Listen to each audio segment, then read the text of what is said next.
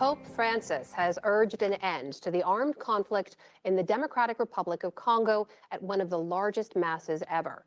The Pope is in the Central African nation's capital, Kinshasa, for a 3-day visit to promote peace as he seeks to reshape the Catholic Church's global image. Special correspondent Chris Ochamringa has our report. More than 1 million Congolese welcome Pope Francis to the Ndolo airport in Kinshasa to celebrate Mass. My joy is too huge that I think I'm going to cry. It is so marvelous that the Pope has come to visit, and it will mean reconciliation for our country. The Democratic Republic of Congo has the largest Catholic community in Africa. Half of its population of more than 100 million people are Catholics. In this country that has known so much war and suffering, the Pope's message of peace and reconciliation met open ears and hearts. We are very happy with the message the Pope has brought to us. People came in big numbers, and we believe that his message will bring back peace in our country. The 86-year-old pontiff had planned to visit Goma in the country's east, but intense fighting made it unsafe. The UN says there are more than 100 armed groups in that region. Today, the Pope called for the conflict to end. May it be a good time for all of you in this country who call yourselves Christians but engage in violence. The Lord is telling you, lay down your arms, embrace mercy. The Pope's message of peace in the Democratic Republic of Congo comes at a time when thousands of people have been displaced by conflict in the country's east. The region is rich in minerals which are being illegally exploited by armed groups.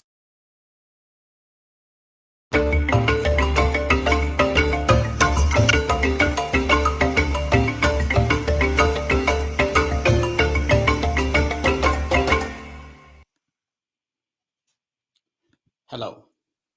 Pope Francis held an outdoor mass today for thousands of faithful people in Juba, the capital of South Sudan. He told those who gathered at the mass to sue for peace. In a meeting with hundreds of South Sudanese religious leaders at the Cathedral of St. Teresa, the Pope encouraged them to raise their voices against injustice and abuse of power that oppresses. So South Sudanese walked for 9 days to the capital to see the Pope. Since gaining independence from Sudan in 2011, South Sudan has been fighting a civil war. More than 400,000 people have died in the war so far. In 2018, the factions reached a deal to end the civil war, but ethnic tension has continued. In 2019, South Sudan's bitter political rivals, President Salva Kiir and his deputy, Riek Machar, visited the Vatican.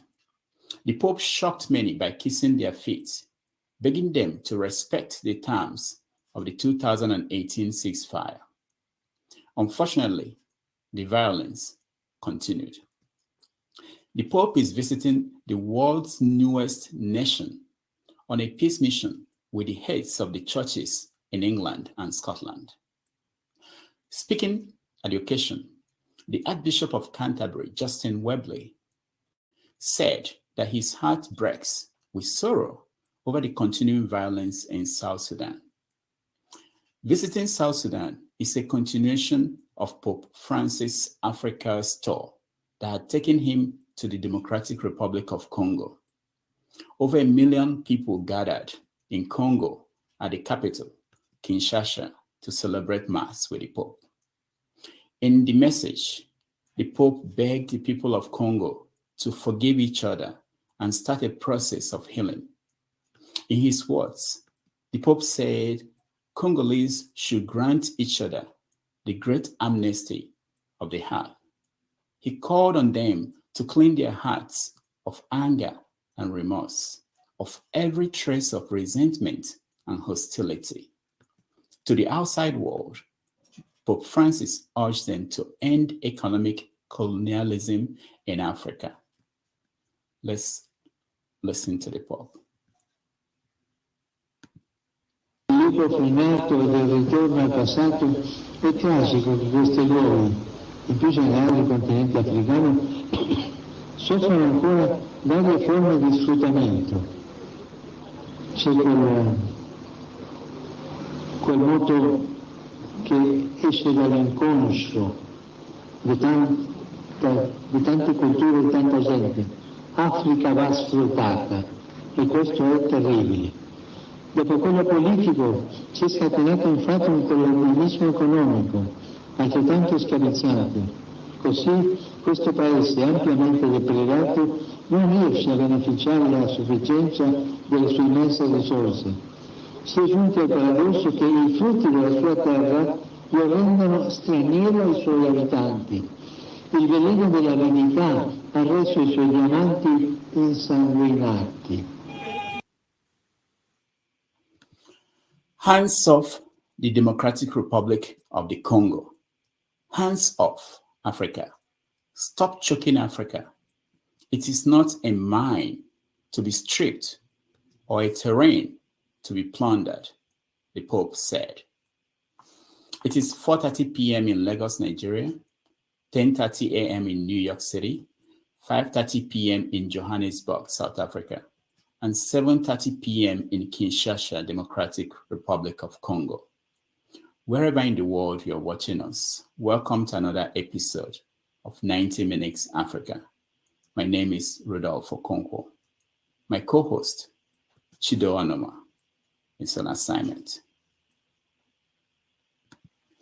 It is the responsibility of all Nigerians, including members of the APC, to wake up this presidency to live to the reality that Nigeria cannot be run by a PowerPoint presentation, that Nigerians would need a short-term program where the market woman, the poor man and the poor women on the streets, our farmers, will feel the impact of government.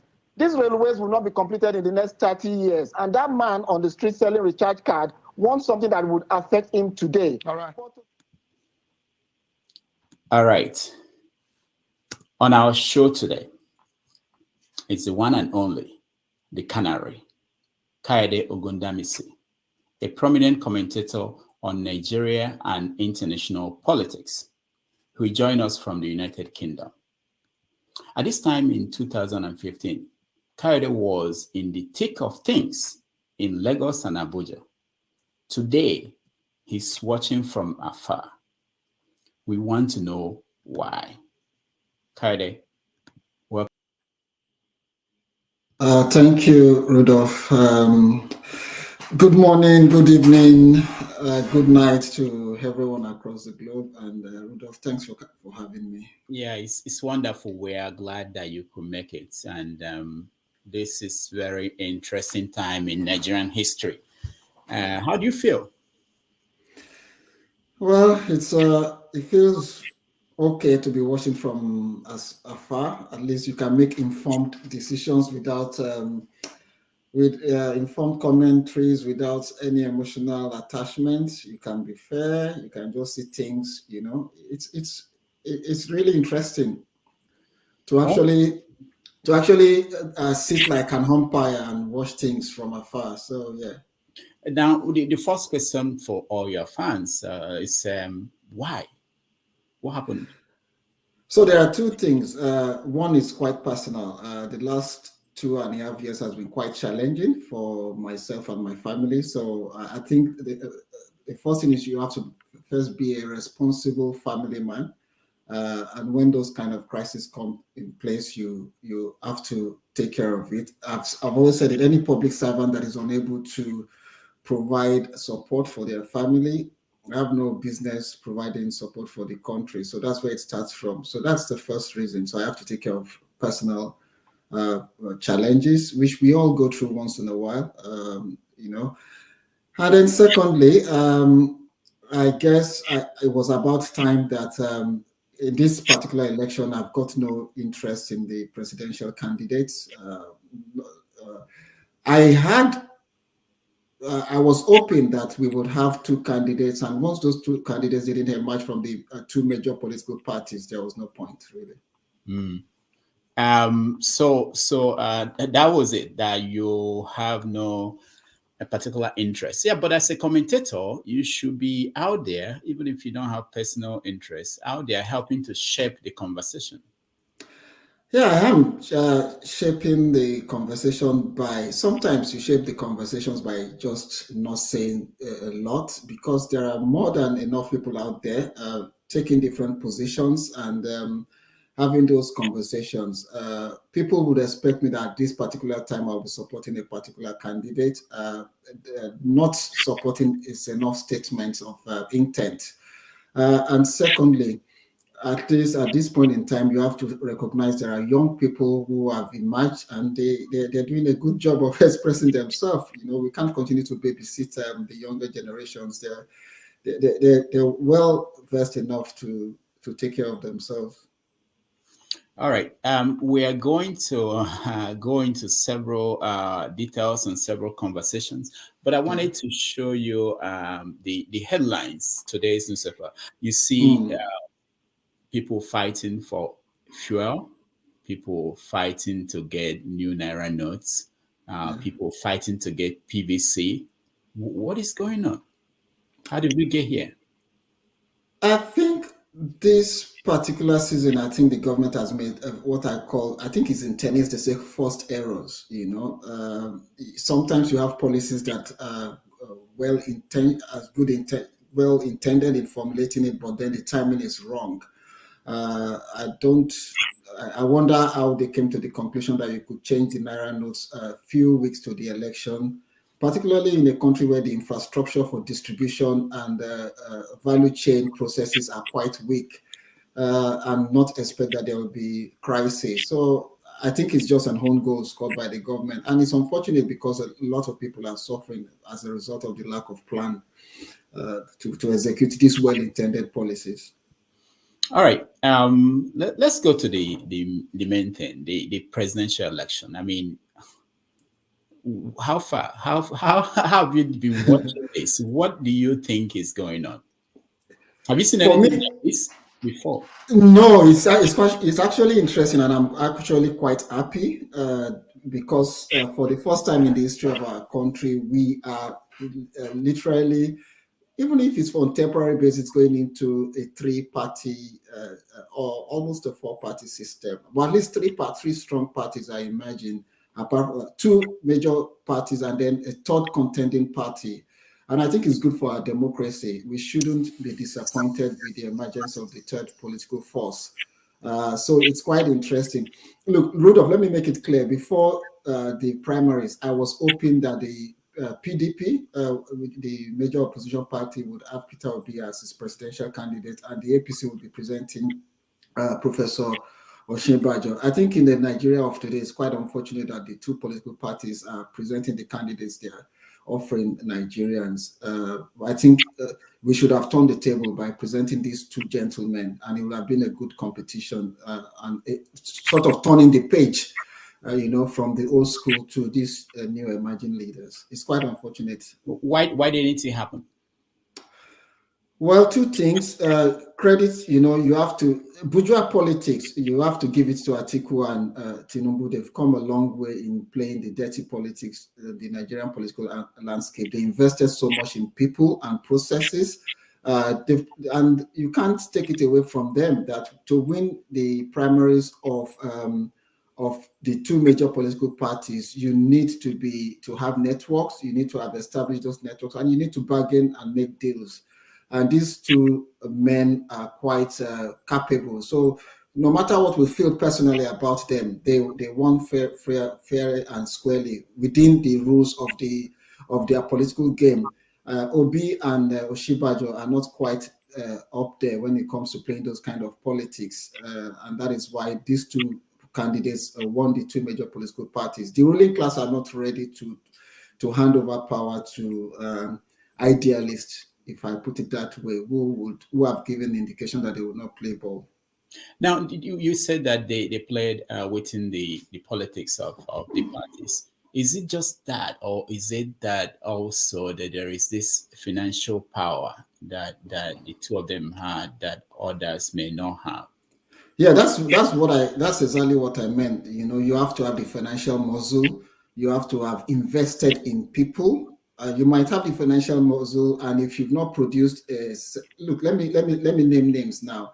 You know, Tinubu has actually produced quite a number of individuals who had become state governors, senators, and what have you, and invested made political financial investment on candidates across the country.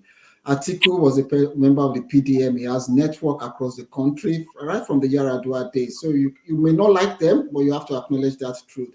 So you might have if it's just about financial muscle, Dangote will be the one that will be the candidate of the PDP, and Femi Otedola will be the candidate of the APC. So it takes more than just having the financial muscles. Now, watching the campaign now, how do you think it's been going for the two major candidates? I mean, the candidates for the APC and PDP. Interesting. I think they are facing the first major real challenge, in their political life, and that is why, if you notice, they are not campaigning against one another. They are campaigning against the third political force, which is the Labour Party, and to an extent, Kwakwanso's party. And I think that's actually good for our democracy. I think I don't think the game. I think the normal game in the general election has changed with the introduction of the BVN. And look, give Buhari the credit. Signing that electoral act into law is a masterpiece. And that actually gave Peter Obi an advantage, because you have almost 7+ months to sell yourself to Nigerians. Remember, if we're acting under the old electoral law, under 2 months, the campaign will be over. The third political parties, Kwakwanso and Obi, will not have had enough time to, push their narrative. So it's a long game. And with the introduction of the BVN, the game has changed. So I think they are facing a new challenge. And we have to wait for the results to see if they've captured this new game, or if we are seeing a turnaround in the way and process of electoral campaigns in Nigeria. Now, in the last 7 days, we noticed that there was more like a fight within the APC. There was accusation that a cabal or a group within the APC, they are opposing the sabotaging, that's what they say, the candidacy or the campaign of Bola Tinubu. What do you know about that? Well, the first thing I should say to you is that every ruling party after 8 years, when the incumbent president is not going to be a candidate, would have to face this kind of challenge. There will be gimmicks, there will be schemings within the political party. PDP had it when Obasanjo was not contesting. We were all witness to the emergence of Yaradua, Peter Ibori and others. The kind of crisis APC is witnessing now. You would have to witness it.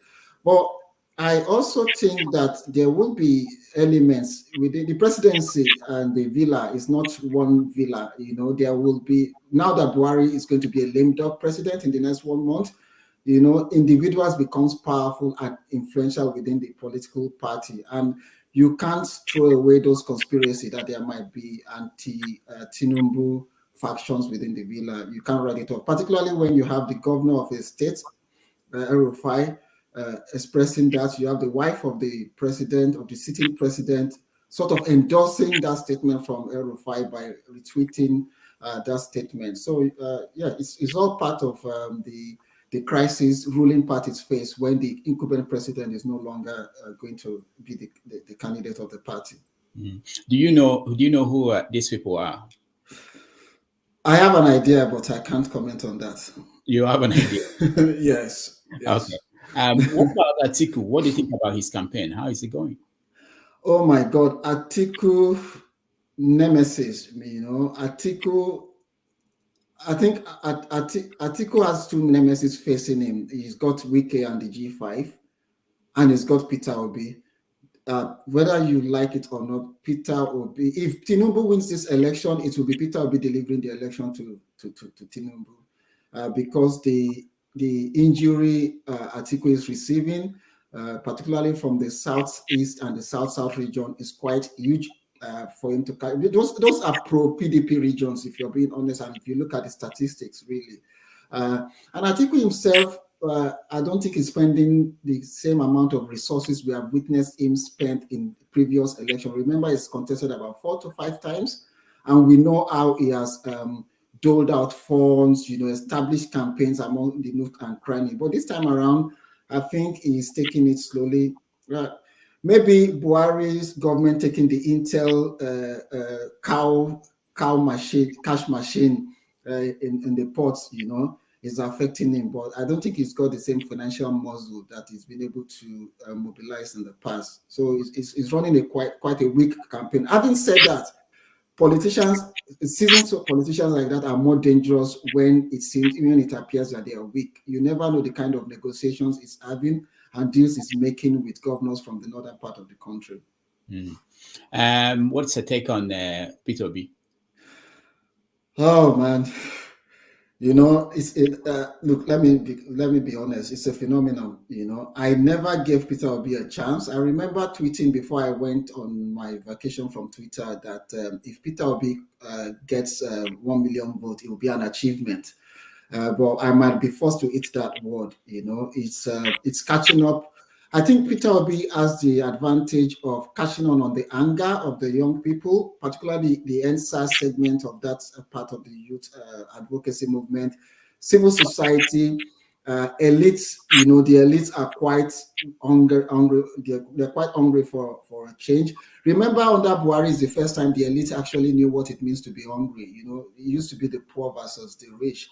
But Buhari dragged them to get to realize that, when it comes to poverty and when it comes to hungry, then you can't be isolated from it. So Obi is a phenomenon. We have to acknowledge that. But let me be clear, he's not going to win this 2023 election. The roadmap is not there. The numbers are not there for him. All right, let's watch this video from... win any election. Peter Obi is polling 1% in Sokoto, 2% in Katsina, 5% in Kano. That's where the votes are. All states are not equal. The fact that you are doing 70% in Anambra State does not mean somebody doing 10% in Kano is not better than you. Kano is 4 million votes that actually happen. Anambra is what? The number of votes in Anambra is the size of one local government in Kaduna State. So all states are not equal. If you poll states and you make them equal, yes, Peter Obi will sweep the southeastern states. He will do well in South-South. Where else? He's not polling well in Southwest, other than a drop in the ocean in Lagos. He is polling in the Christian enclaves in the north. He's polling well, but how many are they? How many? Peter Obi cannot win the election. He doesn't have the number of states. He doesn't have 25% in more than, the last time we checked, in more than 16 states. He can't go anywhere. Peter Obi is a Nollywood actor, and that's all he will be.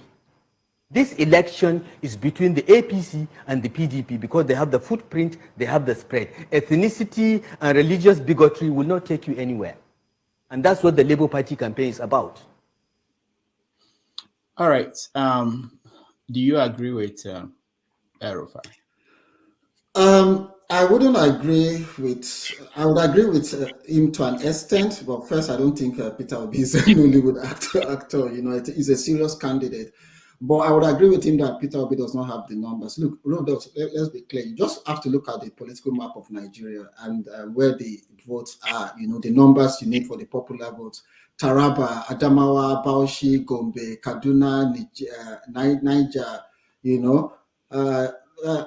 Sokoto, Borno. I mean, Peter Obi will not get those states. It's not possible. He can't even get. I don't think he will get 25% in any of those states.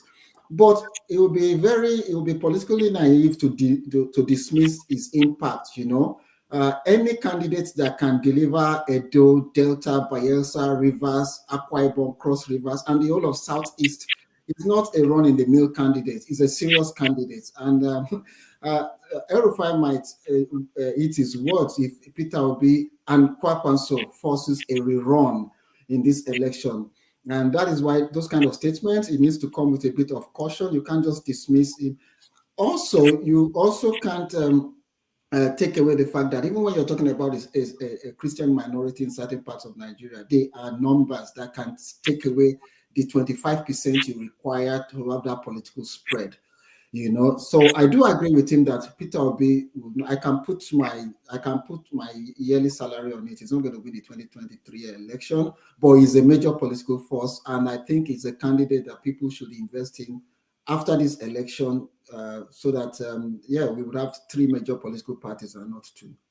Do you think that Peter Obi and the Labour Party, that they are ethnic and religious? I think he said something like bigotry, something like that. Do you see that in Peter Obi and the Labour Party? So you have to separate Peter Obi and Peter Obi's supporters. So in campaign, look, I supported Buhari. I've been supporting Buhari for electoral campaign for 4 electoral sessions. You remember there was a time Buhari was almost untouchable in terms of in the southern part of Nigeria. He's a jihadist.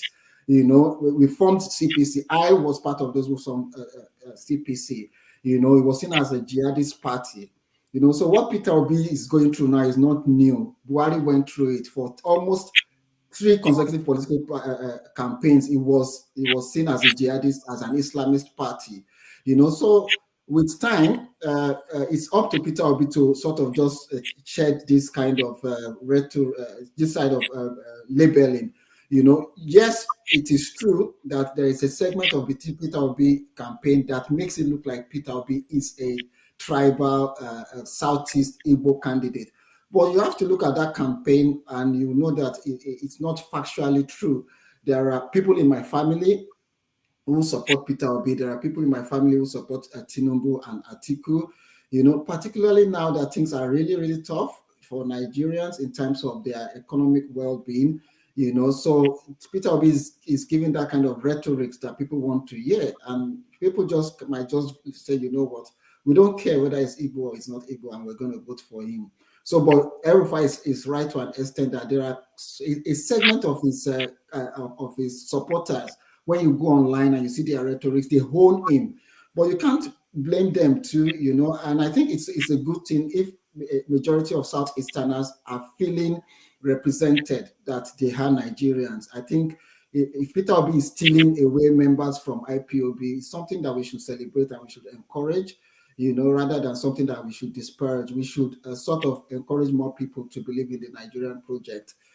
So with time, I think after another election cycle, Peter Obi might spread quite outside of the lower part of the Niger, up to the upper part of the Niger. So I don't think he's an Igbo candidate, to be honest. Is there anything that the Labour Party is doing, or the candidate, Peter Obi, for the party to deserve that level that the PDP and Atiku or APC and Tinubu are not doing? Okay, I'm going to be quite honest with you. Look, I'm not going to sit down here and pretend that everything is all right with the Obi campaign. If you go to the northern part of the country and some parts of the southwest part of the country, there is the mindset that Obi's campaign is engineered by Igbo people. There are some Igbo people sitting somewhere, and pushing this agenda and what have you. And it is also not helped by the first strand of campaign style of the Obi campaign, where in Lagos, when you see pro-Obi campaigns, you see that 80% of the people on the street are from certain part of the country. Well, I think over time they recalibrated and stopped those mass street rallies, they recalibrated and things are improving. So there's that tendency for people to misread the mood. But you have to say, like I keep saying, you have to be fair. You have to separate the candidate, from the followers, and not all the followers, some of the followers, basically. And of course, if some people from southeastern part of the country feel this is the time for us to have a southeastern president, it's not an illegitimate request, to be honest.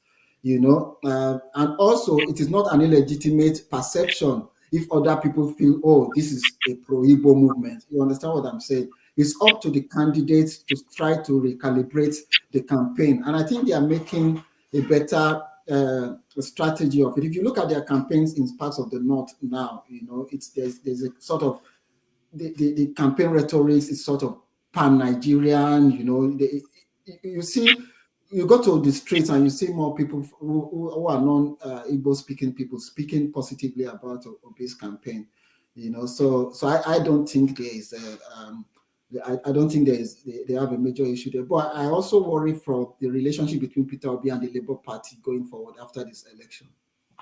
Now let's go to your friend Omoyele Sowore. He's running again. I thought we were never going to talk about Sowore. I can't, I can't have. Okay, yeah, let's try it. Yeah. What do you think? What happened to his campaign? How is it going now? Look, Sowore knows, he's my friend. We've come a long way. And when he decided to run the last time, I made it clear to him openly and privately that he can't win the presidential election. And I don't think that position has changed today. But I think today, Sowore is a more serious candidate than the Sowore of the last election, particularly now that they've toned down that revolution now thing, street, like they seem to sort of graduate from the activism side into real proper politicking. But I think Obi has taken the shine of the AAC. I think majority of the people who would naturally have supported Sowore sort of migrated to Obi. But I also think Showore's participation and his candidacy is very, very good because there's a platform for him to continue to highlight the issues that matters. There's a platform for him to have a radical alternative to the regular politician. And Sowore and the SDP candidates are radically different from the other politicians. Obi is a compromise ruling class candidate, whether you like it or not. You might want to accept it or not. He left PDP like some few months ago, so he's not just suddenly turned out to be an angel. But you can separate Sowore and say this one is not a normal politician. He's radically different, and his ideas and views are radical. They are revolutionary, and they are revolutionary within the political context. Not that he's telling boys to go on the streets to go and burn down things and everything. So I welcome his continued candidacy, but I don't think his campaign is gaining the kind of stream that he had the last time, and that is no thanks to the emergence of Obi and the Labour Party. You mentioned that Prince Adebayo of the SDP. Is there any candidates that we are underrating or we're not paying attention to? No, you've got all of them captured. Look, it's Atiku.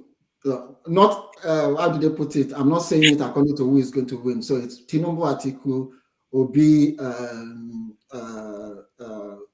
Kwakwanso. That's the top four, yeah? Yeah.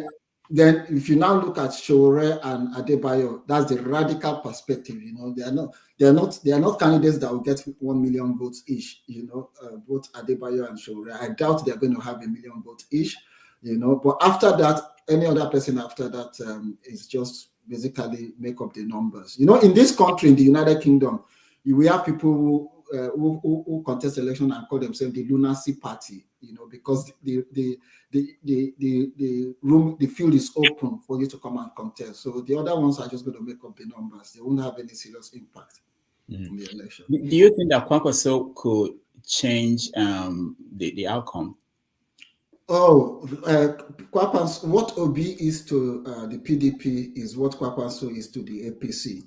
Kwakwanso would eat APC's number in Kano and the surrounding states around Kano. And I think if the APC do not negotiate with Kwakwanso, is one of the reasons why we might have a rerun election. So we have 20 days before the election. This time in 2015, where were you? I was in the powerful control room of the APC presidential campaign team. Doing what? Strategizing, advising, reining in on some of the, if rhetorics are quite unpopular, I just say we need to tone it down. So it was quite fun. I was across the country this time 2015, but things are different now. So if you were advising someone like Tinubu, what will you be saying now? He should not open his mouth again until election day. He should just go and dance booger. He should just let other people speak, because each time Tinubu opens his mouth, it's like he's scoring another own goal, and it's quite unfortunate because look, Tinubu, you can't take it away for Tinubu is a seasoned administrator. He was a very good governor in Lagos State.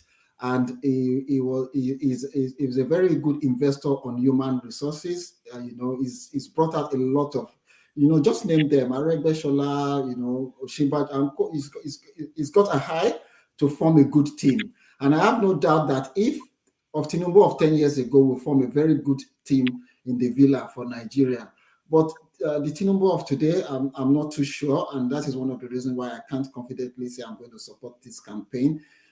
So if he wants to really go ahead to win this election, his chances are a bit okay, but the more he opens his mouth, the more he sort of just make false errors. Even eating out, even people who are traditionally his friends will start wondering, is everything okay there? So my only advice would be for his team to just control him, and he should say less. Do you think everything is okay with him? I don't know, honestly. I'm not a medical doctor, and I can't speak for. Look, being someone who is very frail, all years of my life, right from my days in primary school, people will say to me, "Are you all right? You're not growing fat. You're lean." Every day, people are telling me you're growing leaner. People sort of made medical judgment about my well-being when I'm actually fitter, medically than most people that you see, that have got six packs, So I can't speak about his medical. It will be inappropriate for me to actually try to judge, but I am quite worried about his ability to communicate and translate his intentions, and then so that is quite worrying, and I'll be very sincere, and that is actually one of the reasons why I'm saying, like, I'm not really too sure, particularly when we see the impact, when we witness the impact of the current president is quite old, and the Nigeria presidency needs a president that will not sleep 24 hours. They will only have 3 hours sleep per night because the tasks are so huge. I don't see Tinubu as a president that would can afford not to sleep 8 hours in the night. The problems are quite huge.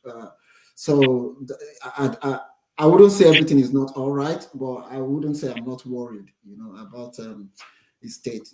Okay. What about Atiku? If you were advising him now, 20 days to the election, what will you be saying to Atiku?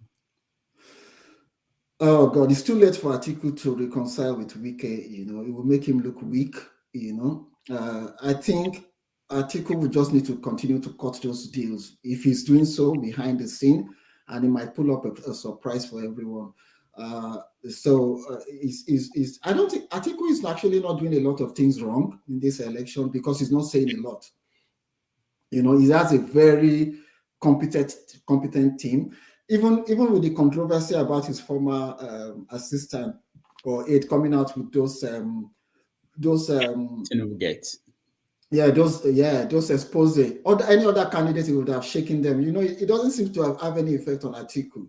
And that is why I say the Atiku campaign is the most dangerous campaign in Nigeria now, because you don't know what they are doing, and you don't know what negotiations they are making, and you don't know. So, and it's more dangerous in politics when you don't know what the political moves of your opponents, so it's not, there's not a lot, it's not doing anything too badly, so there won't be any advice. If he continues to do what he's doing, the election is for him to lose or win, really, What about Peter Obi? Oh, Peter Obi. Yeah, I think Peter Obi is Peter Obi needs to. So the problem with the Peter Obi campaign is that a lot of the members of his campaign team and his supporters think they can win election by abusing everyone who doesn't support Peter Obi. Anyone who does not support, who have a different political view from Peter Obi, is either a sellout or unpatriotic. Nobody has monopoly over patriotism. To win election is numbers. And to win elections, if you're in the United States of America, the Republicans can't win elections on their own. They need votes from Democrats, right? They need votes from independents. So what the Peter Obi group are not doing well enough is to cut what I'll call disillusioned Buharists, disillusioned APC members, disillusioned PDP members. You need to find a way of cutting those people, and to make them feel part of the group. You understand what I'm saying? In order to get the numbers. But the more you continue to abuse anybody who does not agree with you or who have a differing point of view, you're just going to be like what we were with Buhari until Buhari saw the sense in aligning with the then ACN. I think that is where they need to now start. Look, in terms of Southeast and South-South, they have no problem there, but they need to start looking at spreading their tentacles, really. So I think that is one area they need to improve on. All right. I want to make our audience know that in under 20 minutes, we let them in and they can join this conversation, and we'll expand that. Okay, now, what do you think about the impact of people like Pa Adebanjo and Obasanjo and all the groups that are saying that Peter Obi should be the candidate? What do you think? Does that count? Pa Adebanjo, Obasanjo don't have any electoral value in Southwest Nigeria. I'm speaking first as a Southwesterner, I'm speaking as a political analyst and someone who has been involved in campaigns. None of them can deliver their polling unit to Peter Obi in an election. Like they've never, the only time Obasanjo won his polling unit was when the Southwest Progressive decided to just say, you know what, in the second time, let's give it to him. But what they have is nuisance value, and it gives advantage to Peter Obi. So there are some of Yoruba political elites who will see them and say, okay, if Obasanjo is saying this and Adebanjo is saying this, then I would agree with them. And but in terms of delivering votes, I don't think they have that ability to deliver votes. Okay. All right. So the other question is about have you been able to do a kind of permutation and to see who has a pathway to the presidency, and what are you seeing? Rudolph, I've done those permutations over and over again, and they keep changing. This is going to be the most. What is making it change? So because when you think the APC will get this election, they keep throwing spanner in the wheel of their own electoral victory. So it just sort of changes everything. So those factors outside of those permutations will change. What is clear to me is that we know that Peter Obi does not have. Well, I know that Peter Obi does not have the pathway, the numbers, right? But between Atiku and as of today, Tinubu still has an edge, but you cannot call the election until, because we're in uncharted territories. Forget all those polling numbers you're seeing. We are in uncharted. So you think the polls are not right? The polls are not. The polls are just polls. They are just commission polls by the different political parties. I've seen some polls giving Obi 60%, 70%. I'm just like, God, what are these guys smoking, really? So, but we're in uncharted territories. But what I think might happen if the numbers that are on the table are going now is if Kwankwaso and Obi's votes stay the way they are now, I think we might have a rerun. And if we have a rerun, Tinubu should forget the election. Because between Tinubu and Atiku. Yeah, of course, a rerun will definitely be the first two in this election is going to be between Tinubu and Atiku. But if those numbers hold as it is and Obi and Kwankwaso forces a rerun, that's the end of the APC. Because, and I'll explain why, the core Southeastern and South-South votes, when they know it's a race between APC and PDP, and because of the kind of anger in the land now, they would vote for Atiku. Even they may not like Atiku, they will vote Atiku. And Obi is more likely to form an alliance, informal alliance with Atiku than with the Tinubu, to be honest. And there are, I don't know if you've heard of this term, close your nose and vote.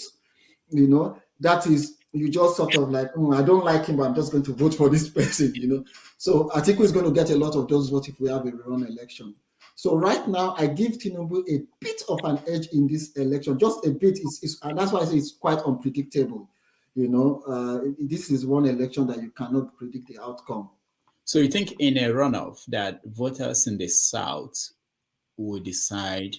I mean, we know the South-West will vote for Tinubu, that those in the South, South, and Southeast will decide that what will be the factor that will make them decide to vote for Atiku? What will be their main concern? Because we hear about religious divide, we hear about what is the main thing, like exit poll. What will it be the let's start from the north. So in the north, it will be like they fulfill their commitments. Whether you like northerners or not, they keep to their words. They've given a statement have given the award that in APC that is going to go to the south. They don't have that same moral burden anymore. We've given you the chance, you lost the election. So quite a number of people they'll just go ahead because quite a number of them are quite worried about Tinubu's status.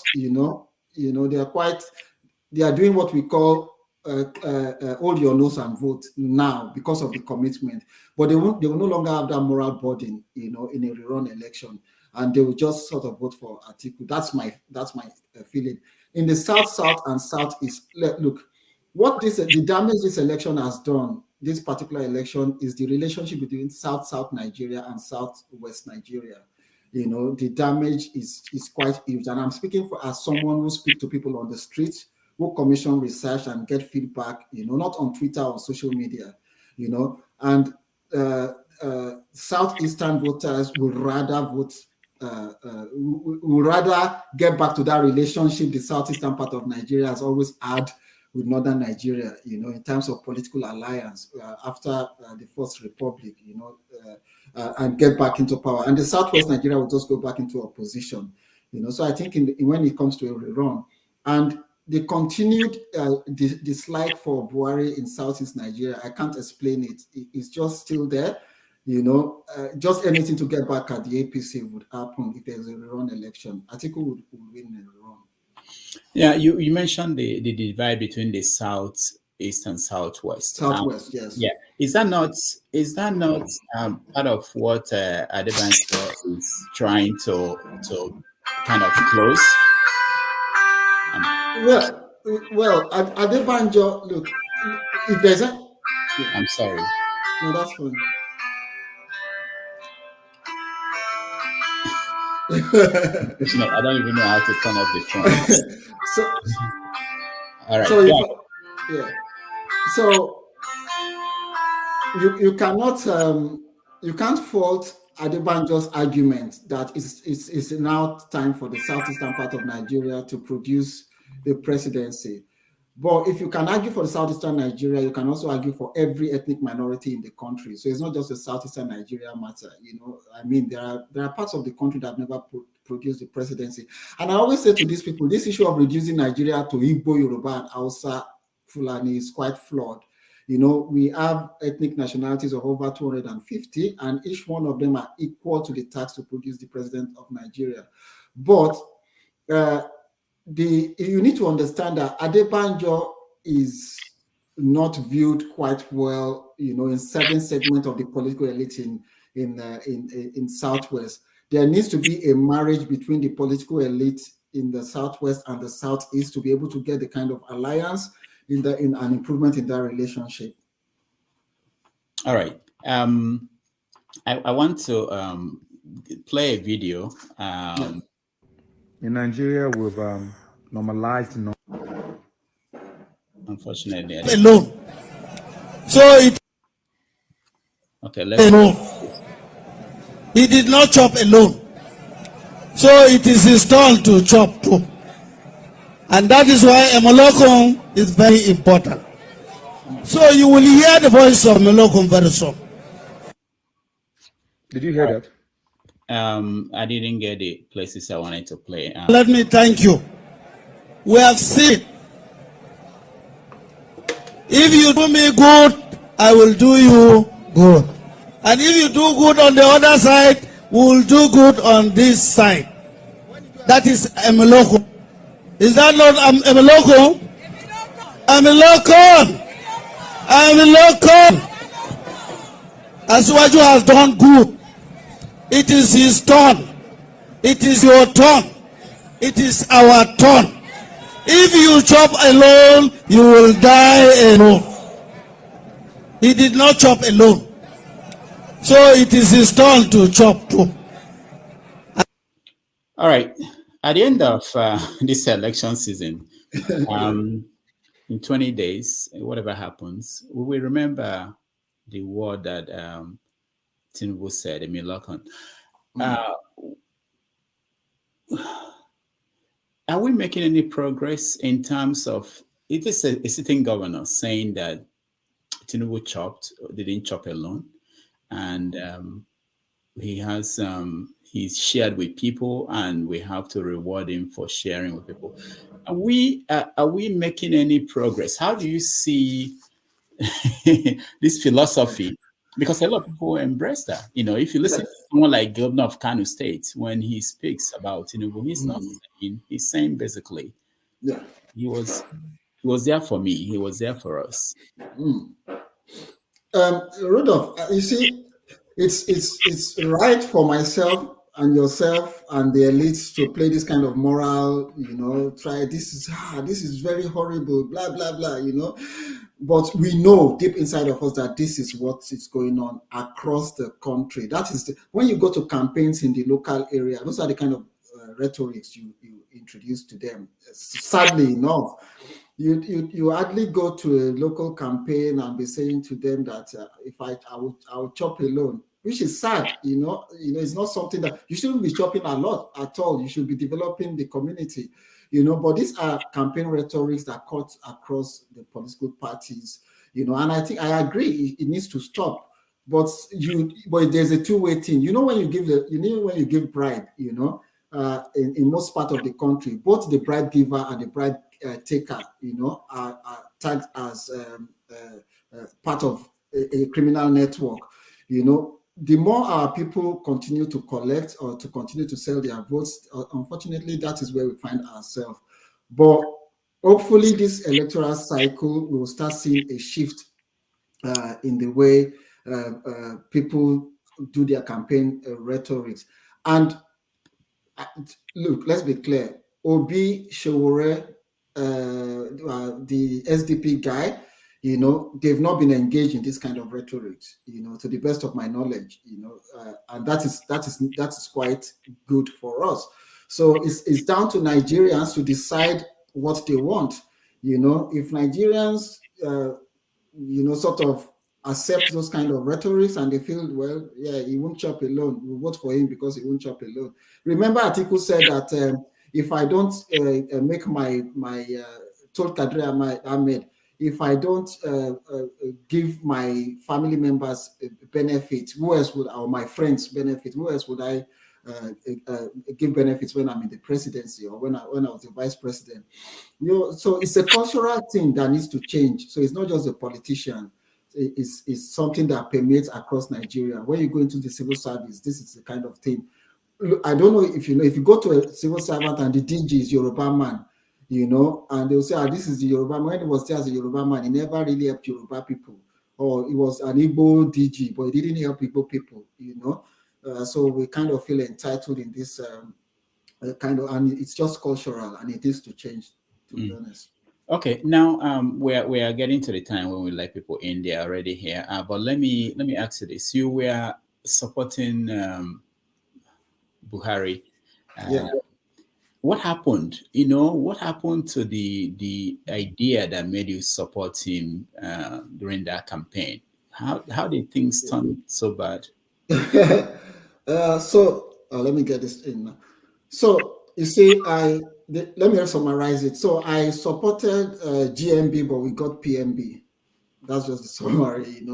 I supported General Muhammadu Buhari because of his antecedents. I was a huge fan of the Buhari Diagmo government. For the first time in Nigeria, somebody identified that indiscipline was a major issue in the country.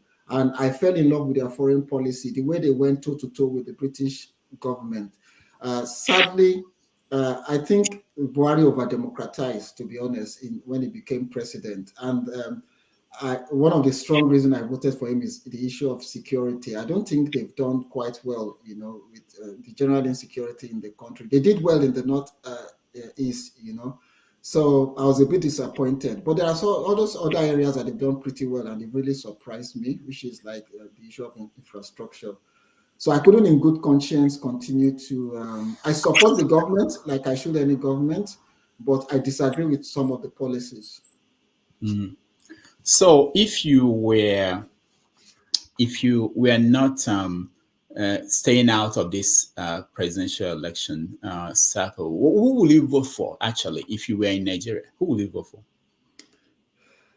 It definitely won't be Atiku and it won't be Tinubu. I would keep who I would vote for to myself, but definitely not the party of the two major political parties. Someone said to me today, just before we came on air, to ask you this question. If we are going to reverse things, say Tinubu is the candidate from the north, and Atiku is the candidate from the west. Yeah. Are we going to? People from the south, are we going to treat Tinubu, the Tinubu of the north, the way we treat Tinubu of the south? What he said, this is another thing I was asking me. What he's saying is that, considering the way Tinubu appears today, we don't know whether something is wrong or not. How he acts, how he forgets things, call people different names, even how there was this incident where he abused the governor of Akwa State, calling him a boy. He said, if this were to be a northerner doing these things, all these things, seeing what we're seeing from Tinubu, are we, talking about we southerners, are we going to be this nice, coddling the candidates? Well, sorry, I'm going to answer that with a question. How old is this person? I don't know. But is the person above 18? Like the person of course. So you asked the person, what happened? Yaradua was on his sick bed and we cuddled him and voted him as president of the country, didn't we? Yaradua was literally, Obasanjo was calling Yaradua, Maru, are you alive? When we in Sahara Reporters had already broke the news that the man was sadly in the last page, and we voted, so that question is irrelevant, to be honest. But I get the fair point that there needs to be more scrutiny as to who should lead Nigeria. But that will be demonstrated by who we vote for. Like, personally now, I've decided I'm not going to vote for either of the two political parties, and I've got valid reasons. But I also do not want to be in a position to be saying this man is, look, some people predicted that Buhari was going to die after 6 months, and a lot of them died before Buhari. And Buhari is looking younger every day, So those kind of life and death statements, I try to keep away from it. I'm speaking to you today. And I learned a great lesson after losing a very dear friend of mine, Pius. That changed a lot of things personally about humanity, about my relationship with other people, and even people who I disagree with. So when it comes to the issue of the man is well and is not well, I'll leave it to the medical people to decide. But I can also judge that this man does not seem to have the kind of, it's not the same person as I knew 10 years in making my decision, basically. And let me quickly say that, look, I made a tweet. I said, that's before I went on this absence without leave, that if PDP had presented Peter Obi and APC presented Tinubu, that I would have voted for Peter Obi way back. I said it it's public record, and that was how I strongly believe that there was the need to, because I felt I've met the president more than the last time I met the vice president Oshibajo was when he was Attorney General in Lagos.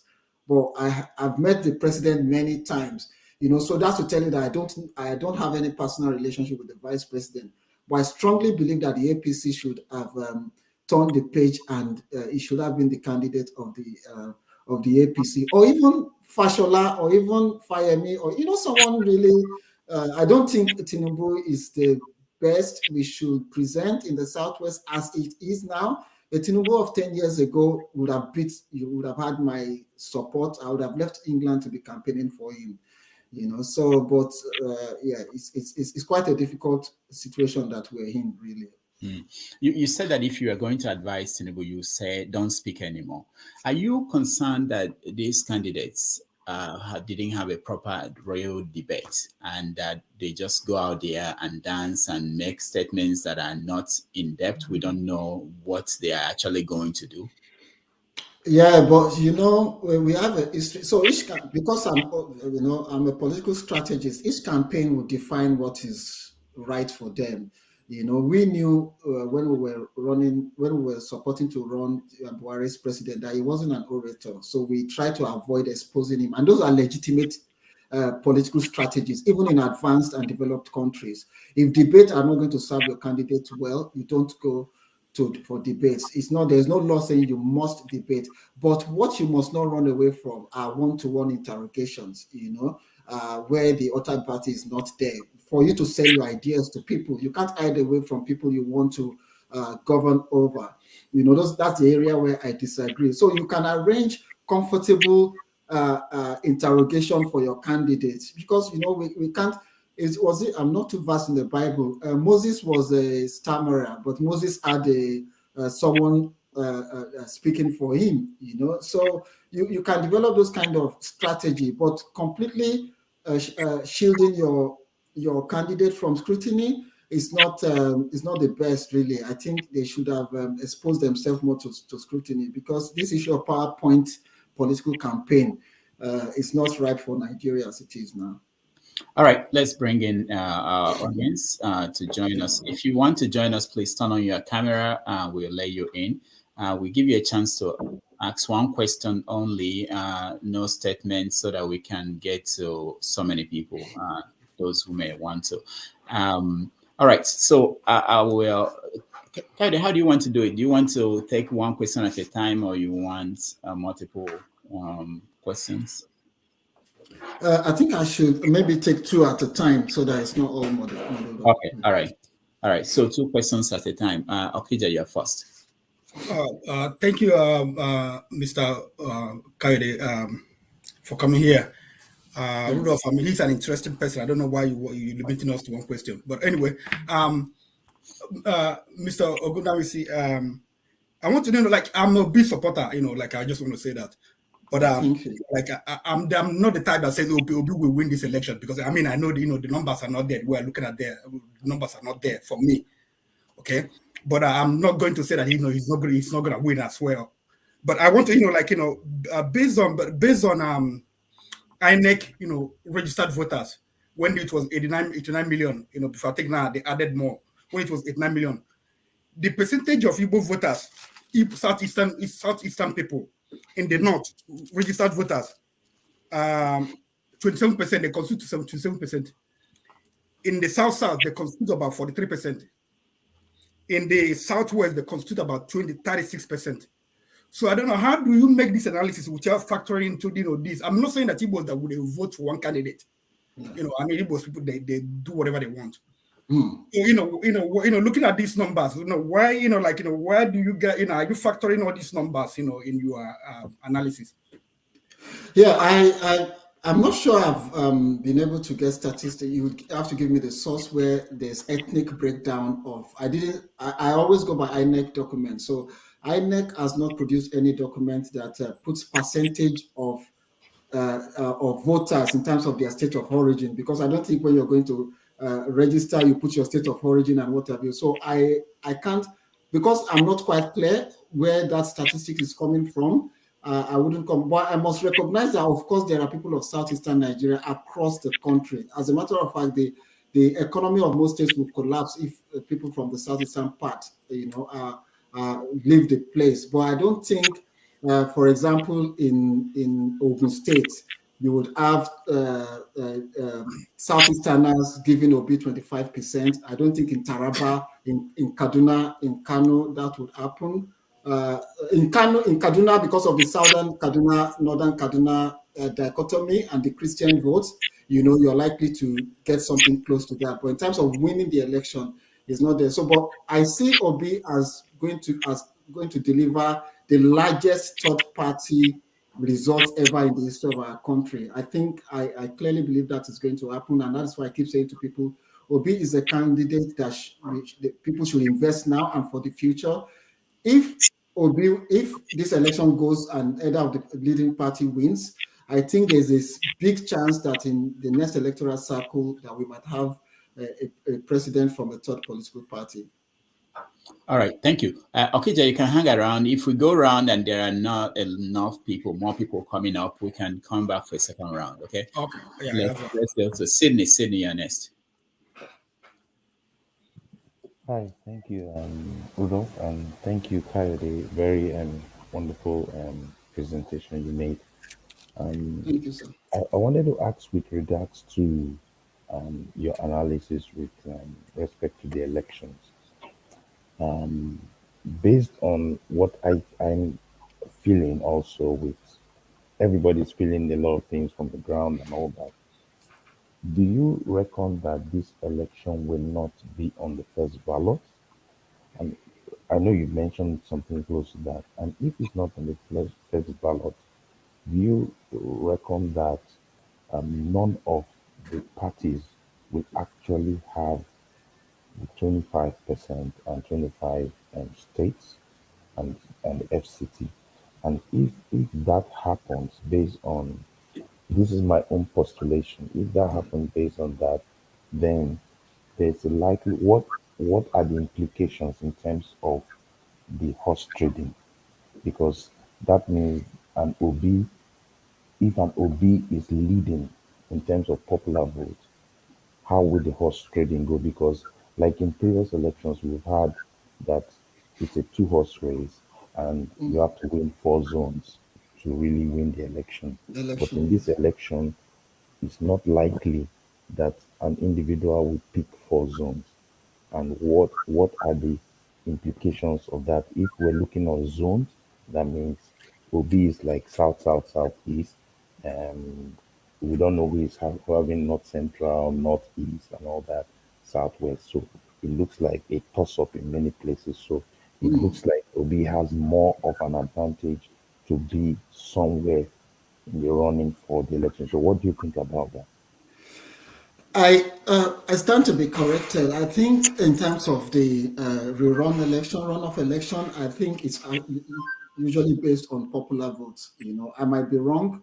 I need to check that later. I think it's just based on the popular votes, but I'm not 100% sure about that. If that is the case, I strongly believe in terms of the popular vote numbers, it's going to be between between Atiku and Tinubu to slug it out. And if there's a run election, I strongly believe there's going to be an alliance between the Labour Party, either formal or informal alliance between the Labour Party and the PDP, the opposition party. The opposition parties will literally unite against the ruling party. Even if we go by your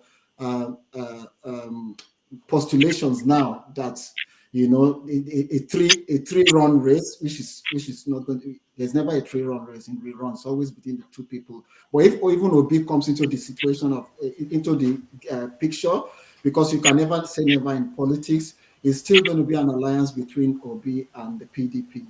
Because sorry, I didn't say. I said the first ballot is not. It's like a 3-horse race most likely. Yes. And then when they go into the second ballot, we need to identify the criteria for that second ballot, and I don't think it's just on popular vote alone. I think you need to make that mark of 25%. And if then they have to look at the individuals that have made the quantum. Let's say somebody has 10 to 15 states, somebody has 14 and all that. Then they look at popular vote, and then so I'm feeling that there will be a lot of complications in that regard, and it's important maybe INEC and people begin to know exactly what is going to happen, because that may be a real issue for folks. Yeah, I agree with you. It will be a real issue, but I think that no matter the permutations, if the PAPC does not win the election in the first round, whatever happens, the election is over in the second round. I strongly believe that is likely. I will, in an alliance with, will Atiku step down for Obi, vice versa, and what have you? Those are conversations that we can't have now. But I strongly just believe that the APC must win. Well, should win the election if they are serious in the first round. If they don't win the election in the first round, that's it. Game over. All right. Thank you, Sydney. Let's go to Thomas.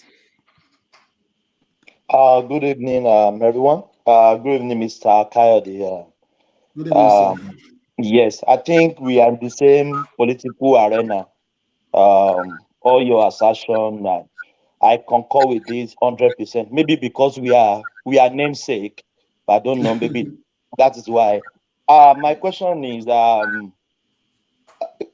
do you see? I'm just bearing Thomas. I'm Yoruba. I bear Kayode as well. So how do you see people talking about the Southwesterner?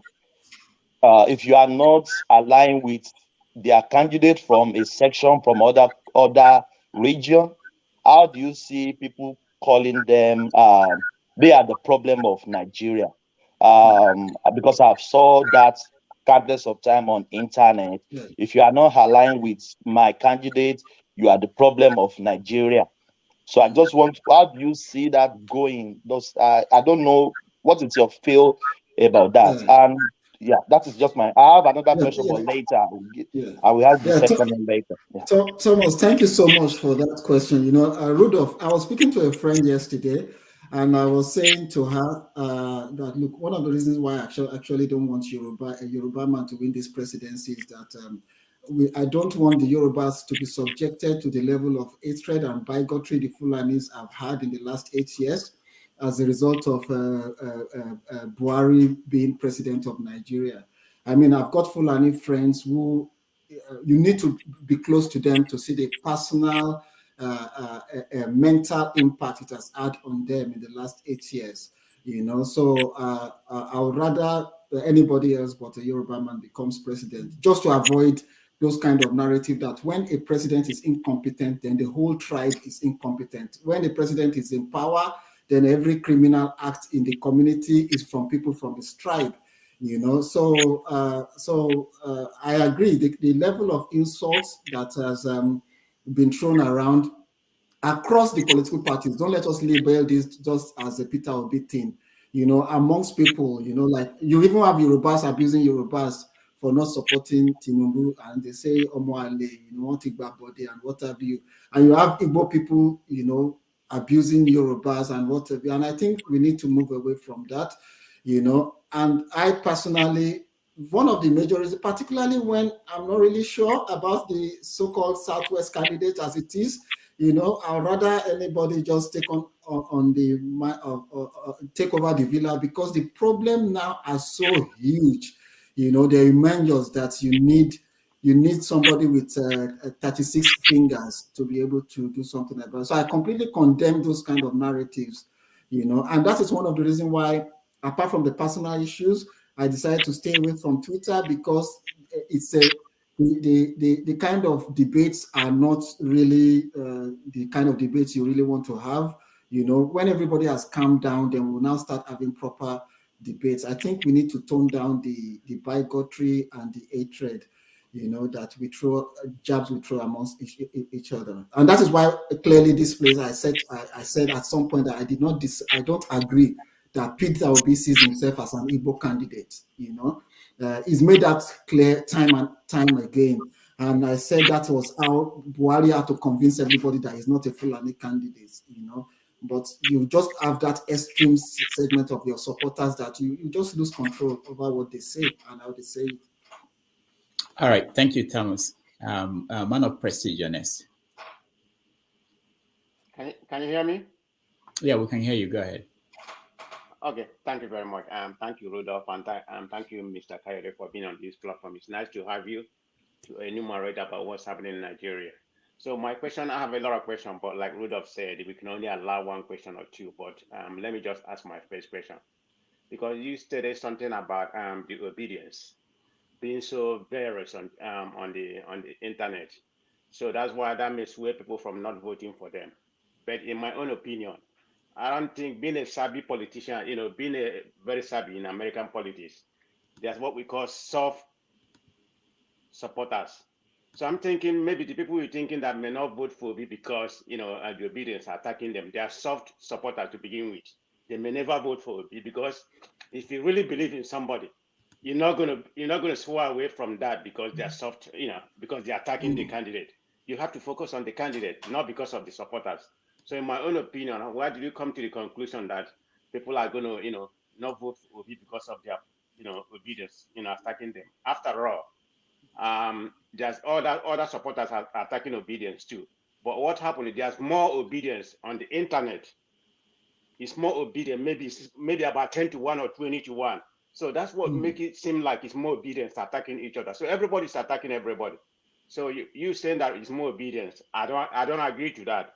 It's because of the proportionality. That's what make it to go one side. But that doesn't sway somebody from voting from somebody. So that's my opinion. So can you enumerate on that, please?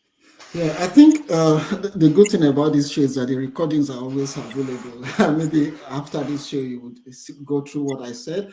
I did not say obedience. I said a segment, a segment of the campaign, just like a segment of every other campaign. And I actually made reference to the Buhari campaign, that, a segment, you would have extreme segment of those campaigns. You may want to admit it, or you may not, or you may want to deny it, that and I gave a practical example, and I think the Peter Obi campaign took note of it, that the street campaigns, fell into the propaganda. Say, for example, if you have from Ajawo Estate, I call Ajawo Estate Little Biafra, it's home to us, and I like the way, the dynamism of Ajawo Estate, So if you have a rally from Ajawo Estate, by the time you get to Mushin and you see that the composition of the rally is 95%, almost 95% people from Southeast Nigeria, it is easy for opponents to target, look at these Igbo people, they want to take over Lagos. It doesn't mean I agree with what they are saying. I'm just saying that the perception filters into the streets, it filters. Let me give you another example. In Alaba market, when people were asking people to show their PVC before going into the market, you can feel for their intentions, of encouraging people to get their PVC. But by the time that rumor gets to Agege, to Idiroko, you'll be like, why are they locking the street within Lagos? Those are the kind of things you have. Forget the internet. These things translate into those voting populations. And politicians use it as their own propaganda against the opponent.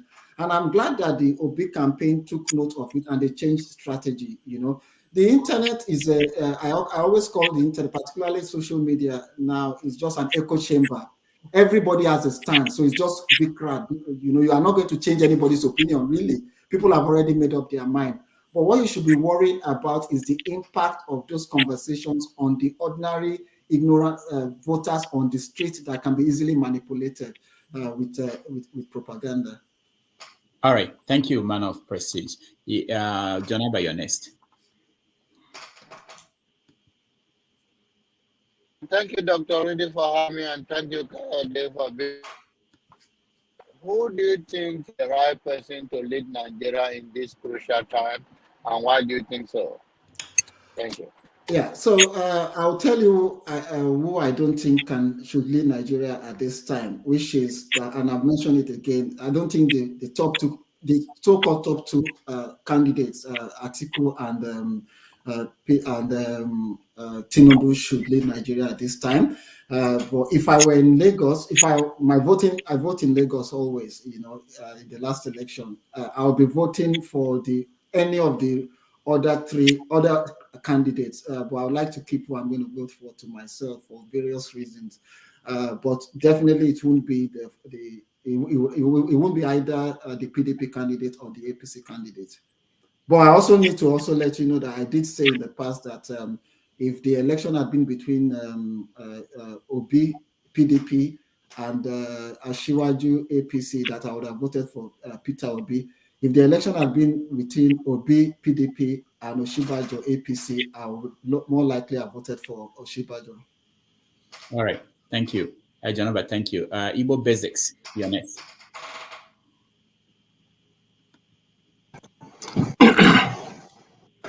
Good morning, Rudolph, and welcome, Kayode. Thank you, sir. Ogundamisi. I'm not sure if you have the Sahara Reporters stock from upbringing, but at the same time, my question here is, has there ever been a runoff election in Nigerian politics? And from your analysis, are you saying that the offshoot of the NSAS massive youth movement of the third force and all the alliance of the Niger Delta, the Middle Belt Forum, particularly with the leadership of people like Padebanjo. Are you saying that the massive efforts that we're seeing on ground by the youths, coupled with all the things that are happening economically, isn't the fact that when 20 pounds, I'm sure that you know about it, 20 pounds after the war, and I'm sure that some of us are overlooking that has been give them only 20,000 naira for the current new naira notes. So with all that said, where are we heading to? First of all, I'm a P2B up front. I'm solidly behind P2B. Why do you think that the massive effort of the youths will be overcome by the older, again, generation of the likes of particularly Tinubu, who should have no business leading Nigeria from his state of mind? That is my own personal perspective as it stands. That is my question. Okay, I think, when we bandy things like youths in Nigeria, particularly from those of us in southern Nigeria, we define youth because there are quite a number of people on social media and their trajectory, their cacophony of noise is certain way to what we believe. But we first check out the INEC statistics in terms of youth registration. More young people from the northern part of the country registered and collected their PVC in this election.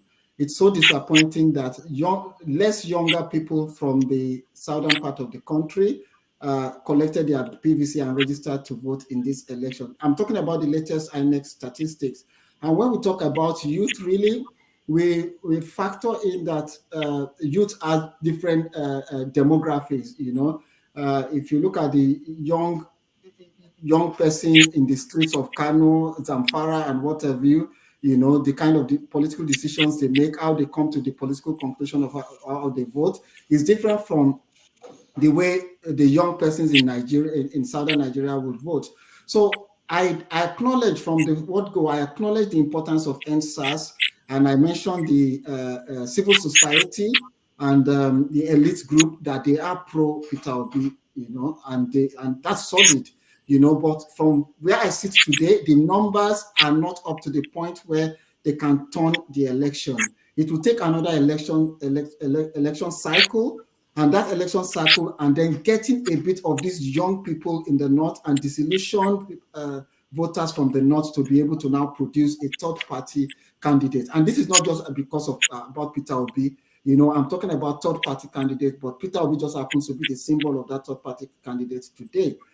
In terms of having an Igbo presidency, I have absolutely no problem with having an Igbo president. As a matter of fact, I've said it here again, I would rather that we had a president outside of Southwest Nigeria than a president from within, from Southwest Nigeria as it is today.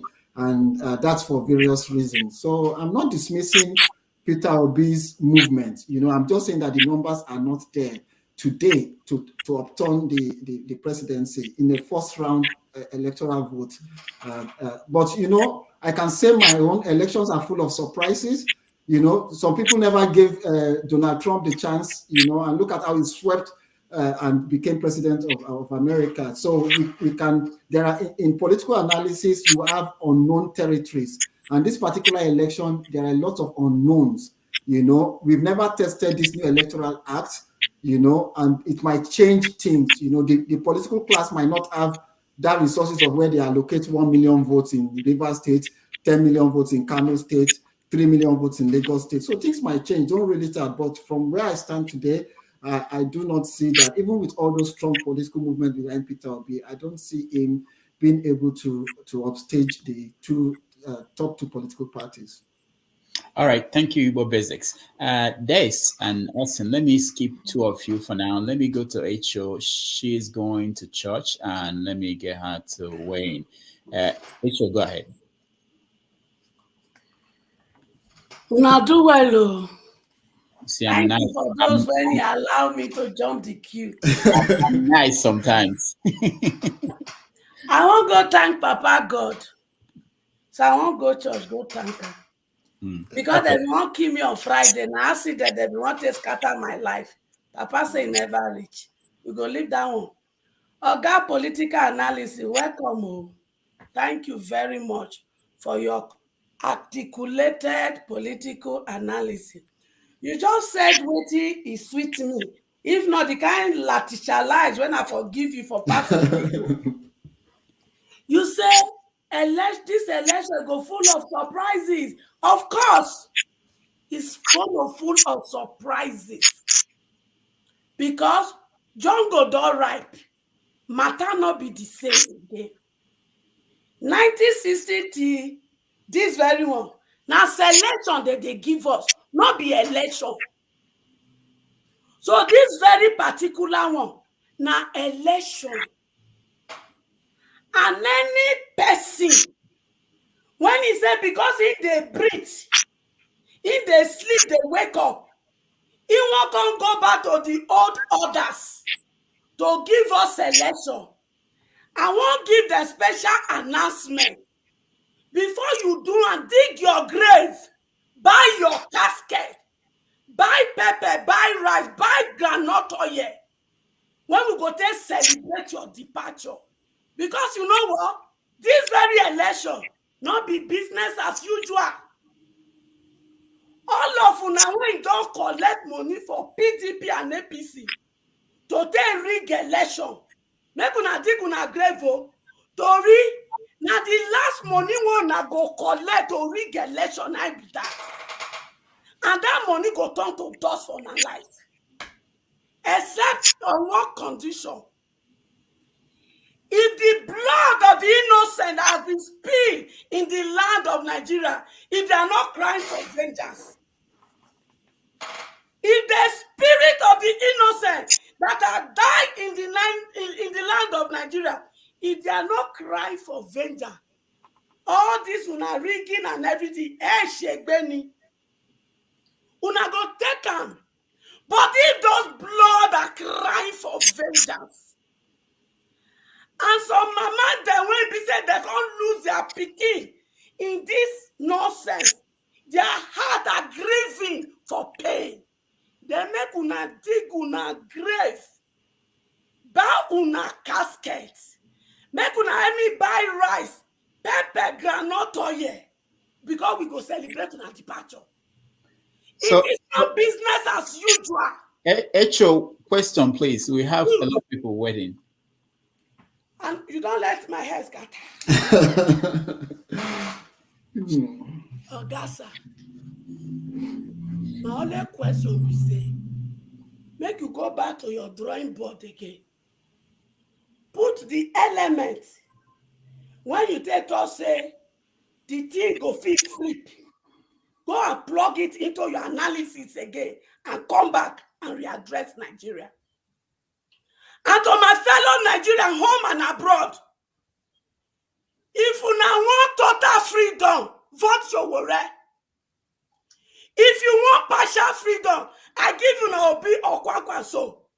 If you now don't want freedom at all, I dash you now Tutu and Kuku. Tutu na Tunubu, Kuku na Tiku. I dash you now. But if you now vote any of that to people, una can't carry una phone, call any of my pikin for abroad, make it come pay school fees for my children, make it come pay house rent for them. Or una go hospital, una no fit pay una bill, or una dey hungry. The blood of the innocent that have been spilled in the land of Nigeria will haunt you people.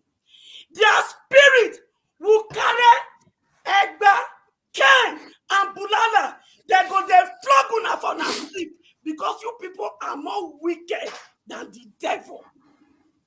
And they go church, make una continue. Come on later. With my mic off. Thank you so much, Echo. Thank you. I go join you when I come back from Papa God's house. All right. Kayode, do you have anything to say? No, I can feel the anger and pain of my sister, Esho. Yeah, well, unfortunately, INEC does not count courses as votes, you know. And Don't worry, they go dance for their sleep. Then they go sabi. You think so they are exempted? They are the evil. You see, Bible tell me say because judgment is not speedily executed upon an evil man. The heart of men are set to do evil.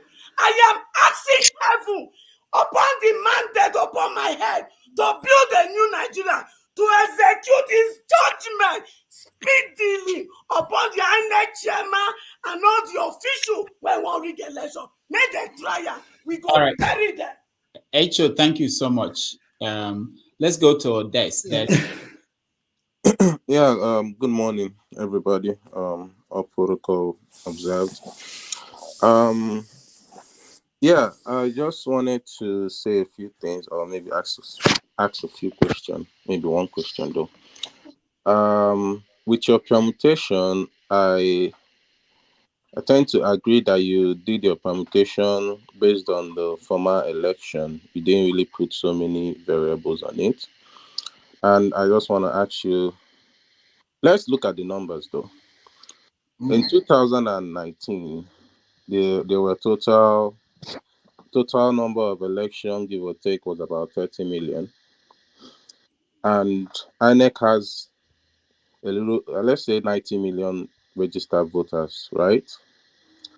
And assuming this election goes the way that I think it's gonna go, and we have more voter turnout because of reduced voter apathy, because I was in Nigeria just a few weeks ago, so I was on the ground. Let's assume that a little about 30 million extra came out to vote, and that 30 million, 80% of them voted for Obi, which is very, very possible because they just came out to vote because of what has been happening. 80% of them voted for Obi, and the rest shared their vote between PDP and APC. Does that basically make your permutation wrong? And P2B, even if I think it's still gonna go to a runoff, does that make your permutation will be coming a second and a fourth? That's my question. Well, that's under the assumption is that this high number of voters are pro-Obi votes, you know. Yeah, you could be right. But I still think first I said we're in uncharted territories, but these numbers do not reflect what is happening in the northern part of the country. That is where the votes are. You know, if there's an increase in the number of pro-Obi votes in the north, the election is over. Obi is president. You know, but that Obi has a lot to catch up on votes from the north central, the northeast, and the northwest. But it would north central is okay. You know, Plateau, Benue, you know, FCT. You know, Labour Party would do so well in Plateau, Benue, and FCT. But you know, north central has Niger and all of it. So if you're looking at this number from a sectional point of view, you would assume that 80% was for Peter Obi.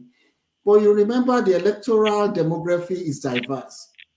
As there is increase in the number of voters in Lagos, there is increase in the number of voters in Sokoto. There are increases in the number of voters in Maiduguri. There are increases in the number of voters in Anambra and in Abia. You know, so, and these voters across the country, the voting demographics are quite different. You know, and remember, whether you like it or not, the Labour Party are competing with votes with PDP in certain parts of the country, and PDP would definitely pull out some of these votes in those parts of the country to an extent. So it's not a clear-cut election for the three political parties. But as it is today, and I still say it, the good thing for our democracy is that we have a third major force in the country electorally. But I don't think in this election cycle that third force is likely to take the presidency of the country. All right, thank you. Let's go to Augustine. Augustine, you're next. Yeah, thank you, Rudolph. My question was on the data, but I wanted him to comment more on what Thomas asked him, and I saw his reply. I wanted to comment more in the sense of Thomas was passionate, and I felt the voice of angry person that they are being criticized. How do you talk about a nation and nationhood where different parts of people that make up that nation? Since 1999, Obasanjo was on seat for 8 years. Now, this president, 8 years, vice president is from Southwest. The House of Reps speaker is from the Southwest.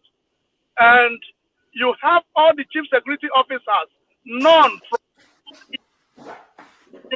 Southwest tenants of presenting a candidate that every one of us believes will not help Nigeria in this situation. And you want to be relaxed. I want everybody to look at you with that fair mind. So if you can comment on that, I'll be glad. But my question is on your data collection. Have you been to Nigeria the last 2 weeks? And if you are the Southeasterners, Southwesterners have never voted Labour Party before. They have been voting PDP. But in your permutation, you have given them Labour Party. They are going to vote Labour Party. Now, who told you that what Buhari did to the Northerners, that they are not angry, that they are not going for a new candidate? Thank you. Well, thank you, Mr. Augustine. First, the way I see the election is not the Bible. You know, there will be superior arguments, or only after the results that will, and it's not competitive. You know, I'll be glad if I'm disproved. You know, if everything fall under, you know, and Nigeria gets the better for it. You know, but from the way if we look, I can only base it on what how far the election has been so far. The results and PVC collections coming out from INEC, and the voting pattern in the geopolitical zones. You know, I would rather a country where who becomes the president of Nigeria does not matter. You know, the issue, it wouldn't matter whether the man is Igbo or Yoruba. In fact, what we have always said is that I wish the presidency becomes so unattractive, where we devolve power into a truly federal system, where the most important electoral officer in your area will be the councillor of your local government, you know, who makes the critical important decisions for your local government, where states will no longer need to be pumping money into using their resources to sustain Abuja, but that they will use their resources to develop their regions, and then just give little to the central government, you know, where we have a ceremonial president. That's the kind of dream of Nigeria that I think we should have, so that the competing regions will be able to develop their natural resources for their benefit and the benefit of everyone in the country. But we are where we are today. You know, election is a game of numbers. It's not a game of emotions, you know, but emotions plays a very critical role in decision making. You know, I go to Nigeria quite often. You know, I'm in tune with what is happening in Nigeria. I am not sort of the diaspora Nigeria that does not go home, but I can only speak of what is on the ground. From my opinion, it doesn't mean that is what's going to happen when the results are counted. The results might change. You might have a situation whereby Obi clears the whole election and then becomes president. You can have an election where even Tinubu clears the whole election, you know, or Atiku. But I can only speak on my experience, the data in front of me, the voting pattern, and of course I recognize the anger, and that anger, if there's a rerun, goes against the ruling government. They would not win. I don't think they are going to win a second round election if they don't win the election in the first instance. All right, thank you, Augustine. Sure Life, you're next. Okay, good evening, everyone, and good evening, Mr. Kayode. Good evening, sir. My question is that, though I have not listened properly to all your submissions since when you started, but then I can ask you that what is your take, or what do you foresee about the final result of the election, considering the ongoing scarcity of fuel and the an uncashable cash of the currency, what is the impact you see is going to have on the election? And if at the end of the day you foreseen any impact on which particular candidate or the party this thing is going to favor, is it not going to result to what Nigeria is actually scared of? Thank you. And Rudolph, I think this question by sure is one of the most important questions that, what's the name? Clinton says, what keeps me awake at the night? This is the kind of question that should keep every Nigerian awake in the night, is the fear of what will happen when the results are declared. Look, there are people across the country, particularly in the southern part of the country, who believe that Peter Obi has won this presidency. And no matter what, if the result goes anyway, they would not take it. And there are also some people in the southwest of the country who believe that the election is Tinubu's election, and if the results go either way, then it's either rigged or flawed. First, you've said the most important thing. This Naira change, fuel scarcity, would have a huge impact negatively on the ruling party, the APC. And it's clear, even the governor of the state is saying it, that it's going to impact the electoral value, And the candidate of the APC is accusing, can you imagine, his own sitting president of the presidency of sabotaging his electoral prospect. So it's really going to have a huge impact, on the ruling party.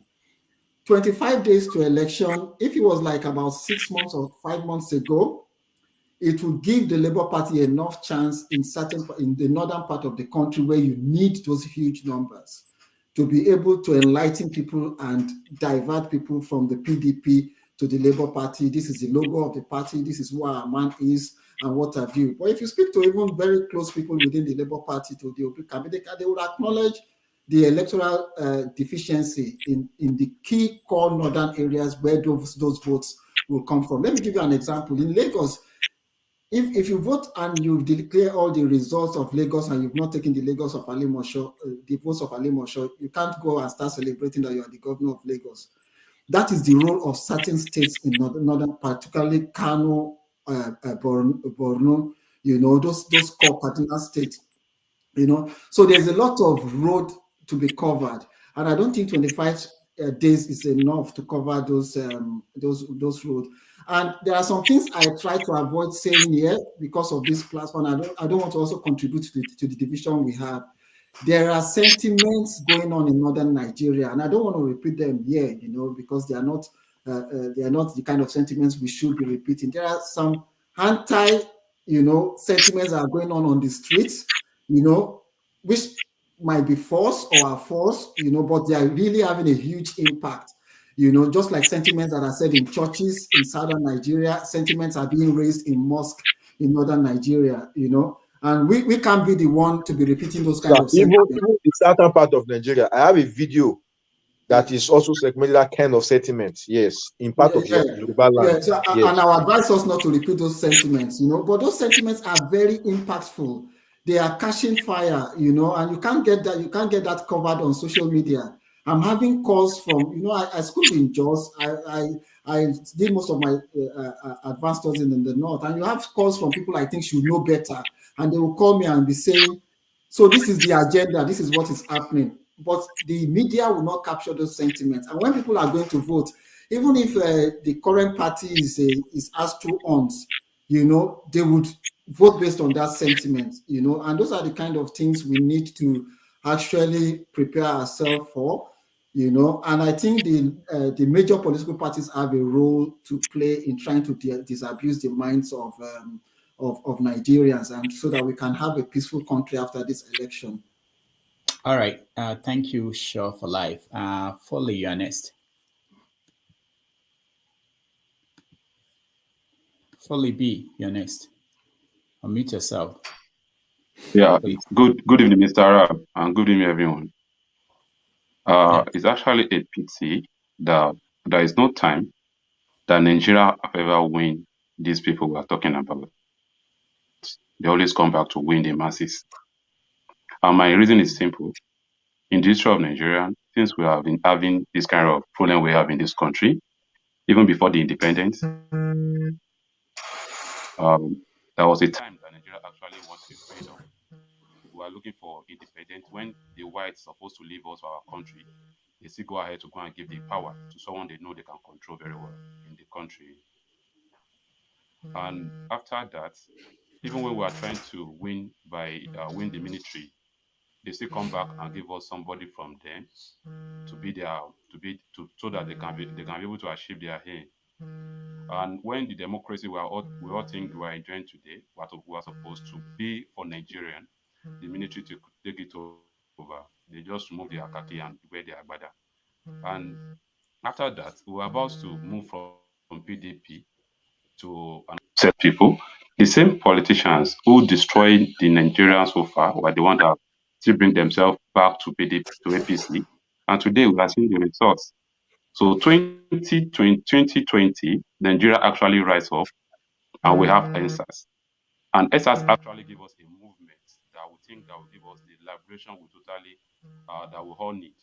But it's a pity that after the whole NSAS struggle, when we were supposed to have the real candidate on the ballot, that Nigeria will actually bring out to be the one that will lead the struggle so that can lead to the freedom we are supposed to have. It's pity that somebody else from the same oppressors take it over, and we think we're having a candidate today. And I pray we don't regret this after the election. But what I will ask my brother is this: after the election, I pray Nigeria can be able to put on their shoe and make sure these people, whosoever win among them, we should make sure that we put it together and make sure we put them at work. We should make sure that we allow them to work very well for us. That's my advice for Nigeria. So, Mr. Kolade, please, I don't know. You said you don't have your vote for PDP, you don't have it for APC, but you are like saying that if you are to vote, you vote for the new candidate. Is there anyone among them that you think that suits your agenda? Forget about the movement that you think that suits the situation that Nigeria have now. Is there anybody you think it's worth Nigeria to vote for, even if you are not seeing the person? Is there anybody you have in mind? Thank you.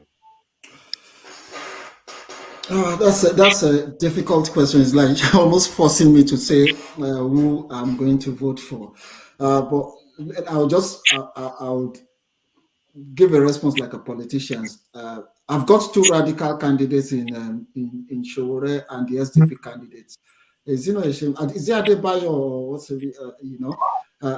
those are radical candidates that if I'm going to do a protest vote, I would consider either of those candidates. If I'm going to just be part of the bourgeois protest votes, Peter Obi will probably come close to somebody I will not close my nose to vote for Peter Obi if I want to vote, with the established candidate, because I don't significantly see Peter Obi as radically different from he left PDP like a few months ago.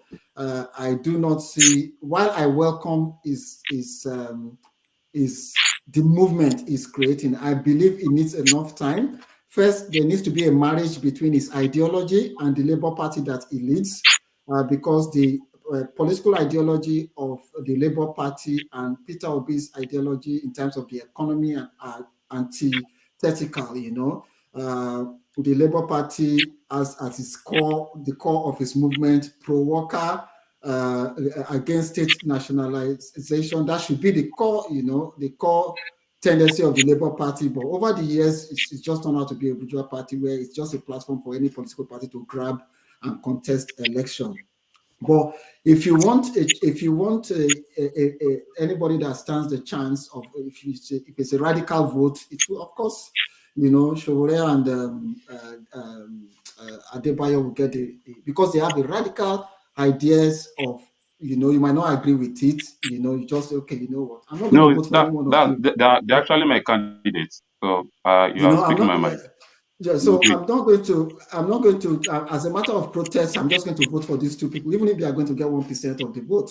But of course, I am not averse to voting for Peter Obi in an election, if an election comes today. But if Obi stands a chance, of if he was the candidate of the PDP against the Tinubu of the APC, I would not even think it twice before I vote for Peter Obi in that election. But I also say that, you were saying something going in the future. I think what happens every electoral cycle is that young people mobilize for a candidate, and then when the election is over, everybody goes to sleep, and then one protest after the other. Obi has an opportunity here to start building coalitions after this political party, this election towards the next election, and they can actually have an alliance.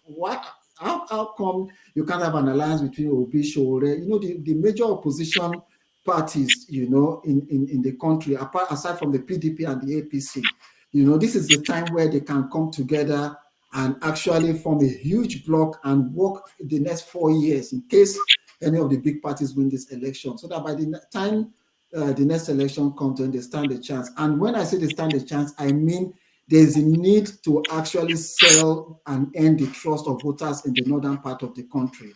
We can't dismiss. I keep saying that, and we can't dismiss it, because the stronghold of that block votes in the north, no one has been able to break that block vote till today. All right, Foley, thank you so much. Before Eddie, let me ask you, Kayode, what about the role of the international community in this election? Do you think they have a preferred candidate, and who would that be?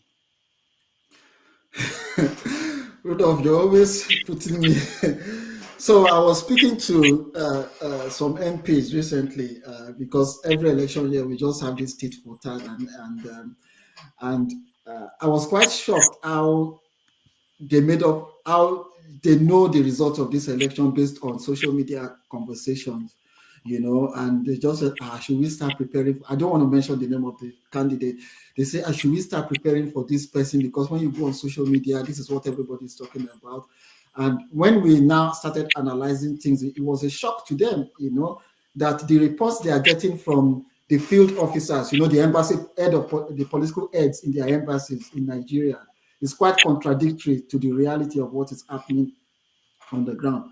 So it's clear that, after every electoral cycle, the international community would want a change in government.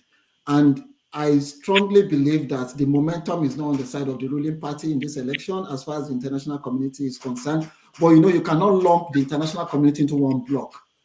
What is the interest of Russia? What's the interest of China that is already doing business with the Buhari government? The real and what are the interests of the British government? Does it align with the interests of the EU and America? So it's quite difficult. But you can see all the candidates have been trying to sell themselves to the UK audience by coming to Chatham House, to sell themselves. But I also believe that gone are the days when the international community, they have their own issues that they are facing. There's recession in Europe, in the UK, there's crisis of migrants and what have you. So Nigeria at the moment is not at the core, in terms of their consideration. Of course, they will send observers to the election and what have you. But I don't think there is this plan to install a particular candidate on the country. Unlike those days when Obama sort of leaned to who he was, who America was sort of backing in the election. I don't think it is, but I think the international media are quite excited about Peter Obi. They are extremely excited about Peter Obi, his charisma, his connection to the young people, and what have you. They were also excited about Shore when he ran the last time. And sometimes when you read what they write, you say, oh, what you're writing and what is on the ground are quite different. Yes, this is a fantastic candidate, but he doesn't have the numbers on the street. So it's difficult to say where they stand now. They have a lot of, there's war in Ukraine that is going on, until if they now start seeing that this election might configurate Nigeria, and then and instigate refugee crisis, that is when you now see direct statements, as to where they stand. But the Americans have talked about election riggers. They've said they've put some people on their block list and what have you. We'll just wait and see where everything else too. All right, thank you. Eddie, you're next. Good evening, Doctor. Good evening, Mr. Kayode. Good evening, Eddie. Good evening, every other person. Like there's this song, last, everybody get your breakfast. And it's that you don't chop breakfast for APC, so hence you're no longer with APC, because if you're supporting APC, if you're supporting the Buhari administration in 2015, and now you're no longer with them, something bad must have happened, or what you saw then and what you see now are pretty much different. So my questions are. And in your presentation, you made mention of something you saw about Buhari during his military dispensation, where he dealt with indiscipline. And I wasn't born then, but from what I've read and stories I've heard, he didn't fare well during his military era. He didn't fare well. Even the war against indiscipline wasn't successful. So, I mean, you must have seen something that made you lean towards him. And so, what do you think? First, you should tell us what you saw in him then that made you lean to him, and what you saw in him at 2015 that made you also lean to him, and then what changed in your stand with the APC? So where did you get it wrong, or what's wrong, and if anything, how can it be fixed? Okay, so I think there's a misconception here, because first I heard you say everybody will chop breakfast. I'm not chopping breakfast, but my country is has always bled, and that was why I was a student activist for many years.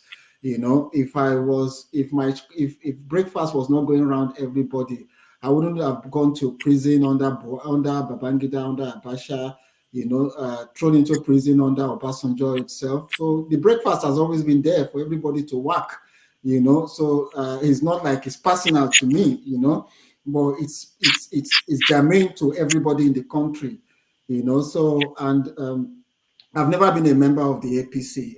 Let me just correct you there. I was part of and actively was involved in forming the CPC, putting the CPC. Congress for Progressive Change, because it was very idealistic, puritanist party.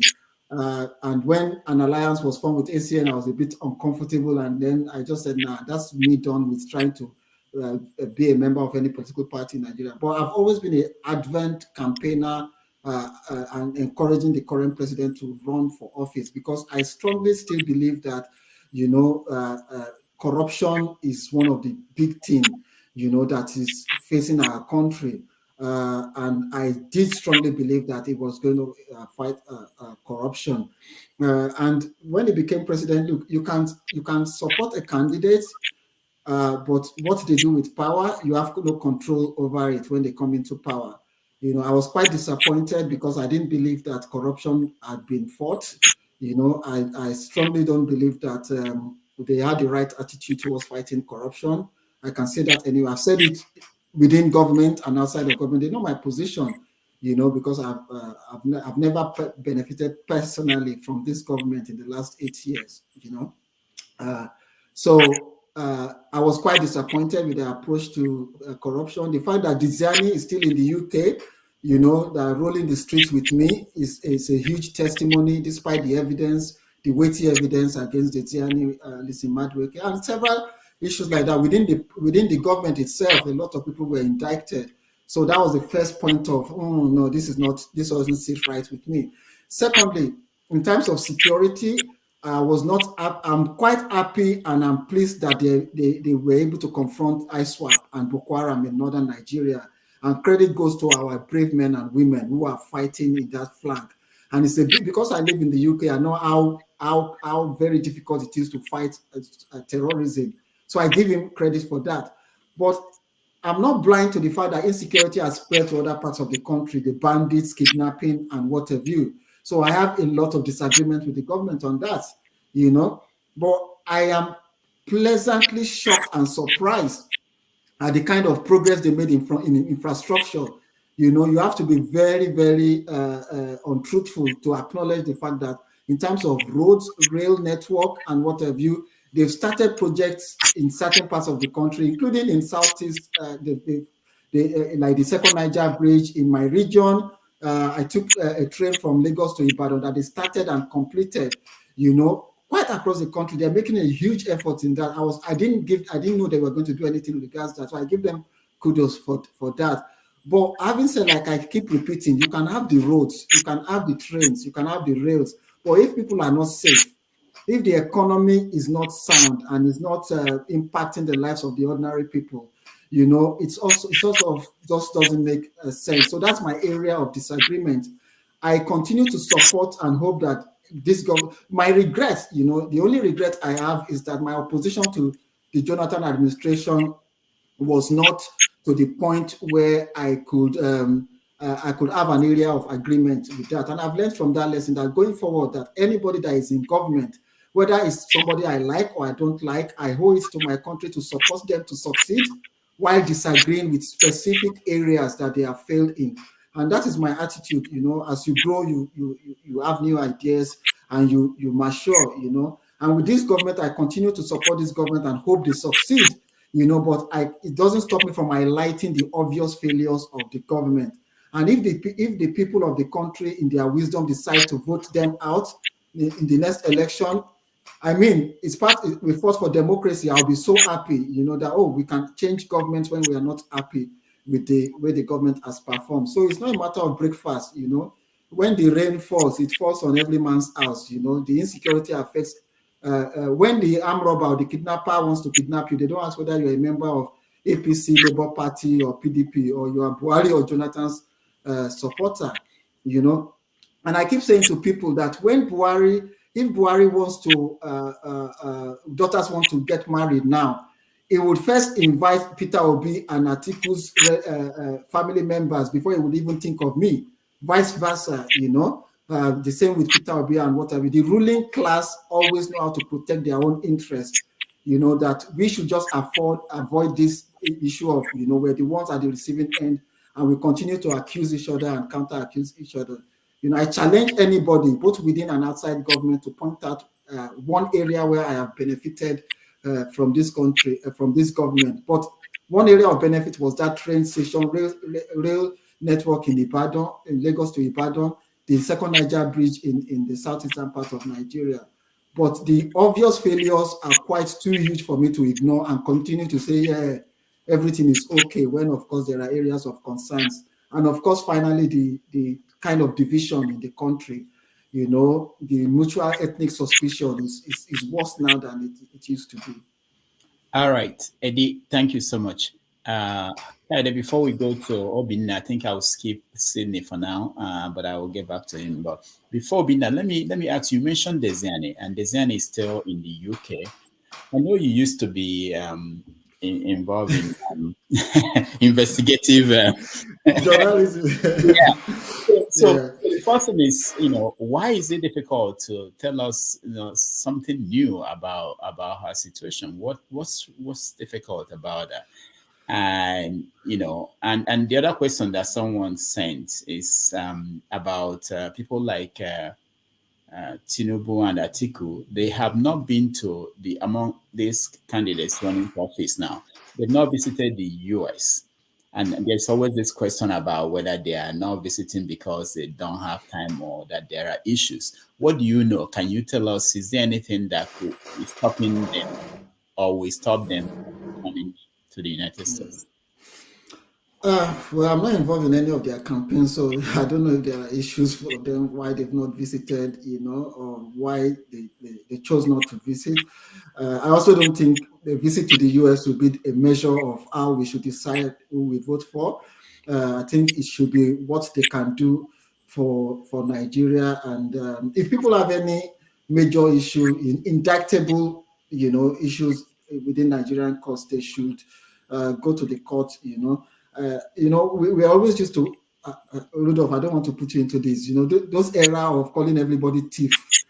you know, and we just shout thief, thief, thief, thief, thief, thief. At the end of the day, we can't even get a conviction. I think it's high time we do actionable accusations that can bring and hold people to account and send them to jail. With Desiani, I think that is one of the areas where I started disagreeing with the government. You know, I could not believe in a million years, you know, that, you know, I thought by the first 4 years, you know, we would get to the point where the court would have given a final ruling on Desiani.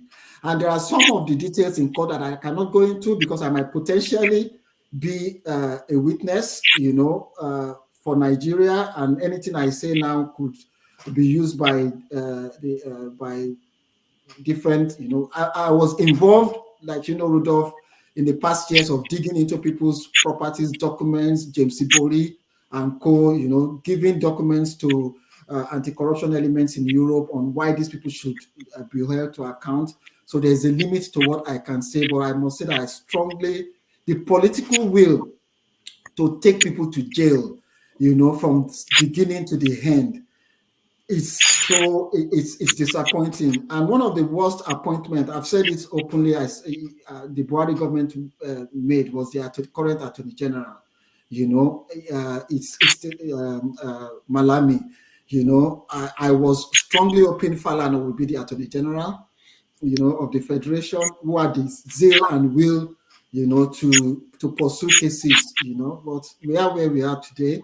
Let's hope that the next government will take on the several cases of corruption cases that are sitting here in the UK, and that is where something for the Peter Obi supporters, that they need to speak to their candidates. He said things about, let us forget the past. You know, we can't forget the past. People need to be held to account. And if Peter Obi is the president of Nigeria, I will be more than happy to support, without receiving payment, in getting these cases across where they are now.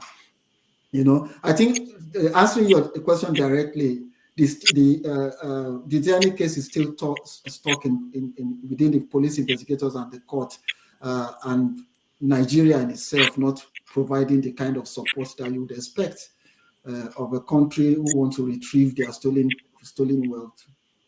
All right, thank you. I just want to acknowledge Thomas corrected me, and that was right. That article was in the US. I forgot, just that he did it. I don't know what he did. He didn't make much news, but I remember he was here. All right. He was there, yeah, he was here. Obinna, you're next. Yes. Thank you. Then I'll come to you later. Yeah. Thank you. Yeah. Yes. Good morning, good afternoon, depending on where we're from. Thank you, Dr. Damages, for this opportunity, and then Kayode, thank you too for, you know, the analysis. So my question was, I know earlier on you mentioned that in regards to if there's a runoff, I think the provision, because the reason for a runoff is that you might have one person who meets the initial criteria, which is majority votes, but they don't, all of them, yes, don't have the 24, that's the spread, let's put it like that. Yeah. Yes. So I think the way the Constitution said it is that the first person who will be qualified for a runoff is the one who has the highest votes. Then the second person is the one who is higher in the spread, in terms of spread. It doesn't necessarily have to be the next highest person in votes, but it's the person who has more spread. So let's say in the event that kind of situation happens, and it is, let's say, it is between an Atiku and an Obi, or it's between a Tinubu and an Obi, who do you think is likely to, how do you take it to, I think this will now change the permutations in regards to. Yeah, it will. Yeah. It will. Yes. Wow. First time for your clarification and research. And if we're to go by this clarification, the likely highest vote and spread will be between Atiku and what's his name?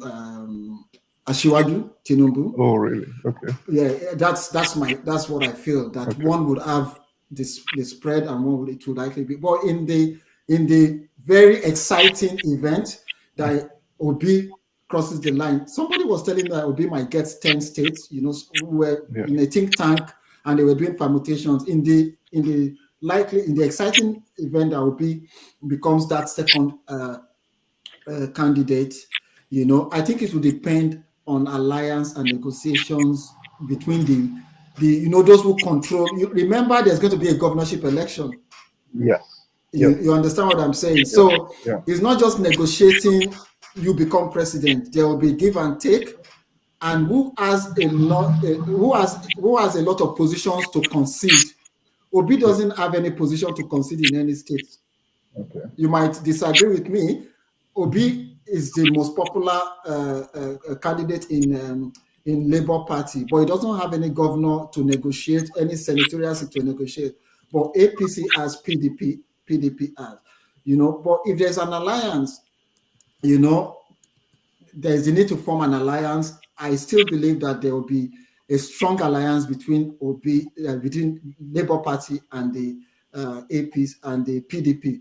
But now I can tell you what I vote for. If there's going to be a runoff, and the runoff is between Peter Obi and Atiku, I will personally fly to Nigeria and vote for Peter Obi.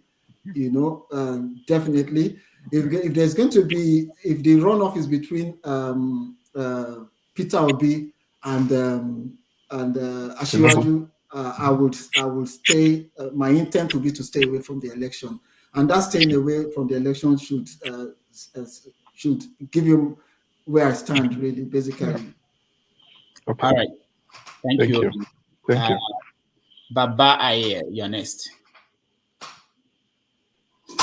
Thank you very much. Hi, Rudolph. Hi. Okay, you don't brother. Well, I was tempted to join the discussion when you first spoke about that the revolution now angle had been toned down in the Showore campaign. I put something in the chat. I was multitasking. But HO's intervention inspired me, bless our revolutionary spirit, to come in. I'll make a quick comment and then a question. Yeah. And my point of departure is this. It was Lucy Parsons, the wife of, also a revolutionary by her own right, of one of the A-market martyrs, who said, don't be deceived that if you can vote away the wealth of the rich, they would allow elections. And someone else also said, if elections fundamentally change anything, they will be declared illegal. You know, so that doesn't mean the elections are not important, but nowhere in the world have you had fundamental structural changes without some sort of revolution. Yeah. Because issues are systemic. Issues are systemic. And why would, despite realizing that, yes, elections are important, but elections themselves don't change anything, do activists take part in elections? It's because you put forward a platform. And not only that, the votes garnered also help deepen legitimacy that another world is possible, another Nigeria is possible, another society is possible, that is different and distinct from the nonsense and ingredient that we are seeing, for example, in Nigeria: no food, no light, no this, no that, only kidnapping. And so it is important, and it is important, in my view, the kind of positions that HO took of a protest vote for a revolutionary platform. And by the way, it is not that the AAC or Showore campaign toned down revolution. Showore's campaigns a people's manifesto for total liberation. The subtitle is AAC's program for the revolutionary transformation of Nigeria. There are tactics and strategy for the electoral movement and the non-electoral movement. A revolutionary struggle, and I'm talking to you, I mean, we've known each other for 33 years now, and I know you as a revolutionary. I know, as you said now, that people mature as they grow older, but I think that what even where we are now in Nigeria and globally shows is the need for revolutionary politics. So, my question is, shouldn't us as revolutionaries, as activists, as genuine change-seeking, politicians, because politics is not something done by only those that are pushing us down. There is revolutionary politics. It is politics, with both its electoral and extra-parliamentary. Shouldn't we be upping that ante that someone like H.O. pushed for, of a protest vote for the revolutionary platform of the African Action Congress? Thank you. Well, thanks, Baba. Okay, so so two things there. I don't think we have serious areas of departure. I made it clear. I think if Rudolph can, if I'm wrong, Rudolph can clarify.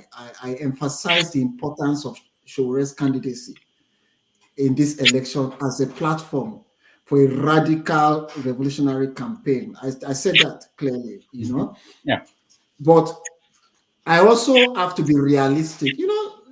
When we were young, and hot-headed, and we just say, Marxist, Leon Trotsky, Soviet Union, and we did not contextualize our immediate environment.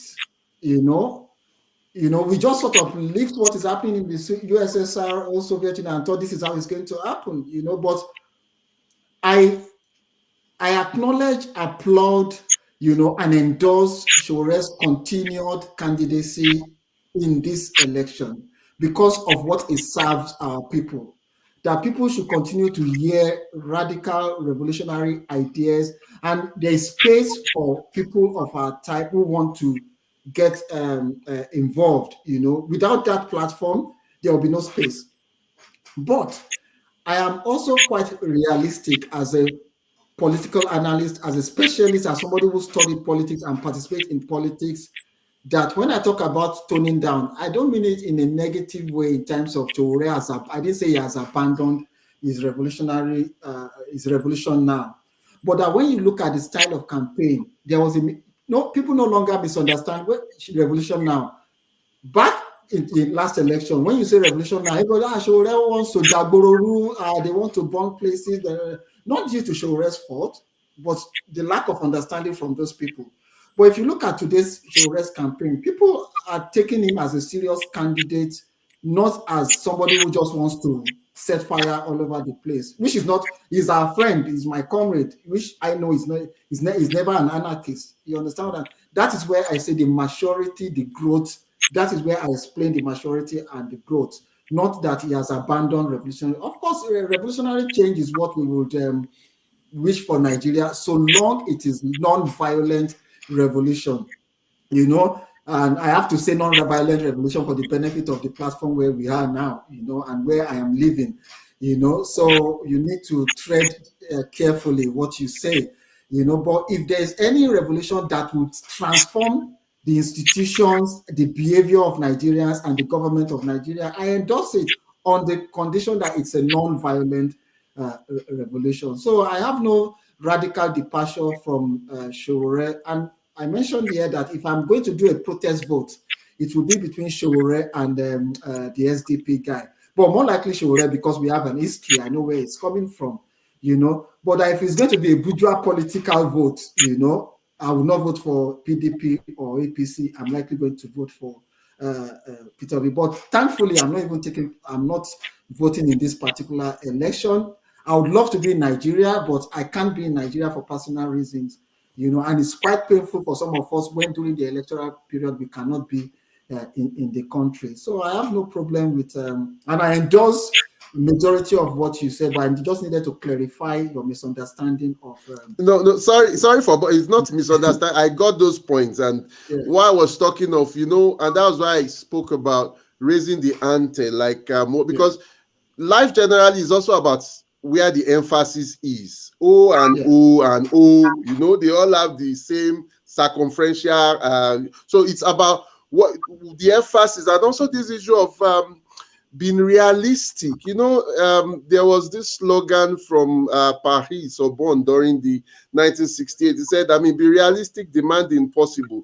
There is even what is taken as granted today, it was because when it seemed unrealistic, people raised the ante in pushing those forward. So I appreciate your, and I know where your heart is. And all I'll just say now is I'll enjoin all and sundry. If you want to protest against this jagbajantis that we are living through, vote Moyele, vote AAC, your protest vote. Thank you.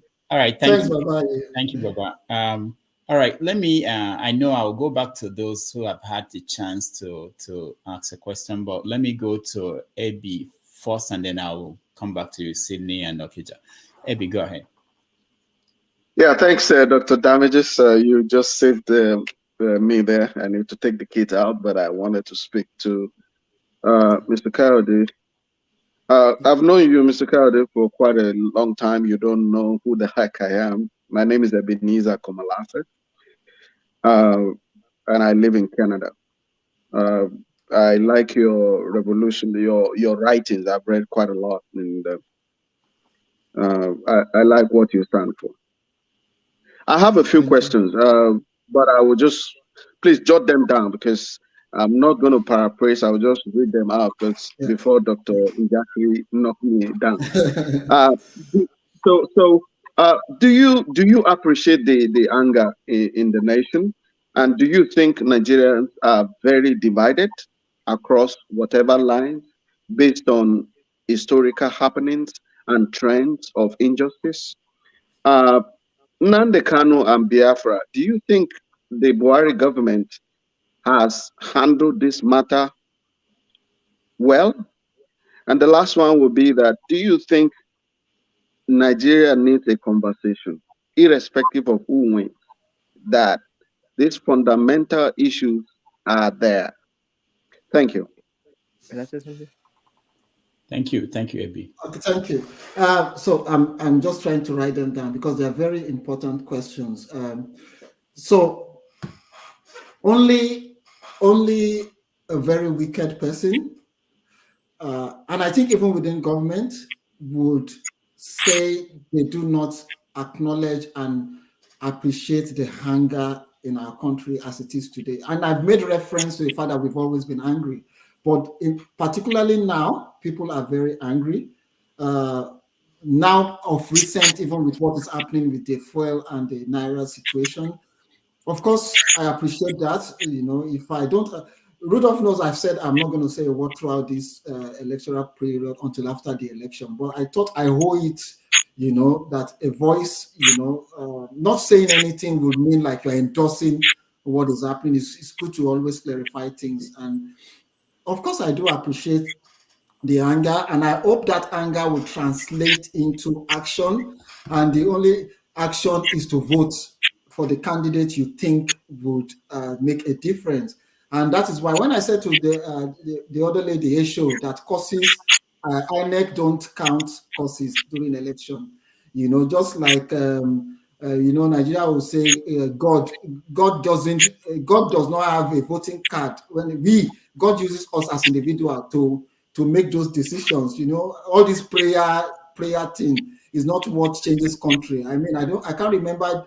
I lived in Germany for like 5 years. My landlord was a space specialist, and he's never been to church, or you know, and the number of people going to churches and mosques in this country keeps going down. But the number of technological advancement they are making, not to discourage and insult religion, you know, but I'm saying that if it is by the number of Muslims and Christians we have in Nigeria that should determine good governance, we shouldn't even have any problem at all. You know. So I acknowledge the fact that we have pain, but I just hope it's going to translate into positive voting pattern during this election. Are Nigerians divided? Nigerians are divided. Nigerians have always been divided, and Nigeria will continue to be divided until we restructure the country in such a way that power in the center becomes unattractive. You know, the reason why we are divided in the absence of good governance, you know, it's poverty. You know, when I was growing up in Agege, you know, I had Igbo in our Islam college. I had Igbo classmates, in my class, I never knew who they were, because things were a bit better, but where there's competition for land, for resources, and, you start building up those divisions. And then the political elites also play up those divisions for their own advantage, rather than their disadvantage. So when we have the country in such a way where the institutions, the distribution of power is decentralized, I think it's going to ease things a bit. I'm not saying it's going to completely be the solution. On IPOB, my position has always been clear. I think this government mismanaged IPOB. And I will break this and just say it here. When Nnamdi Kanu started his broadcast in London from Peckham, I was the first to raise an alarm. It was quite easy for the government, because by that time, he was making statements that were clearly an embarrassment even to the southeastern part of Nigeria, anti-Yoruba statements, anti-Fulani statements that were clearly breaking the laws here. But, well, we have an incompetent embassy. They failed to report these activities. The Kenyan government reported someone of his type, and then they got results. But that does not take away the fact that, does he have legitimate claims and his demands? I think they should be looked into. They are legitimate. Every ethnic nationality have a right to self-determination. They have the right to say, this is what we want, so long they are not doing it in a violent manner. And I think we should be having conversations. And the longer we hide away from those conversations, those problems are still going to continue to be there. If we have a Yoruba presidency, you'll be surprised that you're going to very soon have an Arewa Republic thing coming up in the north. Or if it's an Igbo presidency, that's when you now see people from certain part of the Middle Belt or the north saying we want our own country. So it now becomes a bargaining tool for people to grab whatever they have from the overpowerful federal government that we have. So we need to have those conversations about our differences. But I don't believe that Nigeria should break up. I was once an advocate for Nigeria to break up, but I've looked at the reality, and it doesn't just make sense practically, for us to break up. We need to address those injustices. All right, thank you. Okay, let me go back to Sydney. I see you, Ibogabo Onye something. I will get to you. Sydney, go ahead. Well, thanks, Rudolph. Thanks, Kayode, for all your questions and answering of our questions. What I want to ask is with regards to factoring the new electoral law and beavers into this new election, which I don't think most people, analysts, have really factored, because we don't have the data, so everybody is basically flying blind. But I think yesterday or today I saw the next year polls. I know you have an issue with polls, but we have to make do with what's happening.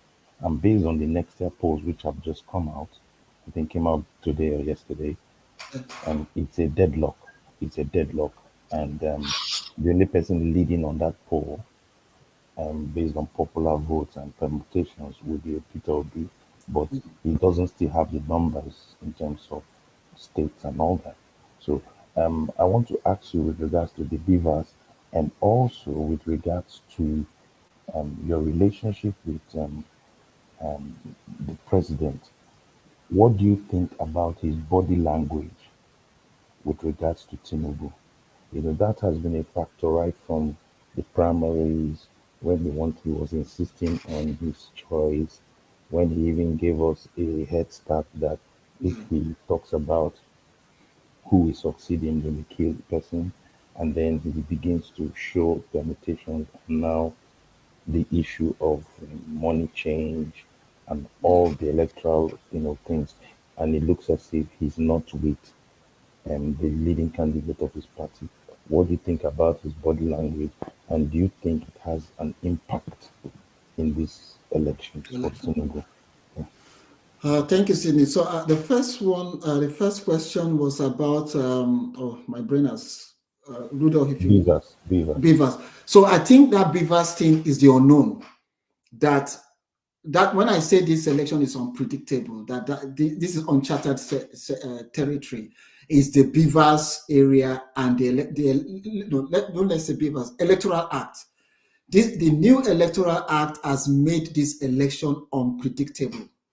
So we might permutate and say this is happening, but first, and I said it, Labour Party has Buhari to thank for, in terms of, we shouldn't be thanking people for doing their job, but the signing into law of the Electoral Act is a big advantage to the third parties. They had enough time to demolish the status quo, and then also capitalize as they should on the anger in the land.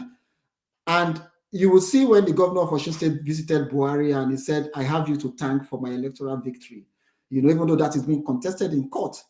Without beavers, that wouldn't have happened, because gone are the days where a powerful governor or a powerful local government chairman or the ward chairman will write votes and send. So this is a huge transformation. It's not perfect, and that is why it makes the election a bit unclear, but I'm also saying that even with that, in terms of free and fair votes delivery, the third party has a lot of catching up to do.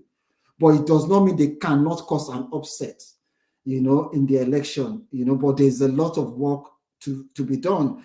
If they had a whole year, maybe they will catch up. But right now, it's a bit difficult. Or maybe if the coalition between Obi and Kwakwanso had worked out, this election would by today would be saying, gosh, we might have a new this thing. In terms of the Buhari, in terms of the president, only the president can explain what his intentions are, but for me, and this is what I can say to him if I see him personally, is that the president has let the country down by not, I can say this now, Rudolph is your platform, Don't worry. I think I have those of us who know Tinubu in out, I think people around him are not serving him well. I think the new generation of Yoruba leaders did not serve him well. I think if they had served him well, they would have said, you do not need to contest this election. You need to look for the best at this point in time. I made a statement that he's the right candidate for the wrong time. I don't think they've done, and I can speak, I'm allowed to speak as a Yoruba man here. I don't think they've done our race justice. I don't think they've done him justice. And I don't think he himself has done himself justice by putting himself through this rigorous campaign at this point in time. And I think the president should have put his foot on the ground, by supporting or giving a direction to where his thoughts were, in terms of getting someone else to be the candidate of the party. I think him staying aloof, if you stay aloof, Tinubu's political machinery, no one in the APC would be able to defeat it, But if the president has stood his ground, I think maybe when he reflects, if Tinubu wins this election, he would regret the time when he did not, he didn't make a firm decision. But hopefully, even if Tinubu wins and we get a good governance, then, thank God for, we're all going to be happy.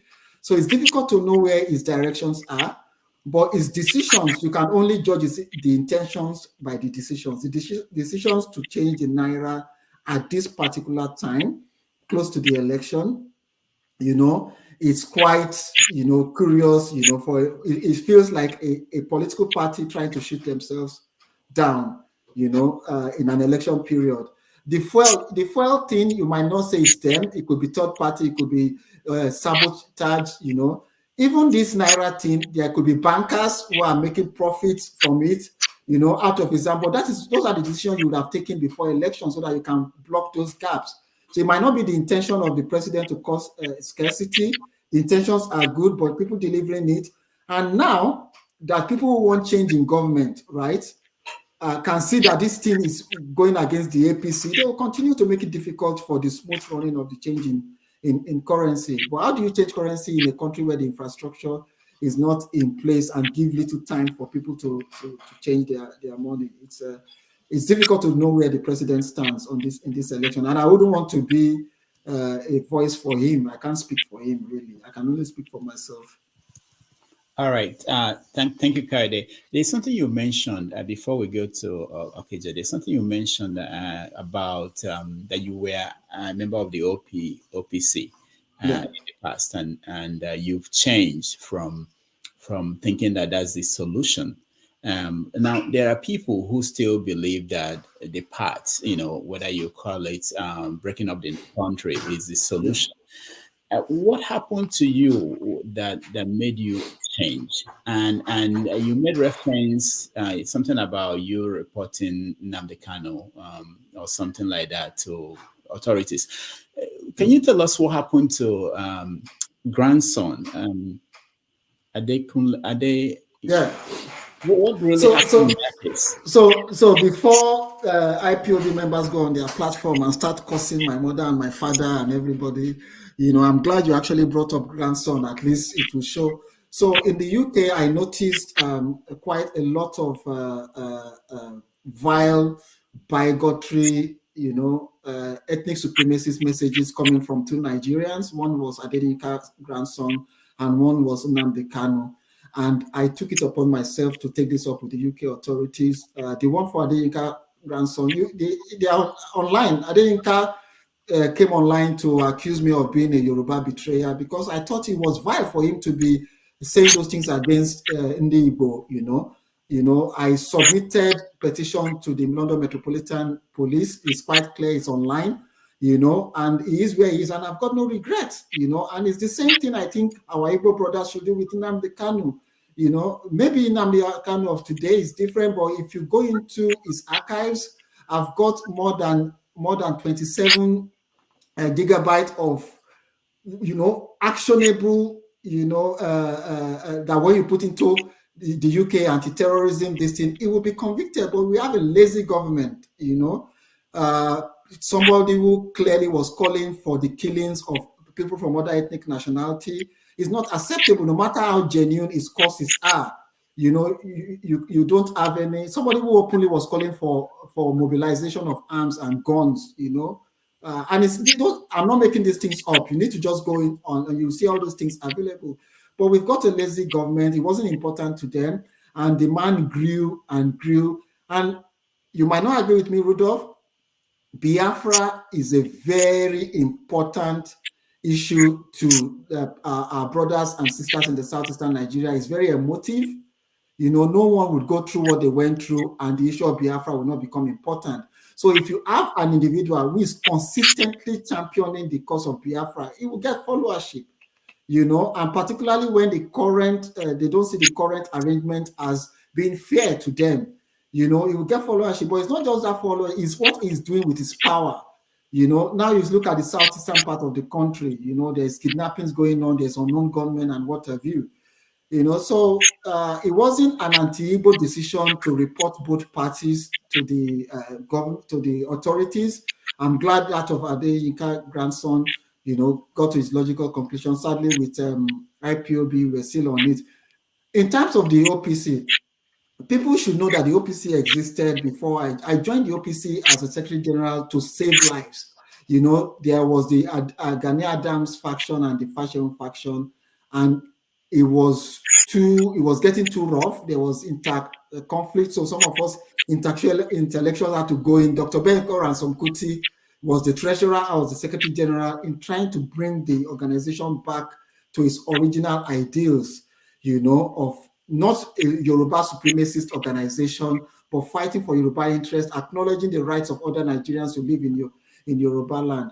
But the area of departure was more like when it was becoming to the point where it wasn't clear where the leadership wanted the organization to go, getting involved in vigilante and what have you. I just thought, no, that's not where I'm coming from. You talk about why I think we shouldn't go down the route of breaking up Nigeria. Rudolph, there are 3 ways to break up Nigeria. The first thing is either you fight a war and you force people into the negotiation table. That is the first option. The other option is either the National Assembly decide to enact a law where a referendum will now become part of our constitution. We know that's not going to happen because most of the people who want self-determination don't have the numbers, because you need 2/3 majority of the National Assembly, 2/3 majority of the states to agree on that huge fundamental constitutional change. I challenge anybody. There's nowhere in our constitution where referendum, is something that should happen. So there are two things. It's either you are able to force the Nigerian state into negotiation, and whoever becomes the president of Nigeria swear an oath to respect the constitution of the country. Even either Peter Obi, Tinubu, none of them can deliver Biafra. But you have to have a situation where the National Assembly members will decide, and that is a strong thing. So the third alternative is that you either take up arms and get war, but we know where South Sudan is today. And that was one of the things we saw within the OPC, and saying, look, if it continues like this, you're going to make the Southwest the political the war epicenter of a war of annihilation, and things are going to go around. We learned from the unfortunate experience of our brothers in Southeast Nigeria, where when you make your region the epicenter of the war, it's difficult to survive such war. The Biafra war was not fought in Kano, Kaduna, or Lagos. It was in the southeast and some parts of the Midwest. And in fighting, in asking for self-determination, the first priority is to protect your own people. To make sure that your homeland does not become the epicenter of whatever crisis and fallout from your campaign. So I am not against the principal demands of IPOB. They have a right to demand Biafra, but it's the methods, that I fundamentally disagree with. You don't cause other ethnic nationality and kill, sort of technically make your homeland unsafe for your own people to get the Biafra you want. That's my opinion anyway, but every region has the choice to decide. Before you come in, Rudolph, when governors of northern Nigeria, remember, under Obasanjo, introduced Sharia, some of us spoke out strongly, that what you're trying to do is going to work against you. Sharia adapted, gave birth to those extreme Islamic fundamentalist preachers, gave birth to Boko Haram, and they are paying dearly up to today for that move to use Islam as a political tool to negotiate with Obasanjo. And millions of our compatriots from the north, are victims of this till today. All right, thank you. Okija, you're next.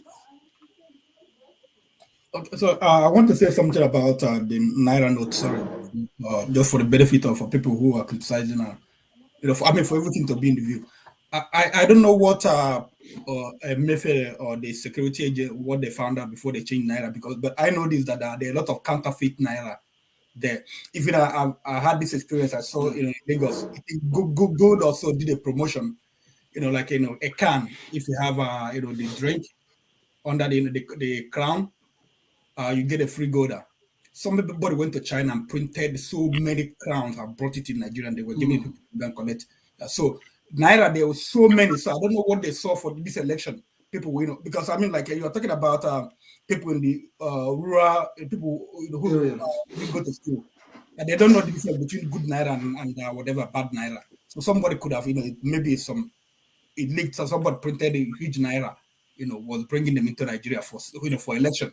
It will cost them less, to do counterfeit than to give people real money. So anyway, but Mr.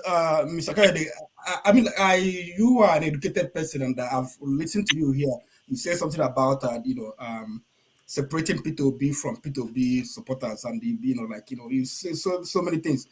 But on June, before you took a hiatus from Twitter, on June 10th, you posted something. You posted something that you cannot vote for a candidate who attracts the vilest humans ever on Nigerian social media space, and whose running mate wants people killed because of their sexuality. You posted that, and you mentioned article, so you wouldn't vote for Emir of Dubai, and you wouldn't vote for Tinubu before you said that. But here you've been talking about differentiating P2B from his supporters, and then again you followed up with another a video. You reported a video by Adeola. In the video, someone has a gun in the video, and he's threatening people that they must vote for P2B. So these two things, I don't like, I don't know what you were trying to do, like posting this, this video is, despicable. You posted this video and you mentioned something, and then here you keep telling us that we have to separate P2B from P2B supporters. So can you please enlighten us? Yeah, thanks. Okay, so if you look at the if you look at that post, if you have that post in front of you, if you can tell me the date that the post was made. June 10, 2022. July 10, okay. Sorry, 2022. So between July 10, 2022 and today, a lot has happened in the campaign. First, in the first thing I've said, Obi is not my candidate. I'm not voting for Peter. No, I'm not voting in this election. Do I acknowledge that there's been vile rhetoric from some of Peter Obi's supporters? And I said it from the beginning that some of the supporters online have been really vile, and it is unacceptable. And I fundamentally disagree with the position of his vice presidential candidate on same-sex marriage in the country, where he openly, on the platform of the Senate, literally called for the killing of people because of their sexual orientation, and that has not changed. But do I acknowledge the progress made by Obi as a candidate to try and distinguish himself, from the very extreme rhetorics of some of mostly his online candidates? You have to acknowledge that he has, you have to acknowledge that he has taken steps to sort of disassociate himself. And I made an example with Buhari as a candidate. That at first Buhari was just like, I'm not going to elevate this conversation about me being an Islamic, a pro-Islamic person. But over the years, he needed to acknowledge the political reality that you have to clarify things. And until he now started clarifying it, that there are people who didn't vote for Buhari because they felt he was pro-Islam or what have you, but they changed their mind and they voted for him. So my position on Peter Obi's, some of the extreme rhetorics of his supporters online are condemnable. That has not changed. But I acknowledge that he himself has made progress in trying to distinguish himself, and in sometimes also saying that, look, I don't associate with this kind of conversation and rhetorics, and it's not who I am. He has said several times, I'm not an Igbo candidate. Don't vote for me because I'm an Igbo person. Vote for me because I am Peter Obi. He might, whether he means it or he does not mean it, that is his own problem, but I can only judge from what he says. And most of these conversations I'm now saying to you were made after that post, that I made during that time. And that post was made based on what was happening then and the activities of some of his supporters. It's not like a lot of them has changed, but there's been a great improvement in terms of the rhetorics. All right. If I miss any of the other questions, just let me know. No, I mean, maybe because you took a hiatus from Twitter, because I've not here, those, the same condemnation for Peter Obi, they're online, they're saying things, I acknowledge that a lot of them people say things. And but sometimes, you find out that, because they are provoked, maybe people belittling their candidates, that's what it provokes them. And then they keep saying things. But actually, in this election, PDP and APC, they're using guns, using things, actually harming people physically. So we never see things said, people don't raise that up, but they just, say things about PDP supporters. Yeah, Okija, before you go, just an advice is not something like you, and I just make assumption that you're supporting Peter Obi, right? Yeah, I said that. So just like an advice is that those people don't need new voters. I don't know if you get where I'm heading to. They don't need new voters. They have strong followers. Peter Obi needs new voters. You understand what I'm saying? So you can leave them to do whatever they are doing, let them do it. But it is this third party that needs to cut new voters. And those new voters are not going to come from southeast, south, southwest. They are going to come from areas where, you need to attract more people, to that conversation. If you go ahead and play the politics those others are playing, that is where they want you. That is where they want you to be, and it works in their favor. And that is why I'm saying, like, I use myself as an example. At that time, I condemned that, but over the time, I said, oh, this guy is talking differently, he's saying the right messages, passing the right messages. You know, I'm not saying he has won me over, but if somebody in my own capacity had a change in view, you know, if they continue in that trend, then you attract more people, because at the end of the day, it's those numbers and those votes that you need to change the trajectory of the election. All right. Thank you. Thank you, Okija. This is a question from the comment section. It says, whoever wins this incoming election, what impact will it make on local and international level? I know that you talked about Nigeria and that the international community, they may not be interested in much about Nigeria, but you know that with the war in Ukraine, there's oil and gas. They're actually trying to get gas from Nigeria to Europe. Yeah. So I think it might be more than we think. Yeah, I think what I said is that they might not be interested in a particular candidate. You know, we've not seen signs where they have, you know, there are nuances. You know, whether we like it or not, Jonathan's election, you saw that the nuances was towards the opposition party, which is the APC. But in this election, you have not seen any direct nuances towards a particular candidate. But you can see that the international press, which is different from the international community and their government, you know, have taken a huge interest in the Obi campaign, just like they took a huge interest in EndSARS and Black Lives Matter, you know. So it's innovative. It's the same way they took interest in the revolution in Egypt, you know. It's innovative. They are curious, you know. This is quite different. You know, the austere candidate who does not steal money, who has said, you get what I'm saying? But in terms of the position of the government, we've not seen direct nuances that we can hold firm that this is where they hold to. But of course, Nigeria is important and the election is important to them, you know, but we've not been able to see a direct indication of who they would support. But I'm saying that I can conclude that after 8 years of the APC administration, I won't be surprised if they won't mind any of the opposition candidates emerging, you know, depending on which country you are talking about. Maybe China may not want to or may want to, but England and America and the EU alliance, you know, might take a different perspective. So, all right, I just wanted to mention this. You didn't answer the question about the person wanted to know impact will it make on the local and international level. Yeah, so this election, depending on who wins the election, sadly for the three candidates, the candidate that has made a lot of strong conversation about restructuring, you know, I say sadly because it's not the candidate I support, is Atiku. Atiku has been very, very consistent on restructuring. Is whether he means it or he will do it when he gets into the presidency is a different thing. But he's been very emphatic, maybe because he thinks that is what is popular in the South.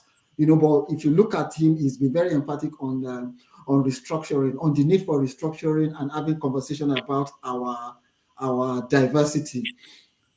Sadly, the candidates that you think will be speaking most about restructuring that has been consistent while in opposition was Tinubu himself as a candidate.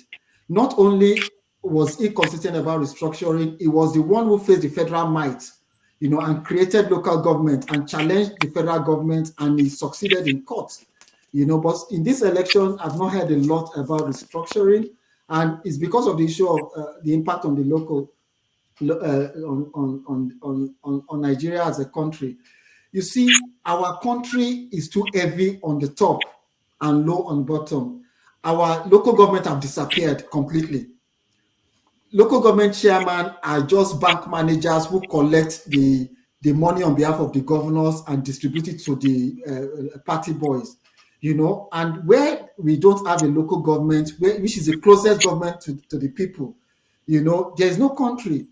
You know, how would the president sit in Abuja and determine where they put water in Abia, you know? Or I'm even talking about Abia. Take a local government like Nkpo. You know, why should the president be deciding what Nkpo gets in Anambra State? Hold on, how did you know Nkpo, Kayode? I'm Nigerian. I'm Nigerian, and you know, I served in Enugu State, so I know the South is very. So why should the president be deciding, or why should the National Assembly be deciding what goes to Mpo or what goes to Ikare in my village and what have you? It's where I live now. I'm talking about in Ghana. The local government is so important to the people because you will know when the strangers come in.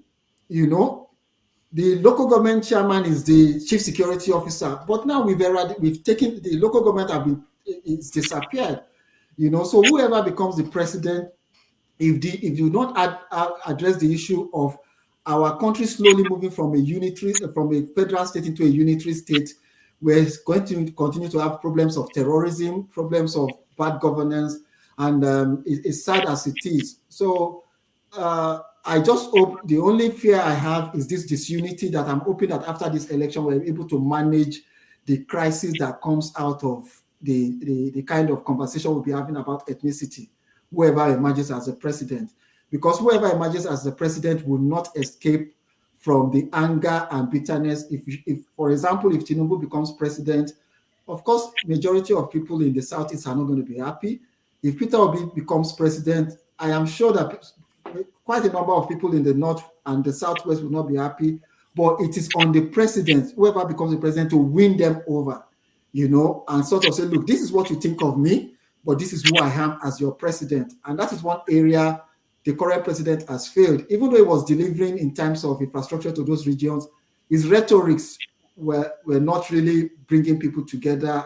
And that is why you have that suspicion in the southeastern part of Nigeria that he doesn't really like the people from the southeastern part of Nigeria. But when you look at what he has done in terms of infrastructure, you know, it contradicts that perception. But he has not helped himself with his rhetorics when it comes to that part of the country. All right, thank you. So, Kayode, I don't know how long you want to stay more, but I can take at least the people who are in the studio already. If you want, yeah, it's up to you. I'm happy for them to express themselves. Okay. All right. I'll skip you, man of prestige. I'll come back to you. Let me go to people who have yet to make any comments. Kenny, you're next. Yeah. Good morning. Good morning, Mr. Kayode. Morning, Kenny. Yeah, thank you. So let me start with Mpo. Mpo actually is not a local government. Mpo is a town or a city in Idemili, not local government. Yeah. Sorry, yes. my apologies. There's Mpo no and there's Mpo original. So yes. So I know Mpo very well. It's not a local government. You're right. Yeah. So I would like to clarify some things and maybe try to help you understand what is going on, and then I will then ask my question. And I will start with Obi supporters. You made mention of, you said something about the attitude of Obi's supporters. Let's be clear. Yeah. Yes. So, but I would like to remind you of the 2020 NSAS protest. I believe that 90% or more than 90% of the protesters were Nigerian youths. And these Nigerian youths are actually the ones, they are the Obi supporters today, because the anger that they have transferred from that 2020, from what happened in 2020, is still boiling in them, and that is why you see them queuing behind Obi. So with that anger, a Nigerian would come up and be maybe recommending the likes of Tinubu or Atiku for presidency. Don't you think that they are aggravating that anger? Don't you think that those Nigerian youth will not be happy with that kind of person?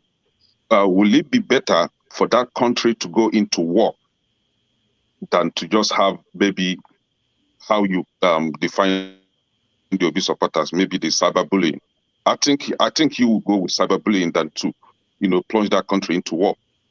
Now, I really don't want to talk about that is a position on same-sex, but I've been following up with this issue of same-sex law.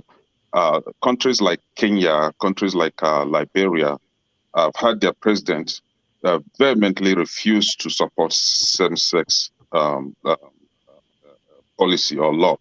So I don't think it's any different from what Dati stated. But think of it, come to think of it, in northern states where you have Sharia laws, Sharia law amputates hands of their fellow Nigerians. If they caught you stealing, your hands will be chopped off. I don't think if you've said anything against that. I don't know your position on that kind of cruelty. However, this is Nigeria where everybody has his opinion. Talking about Oduduwa People's Congress, OPC, you stated that you are a member of OPC and the reason why you joined OPC was to save life. Yes, IPOB. I was, just to clarify. Yes, again, was, yeah. was, But, yeah. okay. IPOB, Nnamdi Kanu, I believe Nnamdi Kanu instituted IPOB to also save life or save lives. You stated that you have 5 gigabyte or 10 gigabyte of Nnamdi Kanu's utterances against Nigeria and all that. I don't know if you also, in that gigabyte that you saved, if you also include when Nnamdi Kanu was championing, calling for good governance in Nigeria on the street of London. Nnamdi Kanu keep protesting, calling for good governance, just as some of us are doing today. But the government was on deaf ears. Have you also not heard that Nigerian government have been supporting the Fulani herdsmen coming to the southeast to kill, rape our women? You've not said anything about that, but you are quick to condemn Nnamdi Kanu for calling for arms for us to defend ourselves. The governor of Katsina State instructed his citizens to protect themselves, to harm and protect themselves. T.Y. Danjuma called Nigerians, asked Nigerians to protect themselves. Nnamdi Kanu called the Southeast people, the Igbo people, to protect themselves. Why is it different? Or is it because it is IPOB? Don't you think you taking that position against Nnamdi Kanu is being a bit tribal? Okay, thank you, Mr. Kene. Thank you. And one of the problems we have as Nigerians is that when we have a position, then we devise selective intake of information on this platform, and the facts are there. Nnamdi Kanu is a Yoruba, is an Igbo Nigerian in the UK. Adeyinka grandson, an Igbo Yoruba Nigerian from my tribe in the UK. You know, I submitted a petition that led to Adeyinka grandson being jailed in the UK for the same rhetorics I disagree with Nnamdi Kanu. You know, he's in jail. You can go on the internet. No, their case is different. They have different cases here. Nnamdi Kanu, our people are being killed. So he's calling for the protection, and the federal government wasn't doing anything about that. Give me a chance. But on the other hand, there was no Yoruba, Yoruba communities were not invaded as of then. Give me a chance to, we're trying to learn from each other. Give me a chance, you know. So I've got a Yoruba man who was making ethnic supremacist rhetorics against Igbo, in London, in the UK, regularly on Facebook and Twitter and the social media. And I fundamentally disagreed with him. You know, and when everybody were hedging him on, I picked up a petition, went to the London Metropolitan Police. Action was taken against him. The same rhetorics was made by Nnamdi Kanu, you know, and it was my duty to alert, you know, back then about the dangers of these rhetorics. Look, don't conflict issues. I do not disagree with the campaign of IPOB and Biafra in terms of what they want, how they want a republic, because the right to self-determination is entrenched in international law, and Nigeria is a signatory to that. You know, what I fundamentally disagree with is the methods. You know, of I wouldn't want to repeat some of those statements here because it doesn't promote harmony. So are you in support of the federal government compromise when it comes to Fulani herdsmen invading Southeast, killing and raping our people? You've asked that questions, and if you give me an opportunity, even if you repeat the questions 10 times over, it's not going to change my views, or it's not going to, you know. So if you just give me an opportunity to just explain things so that we capture it well. So I've reported 2 Nigerians, one Yoruba, one Igbo. The Yoruba man is in jail for the same, what I perceive is the same rhetoric that is unacceptable, It's called hate crime. The law is called hate crime. They both violated hate crime, you know, and that is my position. And I don't think it's fair. I don't think because you are fighting for Biafra or Dudua Republic that you should be attacking Igbo people or Yoruba people or calling for the killings of Yoruba people or Igbo people. I don't think it's acceptable, no matter how good your cause is. But it does not take away the right, your right, and your right to self-determination. It doesn't mean I disagree with the fact that you have the inalienable right to want a republic for yourself. So we might agree to disagree on that. Nnamdi Kanu is not God, the same way Sunday Igboho is not God. When Sunday Igboho started his campaign, I was public enough to say, as I agree with some of his actions, I do not agree with some of his statements, and I completely disagree with any statement that calls for the killing of people of other ethnic nationality. I fundamentally disagree, no matter whether you've been pro-Nigerian all these years, you know. Now, having said that, I also strongly believe that there are implications for some of these actions, you know, that after a while, when you're in a struggle, you look back and you review and you look at the impact on your people. You know, I can't speak for the people of Southeast Nigeria, but I was mindful in the southwest of Nigeria that, look, if you bring a situation where you have ethnic killings in Lagos, or you have unknown government in Lagos or any part of southwest Nigeria, we're going to be the one to suffer for it. The same thing as I believe, I might be wrong, that the situation we have in Southeast Nigeria where unknown government, and I'm not saying IPOB are unknown government, but that the crisis that we have there could have been better handled both by the government, and I think the organizations themselves should have had a review. So I'm not against the campaign, what you're campaigning for, but I am fundamentally, and I have no apologies for it, against campaign for ethnic supremacies. I don't believe the Yoruba race is superior to the Igbo race or the Fulani race, and I don't believe the Igbo race is superior to either, vice versa. I believe we are all equal before man and God. And back to the federal government. Now, back to your question about the Fulani. I implore you after this program to go online, put my name and put whatever topic. Even as I support the government, I was quite clear about the government's handling of the issue of kidnappings in Southwest Nigeria, Southeast Nigeria, and Southern Nigeria, and general kidnapping even in the North. You know, my writings are there. You can go online, you can check it. I was quite clear, I condemned it. So I've been very, very consistent on that. You know, but that does not mean that when I see where even, you know, they say the road to hell sometimes is paved with good intentions. You know, that even sometimes when somebody has a good intention, and I think over time, you know, give it to Nnamdi Kanu, you know, he sort of grew away from those rhetorics that I was condemning at this point in time, and he stopped talking about Yoruba pastors not being able to come to Southeast Nigeria. Anyway you say Yoruba person, you know, do this to them, I have to moderate the words I use, you know, and I think over the time that changed to the point where you now have meetings between IPOB members and so-called Yoruba Nation activists. You know, and I think those conversations can even be happening with people in Arewa. Look, yes, Arafat said something that I agree with. He said, you do not negotiate with your friends.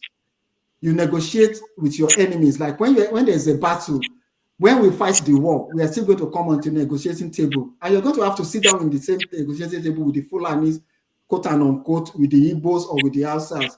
You know, so why do we need to first sort of get ourselves to the point where we hate each other so much that we wouldn't be able to differentiate the criminal Yoruba man from the non-criminal Yoruba man, the criminal Fulani man from the non-criminal Fulani man, vice versa, Igbo and what have you. So that is where I stand, that the good people amongst us must be able to have this conversation and disagree. You know, I have no problem with Biafra. If Biafra wants to leave Nigeria and it happens in a non-violent way, I'm sure I would get, I have brothers in the southeastern Nigeria who will get me visa to Biafra land without any problem, you know, and I'm sure Biafra will be visa-free to British passport holders. So I won't have any problem in going to the southeastern part of Nigeria. But the methods and the rhetorics must change, as we must also hold the Buhari government accountable in terms of the state of insecurity in the country. So we don't have any, I don't have any problem with Biafra. Of course, if there's a vote today, you know, in a referendum, if it's allowed in the constitution, I will vote for Nigeria to be together, but based on justice, equity, and a restructuring where people of Southeast will be allowed their inalienable rights to control their resources, South control their resources. The current unitary system is not sustainable, even from our brothers and sisters in the northern part of the country, particularly now that they are discovering oil in that region. Thank you, Anna. All right, can it? You have to go to somebody else. Just a second, please. I love the fact that you stated that you might be wrong. So, and I think you are wrong on this area. Grandson and Nnamdi Kanu are on different narratives altogether. While Grandson was calling for alienation of Ndibo in the Southwest, Nnamdi Kanu is calling for good governance to the people of Ndibo, or otherwise let the country divide. And as you stated, if there is referendum that you're going to vote for unity of Nigeria, I for one, I will vote for disintegration. Let everybody go his way. Yeah, Thank that's you, fine. and I appreciate.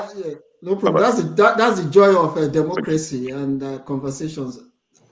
All right, thank you, man of precision. Yeah, can you hear me? Yes, sir. Yeah. Thank you, Mr. Kayode. This is my second go around. I appreciate you staying this long. But before I proceed, regardless of what I think it was Okija that said you posted, that something happened. But anyway, I'm going to commend you for your even-handed on this, on this platform for your narration. Of course, everybody had their own sentiment. You're not aloof from that. But I'm giving you a very good kudos for your, for your narrative on this platform. Thank you very much. You have been very objective. Okay, I mean, anybody can say whatever they want, but in my opinion, you have been even balanced. So having said that, let me proceed to my question.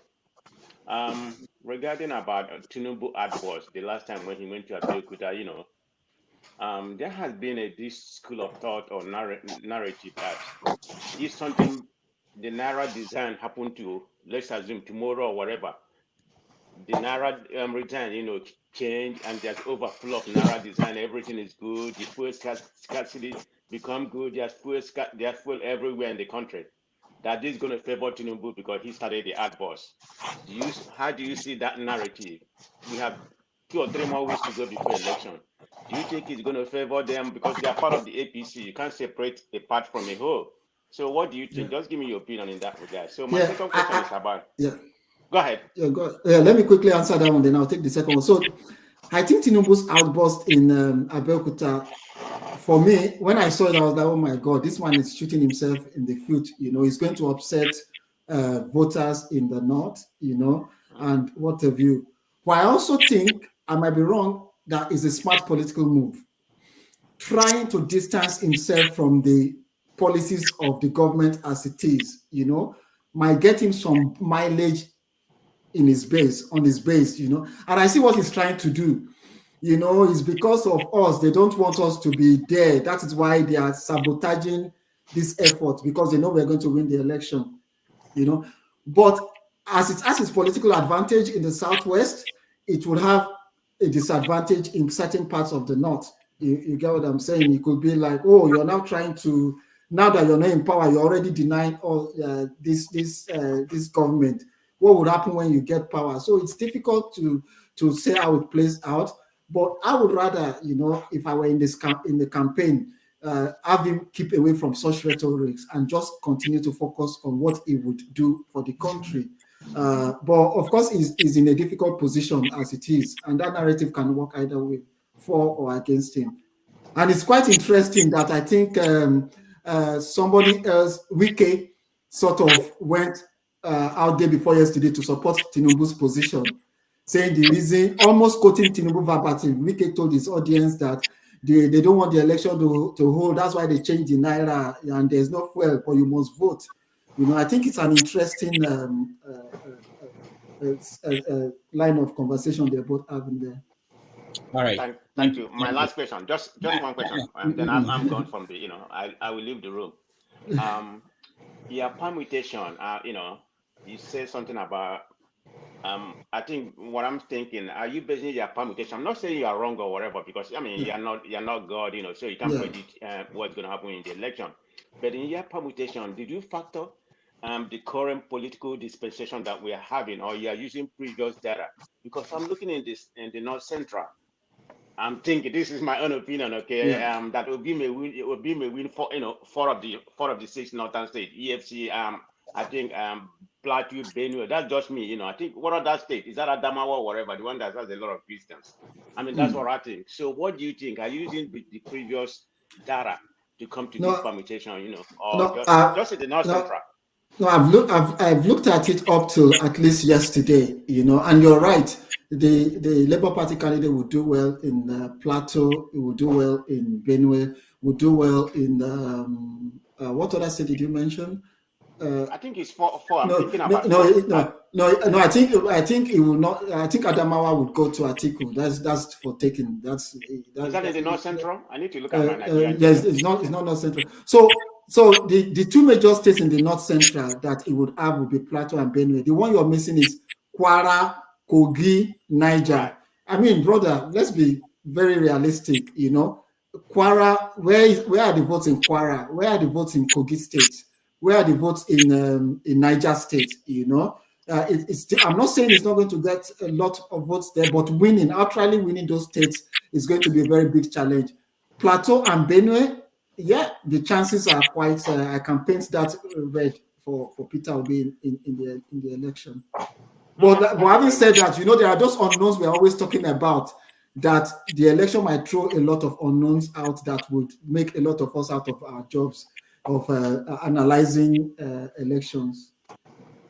Thank you very much. Nice to have you on this platform, okay? Thank you, sir. Thank you, man of prestige. Igbo Basics. All right, Brother Kayode. Yes, sir. I'm going to do something different. I met Obasanjo twice in my lifetime. The first time I met him was at the Nigerian House in New York before he became president of Nigeria. And then the second time I met him was when he finished his time as president and he was leaving office. I met him at the World of Astoria in New York. In those two occasions, here is what I gave to him. Kola nut. The most giant kola nut I had in my pocket. I gave it twice to him. Once at the Nigerian House and once at the World of Astoria. And I say, whenever I meet him again in person, I will only have one question for him. Baba, where that kola I give you? Make we break them now. Why did I say all that? I've listened to you very carefully. And being a student that have lived in the North, born in the East, lived briefly in the West after my National Youth Service Corps, and then back here at the land of near everything works here in the United States on my third missionary journey. I have listened to you talk about the issue of grandson Nnamdi Kanu and the rest of it. There is a fundamental thing that's been going on here. By the way, I am a supporter of Peter Obi out of Foundation Democracy Initiative here in New Jersey. You've talked about referendum, you've talked about the issue of IPOP, you've talked about the issue of the monetary system. Here is what I have to ask of you. There is a Simon Ekpa who is out there in Finland, the comfort of his home, and declaring for his followers to sit at home and no elections in Biafra land. Something has been going on in between my Western brothers, Kayode, and the Okonkwas, my Eastern brothers. This is long before we were born. And that thing came up during the Civil War crisis in Nigeria. The issue of if you declare Biafra, we will declare Oduduwa Republic. I'm sure that all of us have been playing around it.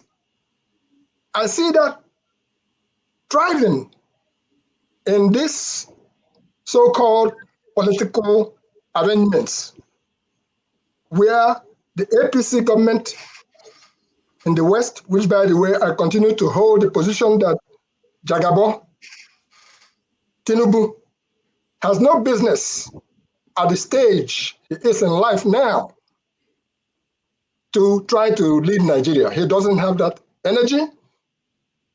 And those who are the cabals around him who are forcing him, you could see him the other day in Osun State, where he was almost falling down. Who on earth would want to impose this on Nigeria? Having said all that, the issue of Ninas, Namdi, and Nadi, who have been making, I'm sure that you must have followed the progress that they made there. I live in the New York area. I have been in New York where Oduduwa people were staging in front of the United Nations, and down the IPOB people were staging their own, and eventually I was functioning in between, even at the British Embassy. With all that in mind, it seems to me that the issue of if you declare Biafra, we declare Oduduwa, the North comes away with the leadership each time this happens. What is it that we can do to make sure there becomes some kind of solid alliance? Because it's going to happen again if the East continue to fight the West, or the West continue to fight the East. As in some practical things that are happening in Lagos now, where my Yoruba brothers are going about asking Yoruba sisters and brothers to strike away all the names of Igbo names in polling stations. I'm not sure if you've heard about that, but I have it on good authority from on the ground. It seems to me that it goes back into, if you strike away Igbo names and they are not able to vote in Yoruba land, first, you are disenfranchising them. And then secondly, if Simon Ekpa continues to make his noise from Finland, which I'm not a supporter of that kind of a situation, what is happening in Igbo land whereby places like Ihube, Okigwe, they have become displaced?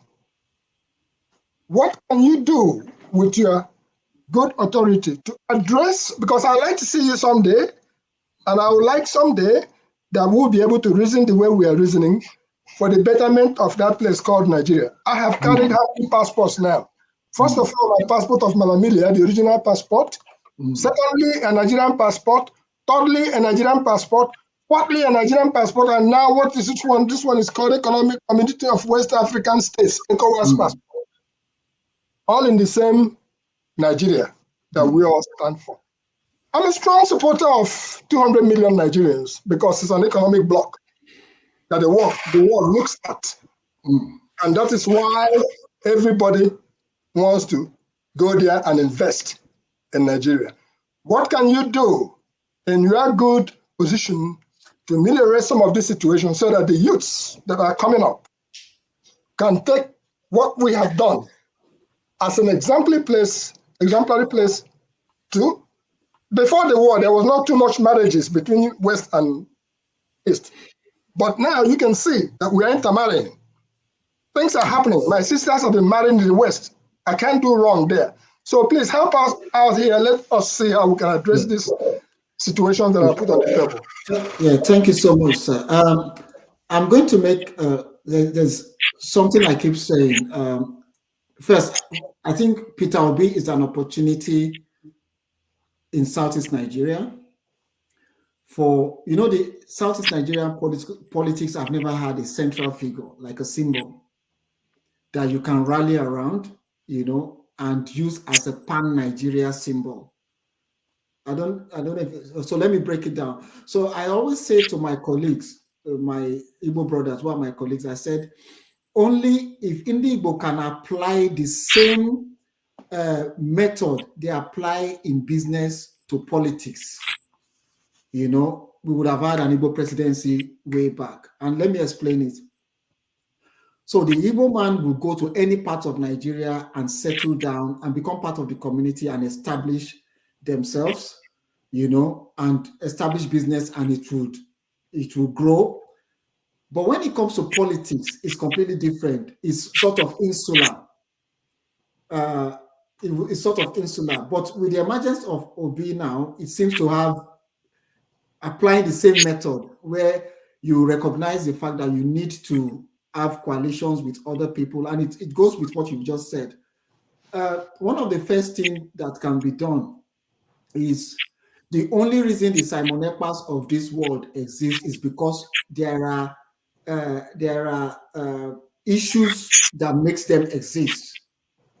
So for as long as young unemployed people do not see hope, do not see anything to aspire for, and they continue to be told that the only thing why they are not making any progress in life is because there is no Biafra, and not is because Southeastern governors are not accountable to the people, or because Southwestern governors are not accountable to the people, or because the federal government is not accountable to the people.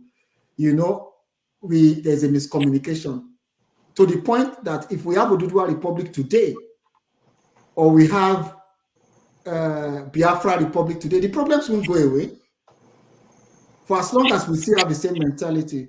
So one of the first things is that we need to have conversations. We need to be able to disagree, even when the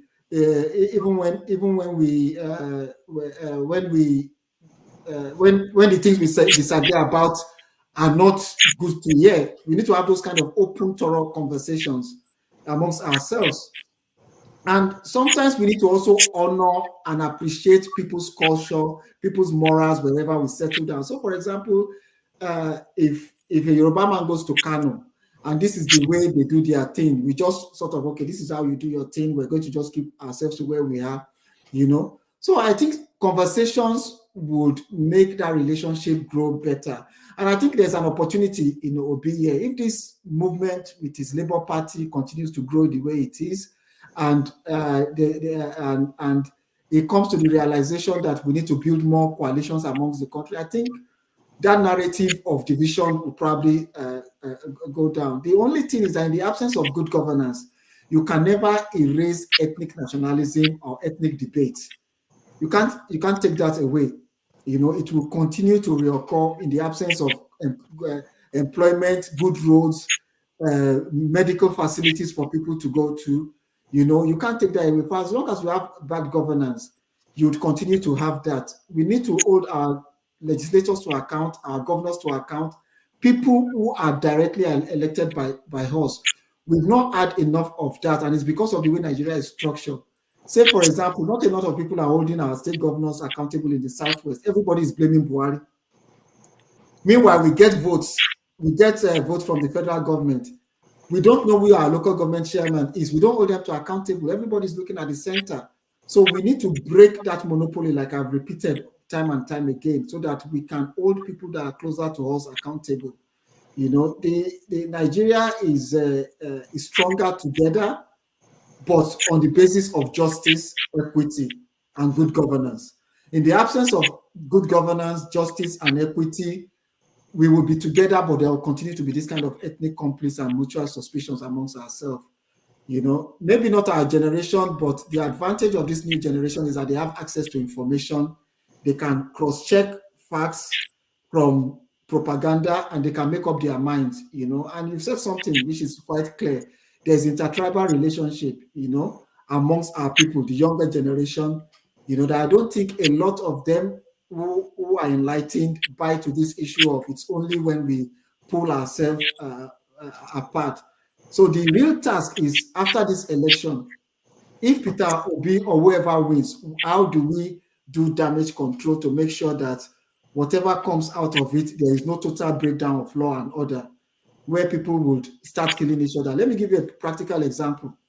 There was a crisis between, in Ibadan, under Seyi Makinde, between Yorubas and Fulani traders in a part of Ibadan. And one lady, she was wearing hijab, she was on Okada. She was driving through the Yoruba area, and they nearly cut off her head, in the middle of the crisis. It was when she came down, she started speaking Yoruba, that they realized that she's actually a Yoruba Muslim. So if there's ethnic crisis in Yoruba land, as far as some Yorubas are concerned, anybody that doesn't speak Yoruba from the middle belt are Igbo. They don't know how to differentiate between a non-Igbo. Not a lot of our people in the core areas know how to differentiate between everybody's. Even in Yoruba land, anybody who is not from Lagos is Araoke. So we are so intertwined that, and we are so similar in nature that when there's an ethnic conflict, nobody wins. And that is why I am hoping that this election will be a defining moment. That even if we don't have a clear winner, would have a third force that will be that platform that everybody will be able to go around and say, look, we need to have serious conversations about how we move forward as a Well, nation. you said something about the war not being fought in the war was fought in Igbo land. Yes. Precisely. Yes. And I was there because we ended up in the bush. Yes, that's the part of the war. Yeah, that is what I try to say, that when you are even like wars for when there's a war, when you are trying to fight for something, don't make your homeland the ground zero. Because at the end of the day, when you make Ukraine is the ground zero of the war between Ukraine and Russia. Not a lot of things is going into Russia. The damage, the human infrastructure, so that even when once people are campaigning for these republics, don't make your homeland the center of the conflict. At least I'm not encouraging this. In military strategy, take the battle to the enemy. I'm not saying this is what should happen. I don't know if you understand what I'm trying to say. I understand, but some of us believe that IPOB as a voice has actually been hijacked. And it's been hijacked by the powers that be. Because if the original IPOB, as we knew it, was advocating for Eastern network, security network and stuff like that, and then the powers that be came on with a Bagho and the rest of it, whereas in Yoruba land, it's a different ball game. Sunday Boho went out there, did what he had to do. He was provoked, and he did what he had to do. Absolutely. And he was shielded. He's not in prison today. But today, Nnamdi Kanu is in prison, and we know that what Nigerian government need to do is to let the man go. The courts have said so. For whatever else, you can still be tried, but you have to be on bail. Yeah, absolutely. I believe that the issue, the Nnamdi Kanu issue, is something that needs to be resolved. I think the way forward in the Southeast cannot come, and I think the governor of Anambra State has said that without his own contribution. But I also want to acknowledge that the way the status quo as it is does not help anybody. It doesn't. I have a friend who was going to bury his mother in the Southeast, and he said he had to pay some ransom. He had to pay, road passage. I don't want to mention the name of the group to be able to get there. That even after they got there, people still got kidnapped. It's not sustainable, because there's a campaign and a clamor for a republic, then the region becomes ungovernable. And that is why even fifth columnists within government will be happy for it to continue. But it's not something that should continue, because look at Borno State today. It took a long time for them to get to the point where planes can fly into the airport. It's easy to destroy, but building the society is a very difficult task. And I'm just hoping that they will get out of this crisis. All right. Igbo Basic, that's it. Kayode, thank you so much. There's one question from the comments, because I want to make sure that they are also part of the conversation. It says, how do you differentiate an opposition member posing as Obi supporter online to insult and from a true Obi supporter? So that's the question that is online there for you. How do you differentiate them, the two, if an opposition member is posing as an Obi supporter and insulting people? It's very difficult, across the world, Trump people use it. If you go online, people troll, they create fake accounts. Some people can actually create an account like a Yoruba man and start insulting an Igbo person. It's very difficult, but you just have to identify, those who are identifiable. Say, for example, if I'm supporting Buhari and I'm using some kind of rhetorics, and you pick 3, 4, 5, 6, 7 of my type, you'll be able to come to the average conclusion that majority of Buhari supporters in this case are using this kind of language and it is acceptable. Unfortunately, in this case, we can identify quite a number of prominent people, from that campaign that use those kind of rhetorics. But I'm saying over time it has reduced, and I hope it continues to go down so that you can capture more voters. And of course, people who will not vote for Obi will not vote for Obi. People who vote for Obi will vote for Obi. But all parties use fake profiles and what have you to create confusion. You should be able to now just report them. Most of the accounts are created recently. When you see an account created in 2022 and has 20 followers and is following 3,000 people and is making a lot of instigating comments, you definitely know that, this person has not been on Twitter for a very long time. They don't have a profile picture. The name is suspicious. They pick Kayode Okonkwo, join those kind. You can make inferences, and you know that this one's. I just block those kind of people straight away. But when you see known names and known profile pictures making certain comments, then you just know that there's a problem somewhere. All right. Thank you so much, Kayode, for being with us. You. 3 hours and 30-something minutes. We appreciate you. If you have any last words you want to say or any final comments, you can do that now. Yeah. Just to say that I'm hoping, I wish everyone the best, all the candidates. I pray we come out of this election better than where we are today. And thanks everyone for listening. This is going to be my last comment about this election until after the 2023 election. Will you be able to join us during the election, on the night of the election? Yeah, I can do that actually. Okay. We'll have a show. Yeah, but this is the only statement I've made during this period. I know that I reached out to you long ago and you said, I appreciate that. Thank you so much. No problem. Are you the Ned Flavia of Nigeria? All right. So we'll be right back, with our other guests. Thank you. Thank you very much. Yeah, thank you.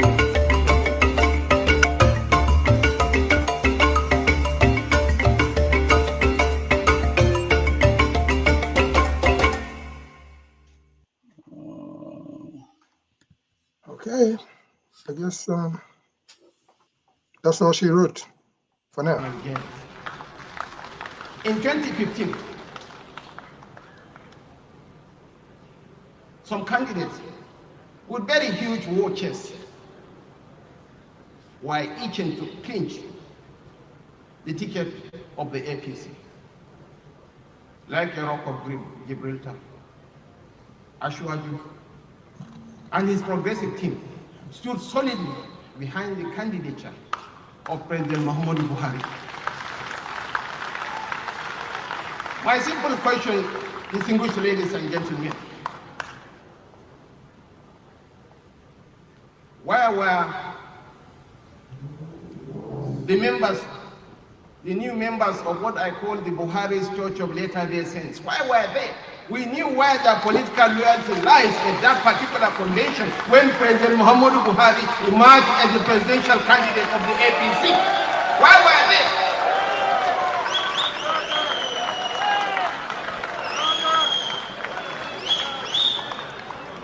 And some people say anything goes in politics. Distinguished ladies and gentlemen, not everything goes in politics. We shall have minimal thresholds below which we won't operate. I'm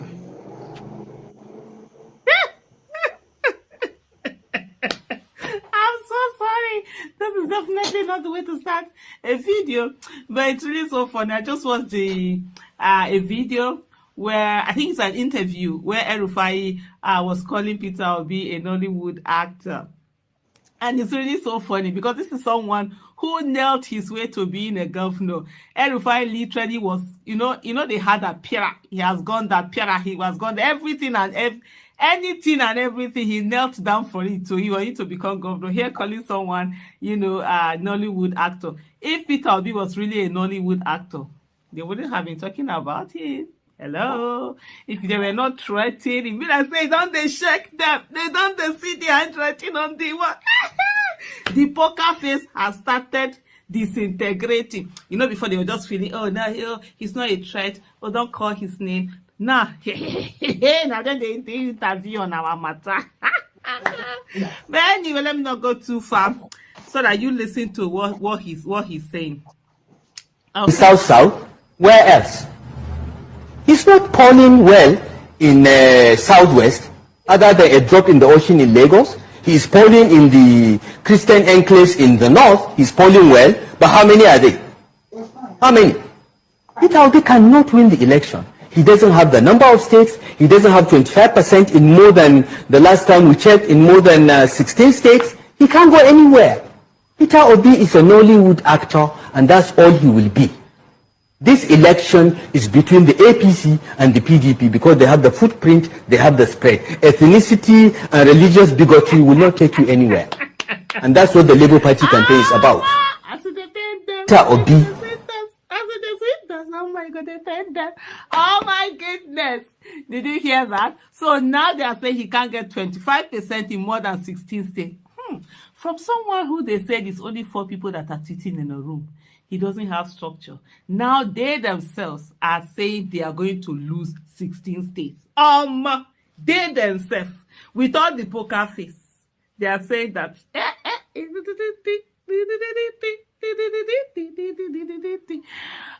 okay, so he's going to get 25% in 16 states. Okay, from 4 people tweeting in a room, that's major process. But you know what? We know we are winning this election. Let them worry about whether they can get those their 25%. And of course, they say this election is about APC and PDP. That's the way they want it because they are the same party of corruption, party of insecurity, party of killing citizens when they protest. Yes, both of them did. APC and PDP are the same, everything. And I keep challenging people. Anything and everything you see APC have done, PDP did the same thing. The only thing is that APC now did worse than what PDP. Everything that you know about. So that's why you see when you're asking them, do opposition. Which opposition? You can't oppose what you are. They are the same. AP, PDP and PDAPC, they are one and the same party. That's why you see them seamlessly. Like I told you the other time, they don't make mistakes when they are calling each other out. Is there the same Rufai, somebody that knelt his way to be governor, is calling another person a Nollywood actor? Why is he not talking about Arsenal? It is shaking them. The northern crowd is shaking them. And you know something? The arrogance. The Christian in the south, how many are they? You know, that arrogance. So you can disregard them. You can disregard the Christians in the north. How many are there? You can disregard them. Well, it's one thing for people to disregard you. It's another thing for you to disregard yourself. This election is an election for survival. And it is between the Nigerian people and APPDP and PDAPC. They are one and the same. It is time for us, as the people of the Federal Republic of Nigeria, to get our country back. This election, I repeat, is an election for survival, and we will do everything to ensure that our country survives. Thank you. His network television debut, this is his most recent album right here. It's called Spirit of Love. We're very pleased to welcome Majek Feshek.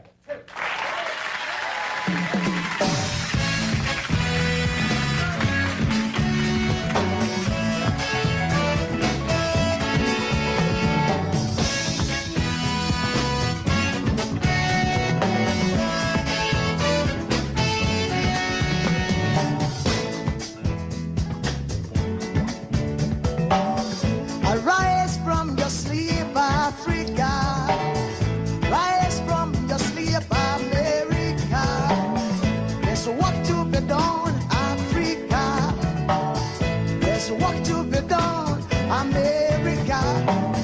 But if we unite, we will be free so long. Too long. So long. Too long. We've been sitting down so long.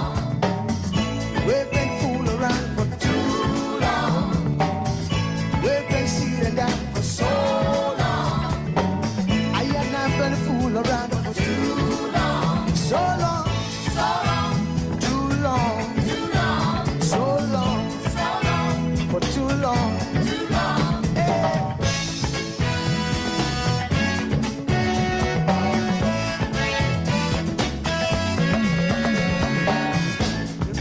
Remember, long time ago, when we used to live like prince and princess. Remember, the pyramid of Egypt, when we used to live like prince and princess.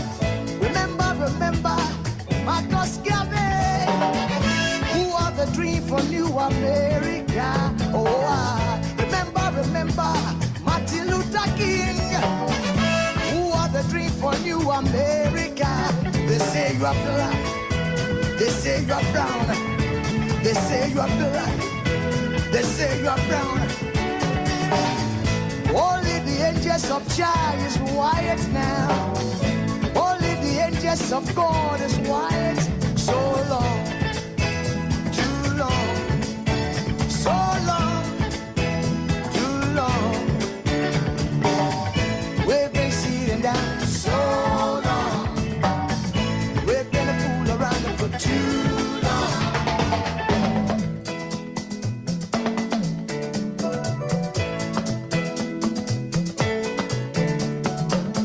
Arise from your sleep, Africa.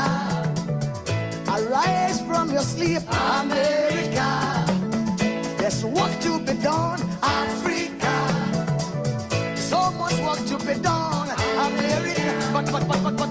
But if we unite, hey, we will be free. So long, too long, so long, too long. Press down for so long.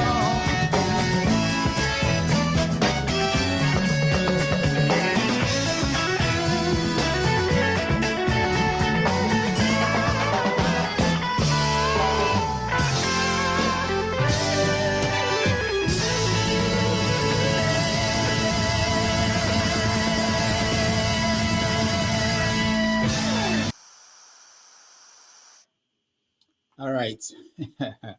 Welcome back. Jonaba, I'm sorry. We couldn't take more questions. He said more than the hours that he agreed to. So sorry about that. But you got it. That's okay. Yeah. So what do you think? I thought maybe he also had COVID and he has to go. You are bad. That's a sharp one. You are bad. Really bad.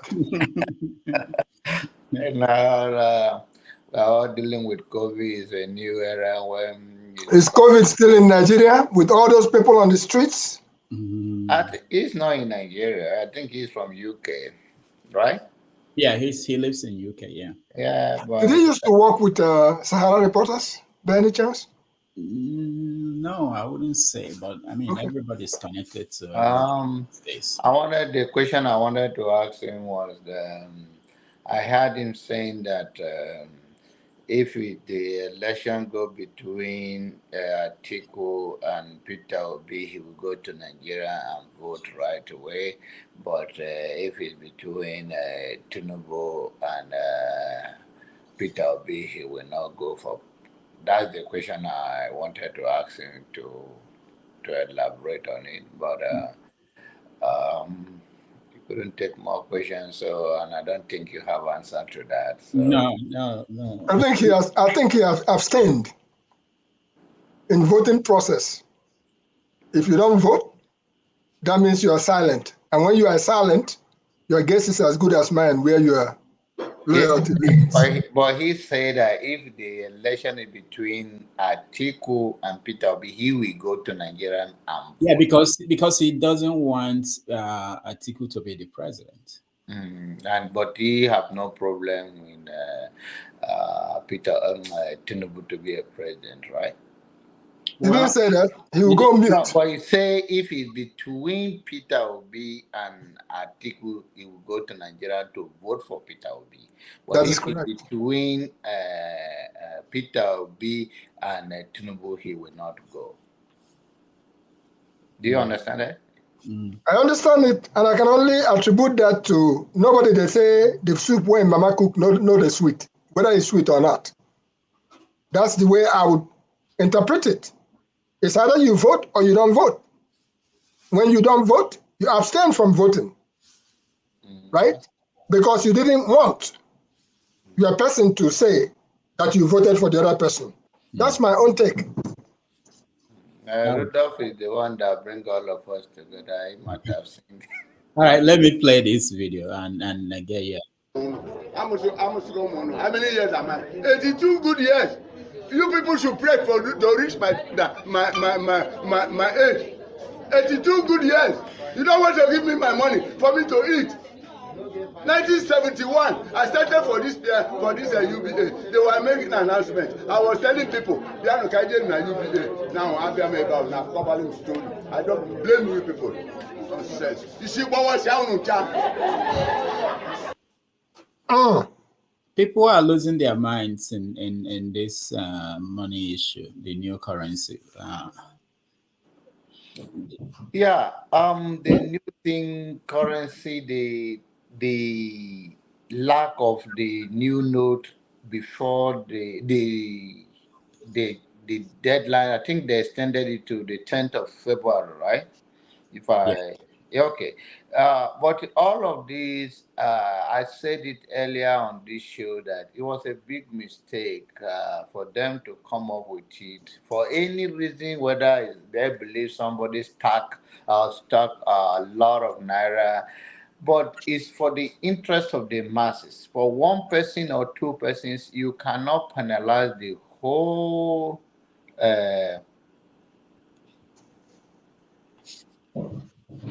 Why are you reading the comment? Just keep talking. Why do you do that for the whole country, the masses that will suffer? Those people have access to the bank. They have access. They have nothing to lose. They don't care. The money in one way or the other, not that they work so hard for it. So why should you now change the currency? Because it's politically for whatever the reason, and the masses is going to suffer it. Now you see the mental breakdown in the bank. People are stripped naked, crying. It's very disheartening. And this is what millions of Nigerians are going through. All of them don't have to strip. If it does strip, I think it will be another thing that maybe Paul have to have a strip club in Nigeria for him to collect something and show which one is bigger than the other. But then that is Nigeria, and for whatever the reason, nothing justified the fact that this is not the right time to change the money. But people say, oh, people have it, they want to use it to bribe people to vote. I think a decent human being, even if you give him 1 billion, you can't take his integrity and character from him because he thinks he can go and vote anything and force him to vote with money. But those that will be swayed, that will be swayed regardless. Even if you don't get the money, you get the pet in the bank, you get a promise. But we should bring our society to the level of integrity where people can say no, regardless of how much you give to them. There's no enough money to mortgage their lives and the life of their children. In order just to make a vote, to vote one person, people should vote their conscience. So I don't believe that what they did in changing Nigerian money is helping the masses or any political impact on the politician that stacked the money up. But Paul can say it better. All right, Paul. Well, good afternoon. John Abba, I think say this small call where you people get for dollars, you see they catch you for body. You get light. I mean, a generator they use. You can't see my face? I don't know whether a generator they use that, or a generator that they use for Texas now. You see, they don't take light. Wasn't that bad, John? Or he's not? They don't take light. They don't take light for dollars.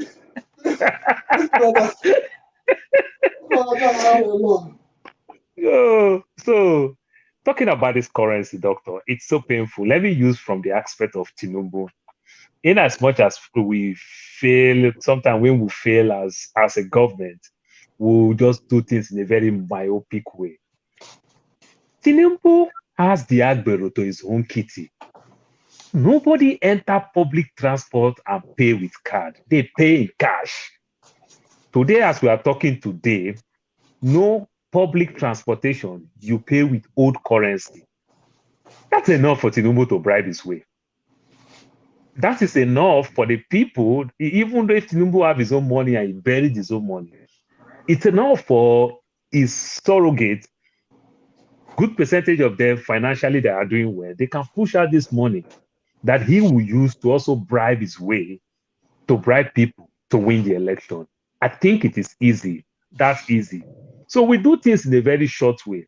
And I think the same thing will also happen to Tinubu. Then let me put it this way.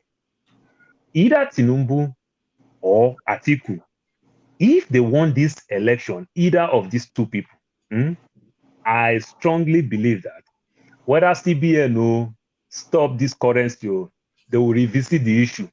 So all the money that they have in sock away, they'll still bring those money back to the CBN. I strongly believe. So at the end of the day, these so-called big men will not really go through this pain. That for the first time, Nigerians are going through pain. I was talking to my elder brother, how painful it is. He said he sent his daughter 2,000 naira in school. The girl collected 2,000 naira for $1,200, 1,200 naira. She had to pay 800 on POS. This is how wicked we can be in Nigeria to ourselves, in as much as we will blame government with their failed policies. But at the end of the day, these big men will not really, they will not suffer this thing. Whether Obio, whether no Obio, whether we like Obio, we don't like Obi, I strongly believe that even though if Obi won this election, they will still revisit this issue again, like they're doing, say, okay, go back to CBN and go and deposit all your old currency. I don't think the ending will be come 17th of February. That will be the end. I don't really think so. See the way the country is today. It's a very shameful thing. I understand the government is trying to do it to punish person, but if the government is sincere to punish people, there is 1,001 way to catch Tinubu if you felt Tinubu has did something wrong. There is 1,001 way to bring Atiku down, and there is 1,001 way to bring Obi down. If you felt you have something to prosecute them, that you can defend yourself, I believe you have the way. But punishing 200 million Nigeria with these things like this, I know initially some of us may support it, but the way it's going, it is still the ordinary man in the street. You understand? The petroleum minister is doing what he's doing. The CBN governor is doing the other thing. There is no gas, no petrol in that country. People are going through pain. Remember, I better pass my neighbor to some people. It's an equipment that they use to generate revenue as a barber, to do so many things. Some people are using that thing to charge phones, to earn wages. All these people are going through pain because of the price of petrol. Right now, they killed everything. I hope that things will not happen, go more than this. What about anything with the way they fight in this gas station? What about anything happen there? The breakdown. We already know we don't have the word called fire service. It's not active in that part of our world. I don't know why our government is doing like this. This is my submission. Rudy, please, I'm not running your show, please. What do you mention my name? Because the thing, I was having a CM network, so the thing went down. What happened? You don't say for the only country, the only Texas, no the national grid out of the 50 states. So we just discovered that Texas is using NEPA, PHTN. That is the most powerful state. Texas. You must respect Texas because that's the most powerful state in America. That's why NEPA they take life there. So see that there, your 725 minimum wage state. What did they there? Wow, one good year, good. Well, don't worry. When you come, Rudolph is coming to Texas. He will see how big and everything is big in Texas. Doctor don't know how to make money now. You don't see him do interview with coats. That's why you don't even get coats. No, Dr. You don't have to make money. Come Arizona, we'll go buy you suit. Better tuxedo. Make money now by coming to Texas. This is the only state you live, and you come and you make more money, and that's why you guys should trying to hit the like it and keep clicking on it, because he has been left behind. I don't know how. New Yorkers are good business people. I've lived for New York for many years. I don't know why this man think he's going to die and go to heaven like a teacher without making money. I don't know. Brother John Alba, is Jack in the box? Is Jack in the Box still in Texas? Yes, sir. Okay, because I worked at Jack in the Box, I worked at Northwest Mobile in Texas, and I also worked at Chimney Rock Exxon. All the same period. Franchise? You want to have a franchise, or you just want to come and eat a Jack in the Box? No, I said I used to be an employee. Oh, okay. Of Jack in the Box. Yeah, okay. It's still there. It's still here, and the food is much better. And your Waffle Houses? Yeah, it's still there. And it's time for you to come back and own one. I will address Brother Paul because I was talking about the olive oil. Now I remember the name of the bishop. It was T.B. Joshua. Okay. Whose photograph was hung in my mother's house. Oh. And I was so infuriated, I said to myself, when I see that man, I'll slap him. But I never get a chance to do that. All right. We can have this conversation after the show. Let's just round up. We are going to round up on what we saw today. Lexis, what do you think? Lexis, unmute yourself, please. We can't hear you, Lexis. Okay, Kenny, let's go to Kenny. About what's it called? That short man in Kaduna. El-Rufai.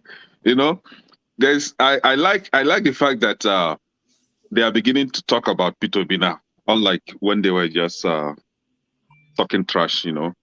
But this is it. I would like to educate El-Rufai. Let him tell himself the truth. Their current what they call it, North Central, could as well be referred as South Central. But I don't want to call it North Central because it has nothing to do with North. I still refer to it as a middle belt.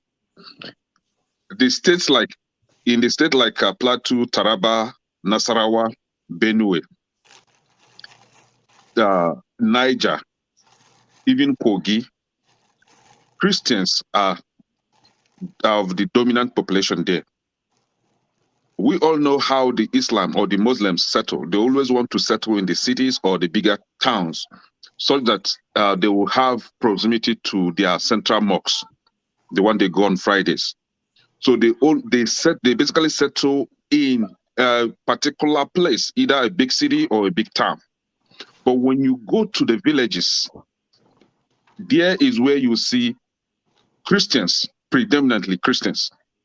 And not to add to the fact that even in that city where the Muslims are concentrated, you still have Christians there, both Igbos and non-Igbos. In the state like Kano State, Kaduna State, which we all know that the southern Kaduna is predominantly Christians, and even the northern Kaduna, you have Christians and Muslims, with the combination of both Igbos and non-Igbos. When you go to Katsina, Sokoto, you have Christians predominantly in the villages. So for somebody like El-Rufai to refer to Christians of the northern region as a resident of enclaves, I don't know if you really understand the meaning of enclave. Now, this is where their bubbles are being busted. These are liars. And the fact that the northern Christians are waking up today to believe and go for what they want is what is giving these people trouble. In the north, you have Igbos, you have Christians. In the southeast, you have predominantly Christians and Igbos. You don't even how many Muslims or Hausas are in the southeast. So let him get his numbers right. In the north, Christians are dominating. In the south, Christians are dominating. So whomever that is giving the Muslims 40% in the north, 45% in the north, 40% Christians, and the rest religious 5%. That person is wrong. Christians are dominating in the north. Christians are dominating in the south. Nobody is talking about the traditional believers or the group that don't believe in any religion at all. Right? So El-Rufai, APC is gone. Like I stated it last time here. PDP is gone, dead and buried long ago. Now, talking about the Naira nonsense. Remember last time I stated it here that these people are just coming up with this policy to siphon money, to steal money, embezzle money. How much was spent to print those useless Naira that is not in circulation? The money is gone. And the new notes are not in circulation. Even the fewer ones that they have in the bank, the bankers are not releasing it to the people. They are keeping it for their customers. Last week, my friend went to bank and the security had to stop him and ask him if the manager was aware that he's coming. Imagine. So you have to make an appointment with the manager for you to have access to Naira. Now the POS vendors are the ones having access to the Naira because they had to bribe the bankers for the bankers to give them the Naira. And then when they come to the streets, for you to cash 15,000 Naira, you have to pay 3,000 Naira for you to cash 15,000 Naira. For you to cash 1 million Naira, for you to cash 1 million Naira, you have to spend 300,000 Naira to cash 1 million. So you'll be left with 700,000. And there is no policy from the useless central bank of criminals that will checkmate these people. No any atom of deterrent at all. They are just behaving like wild animals. See, I always tell people, stop referring to Nigeria as a zoo. In zoo, you have orderliness, you have laws, you have things are fashioned in the right way in the zoo. But in the wild, in the jungle, you don't have orderliness. Everybody is behaving like a mad, raving idiot. See, Nigeria, see, I don't really want to talk about Nigeria because it gets me angry all the time. In US, they change Naira, they change their currency, the dollar, they renew the dollar, but you will not even know that the new dollar is in circulation. All you have to do is that when the old dollar gets to the bank, it never comes out. Yep. They will replace it with the new dollar. Yep. And now this cow, this donkey in the Aso Rock is saying that he wants to punish the what they call it, his fellow politicians. No. Remember, this I don't want to refer to Christianity because they're making me angry too. In John 10:10, they say that the devil comes to steal, kill, and destroy. This is the devil. Buhari comes to steal, kill, and destroy that country. And that is why we are calling for the people of Nigerians to wake up and support Peter Obi, because Peter Obi coming to give life and prosperity for everybody. Thank you. Peter Obi, the Jesus Christ that he come to after the coming of the destroying of the world. Peter Obi is the Jesus Christ that come to give life. Your campaign is very good. Now, I think they should have make you a campaign manager in that company. But the sad news is that I will continue to do what I've been doing, trying to keep cool. I've already predicted my own in the past, but then don't talk anything about your BP. Don't talk anything about your BP. Don't say anything about your BP. My BP. Those things, to be honest with you, they didn't drive me crazy, but I don't want to say it so that Dr. Damiji will not be blamed over and over. But the issue is that Canary is a very good campaign manager. If I'm running for mayor of Denton, I'll come and hire you, and then we work. And I think the only problem we're going to have is that there are no many followers of you to believe in you. White people are living in white, they not part of this. People are the part of the city I live. Mainly white people, they will not embrace your campaign that much as a campaign manager. But if I have anything seriously to do in Nigeria, I will consider you, and I will try to find out which state in the east that is very liberal, like Kano. only Kano in Nigeria that you see. You don't have to be a Kano citizen to run for governor of Kano. So I can come and hire you if there's any state like that in East. So I can come and run for governor and you can pay for me. Oga Janaba, let me remind you, in Kano, even in Kano State, Kano State. I don't want to say something that will not, sound well here. But remember, last time, their excesses was called to order, right? The Igbo resident in Kano State ought to come out with their guns and protected themselves. And since then, the random killing of the Igbos, for every little provocation, they would descend on Igbos. If somebody in Kuwait mocks Mohammed, they will descend on Igbos and start killing them. If somebody in Saudi Arabia mocks Mohammed, they will begin to kill the Igbos in Kano State. So that time, the Kano State, the Igbo people in Kano State had to stand up. They stood up to protect themselves.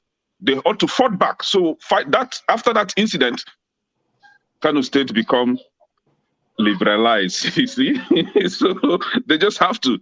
These people, you have to stand up and fight them. Any killing of any human being on religious base or ethnic base. It's a good news for them, and it's a brave and it's a good thing to support the Igbo community in any part of the world, especially in Nigeria. They have suffered so much casualty in the hands of all of those things. I will never endorse it. What I say about Kano is that it's a liberal state, and if we also believe that now the Igbo people have taken it to them the way they used to run away, it's a good thing. Nobody should die for democracy. Nobody should die because of their religion. We're all supposed to live side by side in peace and harmony, just like you are in Atlanta and you can come to Texas freely and eat in my house. All right. We're rounding up. Yeah, just before we round up, our guest today was quite knowledgeable in some areas of his trade. That's why I was trying to ask him if he looks at himself as the savior of Nigeria at the end of the exercise. But there's something that keeps striking my mind, and that is the 20 pounds that was given to the Igbos after the Civil War, no matter how much money you had in the bank.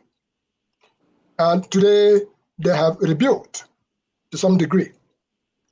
Again, this past week I read and I saw that the Nigerian government allowed withdrawal to be 20,000 naira.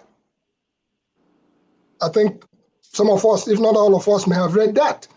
So I keep wondering, the correlation between that 20 pounds after the war and the 20,000 naira, what does Nigeria have to do with 20?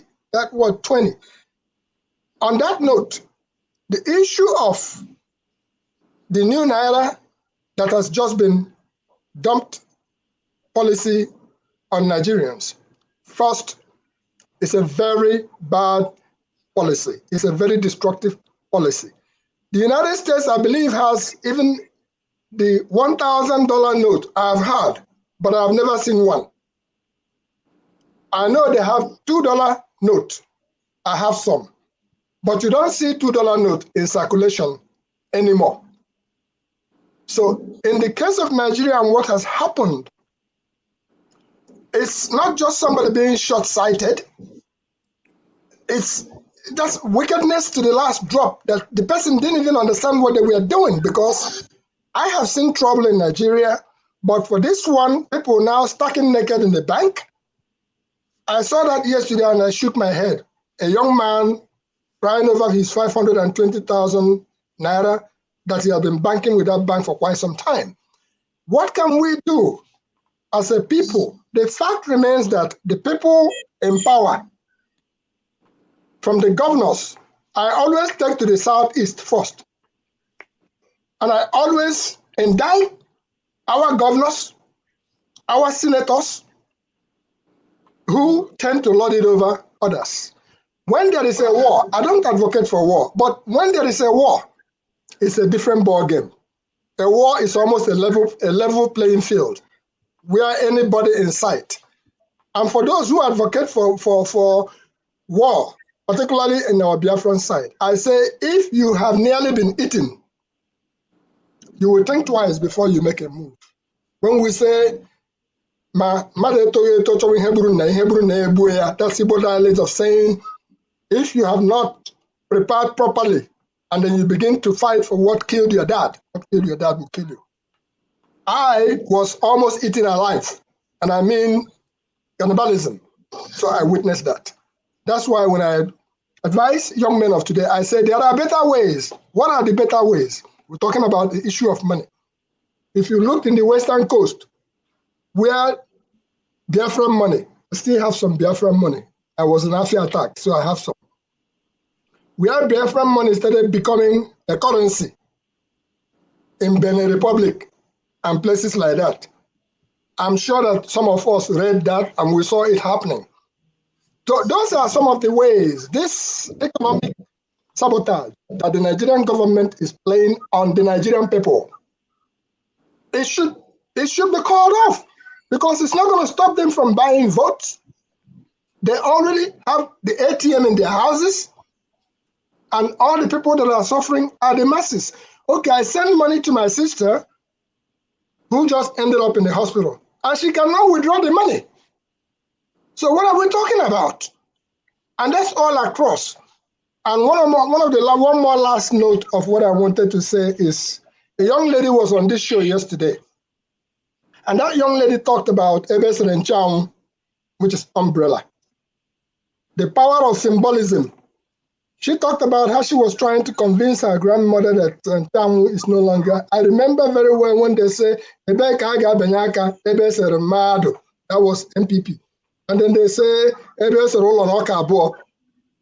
those symbolisms in memory are so powerful that we have to find a way this time around to create a level playing field. So again, I submit to the authorities that the shenaniganism that is going on in Lagos, let the voting be done accordingly. Strike nobody's name. They suffer to get their PVC. You should don't take anybody's name. And if you take anybody's name, you should be held accountable for those polling stations where they are going about scratching out Igbo names. That should stop. Thank you. All right, let me play this before we continue. PVC, if you like, don't get your PVC. Now this guy, in fact, it's even better you don't vote because it's good that we suffer like this. See the time. It's almost 2 a.m. and we're out here trying to get fuel. We're in the queue. But this is the upside of it is that this thing is even good.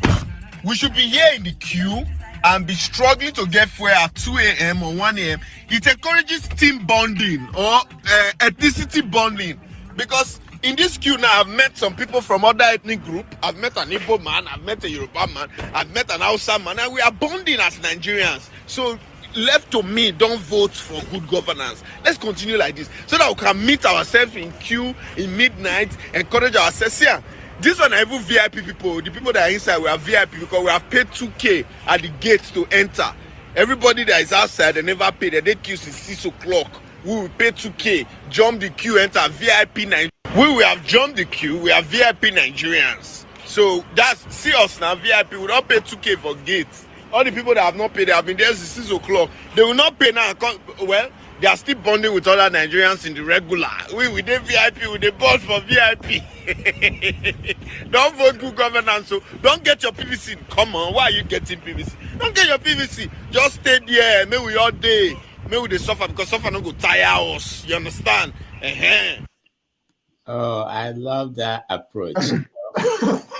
Always love that video. Anytime I saw the video, it makes my day. But how painful it is sometimes, doctor, I feel so bad because I know the general thing that anybody will do, like people like you, doctor, who always want to sensitize people by enlightening people, go get your PVC. But what do you do with your PVC is very, very much important. That is when aggressive marketing comes in. Because sometimes when we say this thing, there's something Ovie used to say all the time that I like so much. At the end of the day, you might get your PVC. By the time we still vote based on ethnic lines and everything, then go get your PVC don't really mean anything.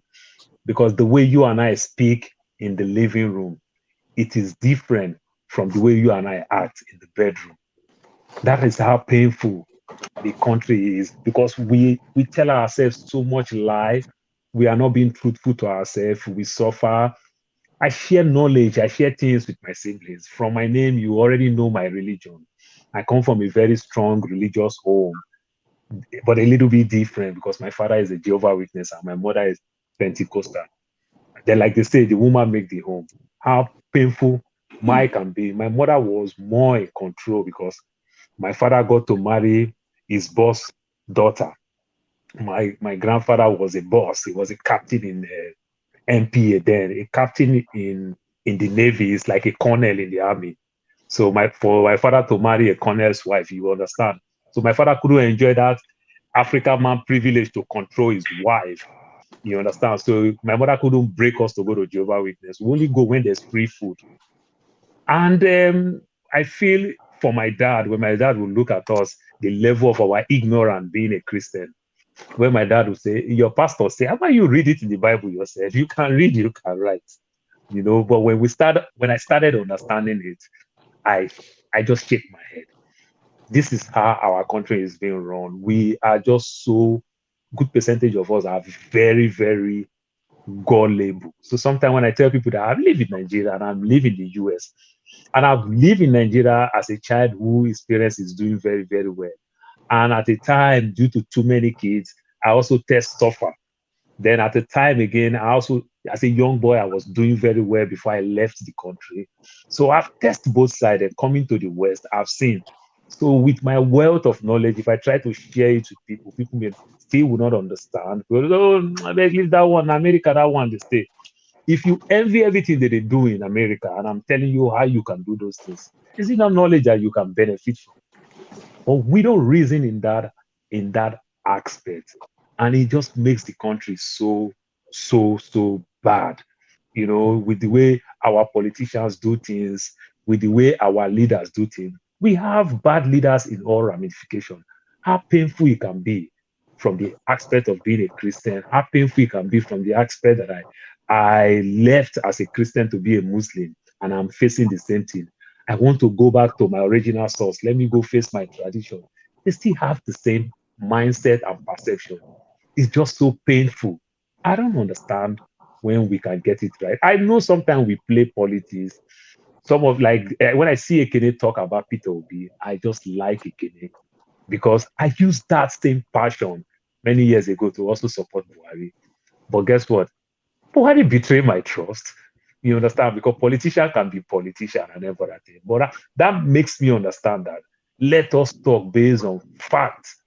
You understand? And principle. My in-law told me something. He said, for the past 30 years, go look any article that the Grant Buhari interview, things that Buhari have done, that you use to support Buhari, in as much as Jonathan have failed completely. These are the type of things we see when it comes to our countries today, when it comes to our village meetings, when it comes to our community meetings, everything we do, you just see those mindset. Like I said, when you stay in your place of work in America, you do something wrong, the person will feel for you so much, but the person has to do his job. At the end of the day, we will not take sentiments. But we quick to forgive. We are so sentimental. Then we use based on tribe. It just come natural. Instead of me to help that little child that is doing very well to give that child scholarship, it is my duty to train my niece and nephew, my brother's kids that don't deserve it. At the end of the day, nothing will come out of it. This is how we roll. And it's so painful. That's all I'll say for now. All right, thank you. Yes, Oga Paul. Just correction. I don't think your dad married a colonel's wife. I think it was a slip of tongue. He married a colonel's daughter, right? So thank you. Thank you. We have like 7 minutes more left, so round up. So Victory, I'll come to you, just 2 minutes. Did you watch the interview? Yeah, I watched. Yeah, good evening, everyone. It's evening my time here. Yeah, I watched some of the interview. I was dipping in and out anyway. Yeah, so I mean, some of the things he said, does make sense. But I still, my biggest fear in that country is the issue of ethnicity and religion. And I still believe that most people will default to that line when it comes to this election. I don't think Nigerians have suffered enough, despite what they've gone through. I don't think this thing has not really hit them so hard where they will look to themselves and say, listen, there's no way I'm going to vote based on ethnicity and religion again. I'm going to vote for who I believe is competent to rule this country. So I still believe that this election will be based heavily on ethnicity and religion. That's just the side. That's the reality. And God knows what will happen after the election. But I really don't. Nigeria as a country, I did not see any positive solution coming from there, because our mindset is so bad. We're so wicked to ourselves. I mean, the level of wickedness, you can't even imagine it. So that's why you can see, like, just 20 days before election, there's no fuel, there's no money. And if you go to the countries, like I told you guys yesterday, my auntie is currently in Nigeria. She said she can't believe what she's witnessing. That if somebody was to tell her that there's no money in Nigeria, if I was the one telling her now she was back in the UK, she would say, what am I talking about? That she's witnessing herself, that there's no leadership in the country. Anybody just do anything that you like. You just do anyhow. No, there's no consequences. And that's the Nigeria state for you. So I really don't see anything meaningful coming from it anyway. That's my own point of view. Thank you, Victory. Ify, welcome to the show. Go ahead. What do you want to say, Ify? Unmute yourself. Okay, good. Go ahead. Can you hear me? Yeah, we can hear you. Okay, good afternoon, everybody. Yeah. I didn't really listen to the interview very well. I was just in and out, getting a little bit piece and pieces of it. So this is it. Just exactly 2 weeks today, I came back from Nigeria. I went to Nigeria and stayed almost 4 weeks. And that 4 weeks for me was the 4 weeks of living hell or living in hell. You're witnessing it from part. I'm not even talking about in terms of security. Imagine going to visit somebody, instead of being excited seeing you after how many years, instead they were asking you, why did you leave your house? Why not call me on the phone? This is just a walking distance, when you go to see your great aunt. And the question was like, don't you see what is happening in town, and you're coming out to come and see me? Even talking about the flood. The flood thing started when I was in Nigeria, but I see that it got worse. I know I've said on this show before that I am in support of us, going our different ways. But after visiting Nigeria and coming back, I started having a different feeling. After talking to the people back home and the mood back home, especially in the village, even among my brothers, they have a different mood of what, about going, separating the country. But this is my concern. I always ask myself, where do we go from here? Whether we stay as a Nigeria, one country, or whether we go different ways, where do we go? I'm looking at us as very confused people. I'm sorry, I don't mean the people over there. I mean generally as a country. Somebody said something, I think Victory was saying something about religion and ethnic group, politics. This is exactly the mood back in Nigeria. Even my co-worker here, who is Yoruba, there is nothing you can tell him that will convince him that Tinubu will not win the election. Constant Conrad, even that country is burning down. Even if Tinubu is crippled, he's voting for Tinubu. That is the mindset a lot of people have. We're not even talking about fixing the country, So I don't know, honestly. I feel sorry for the people back home, especially the people you look at them and give them 20,000 naira, and they're looking at you as if you have given them $1 million, knowing that 20,000 naira is not going anywhere. Those are the people I feel for.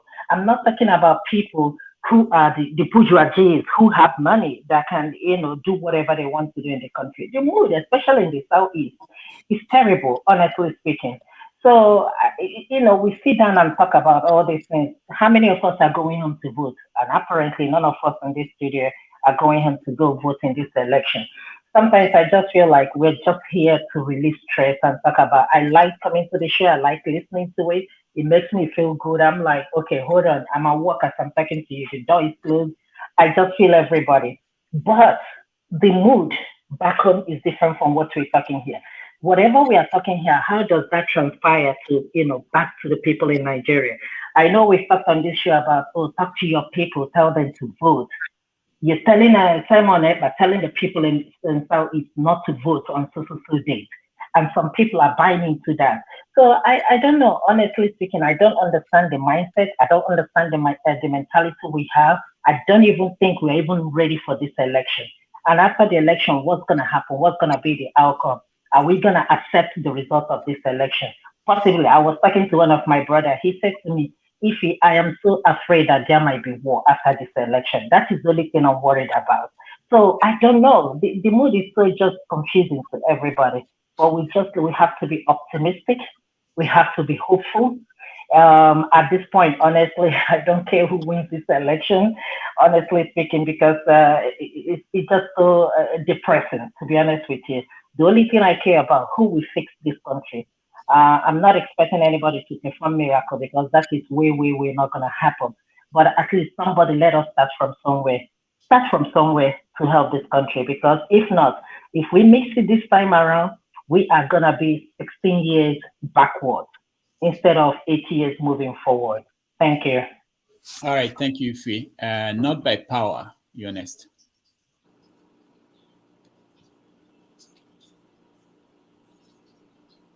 Okay. Good evening. Thank you, Rudolph, for letting me in. You're welcome.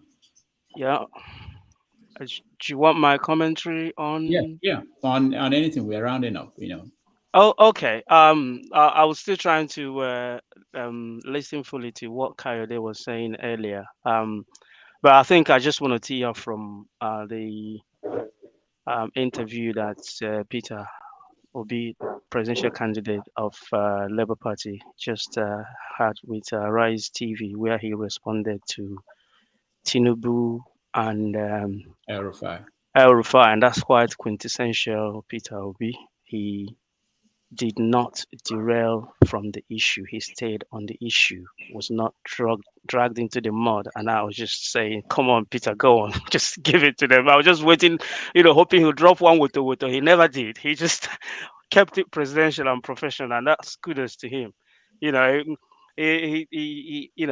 Tinubu's comment about Peter, I was just hoping he just reminds Nigeria that actually he's not the same Peter, but again, he's. I mean, Tinubu's comment was quite.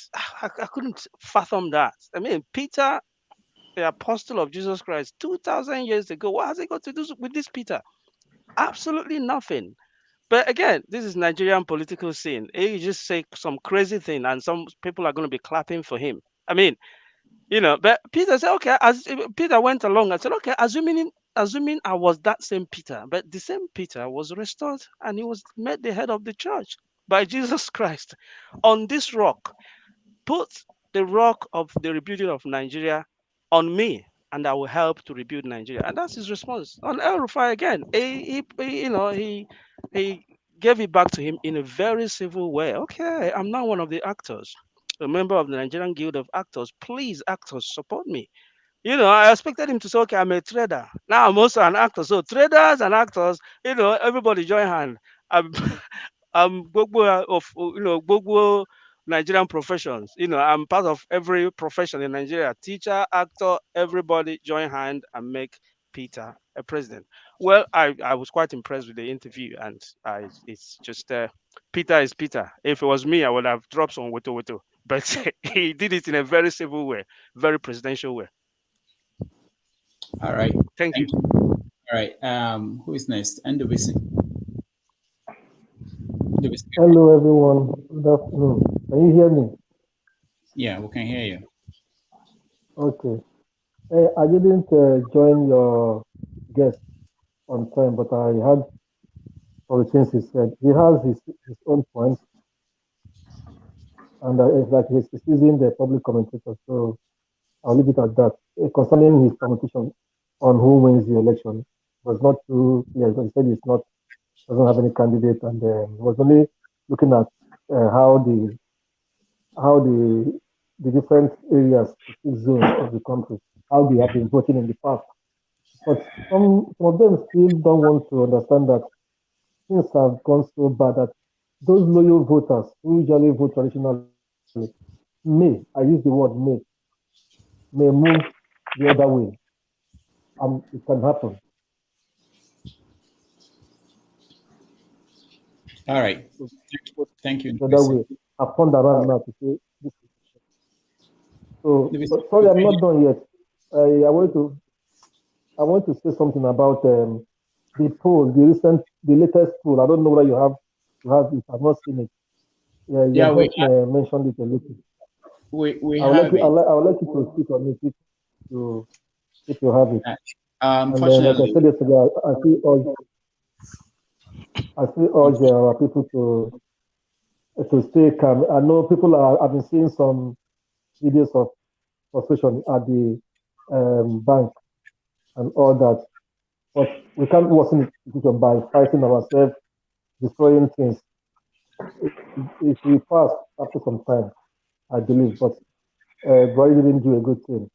He has his own agenda. I don't know what he has in mind, but it's affecting the common man.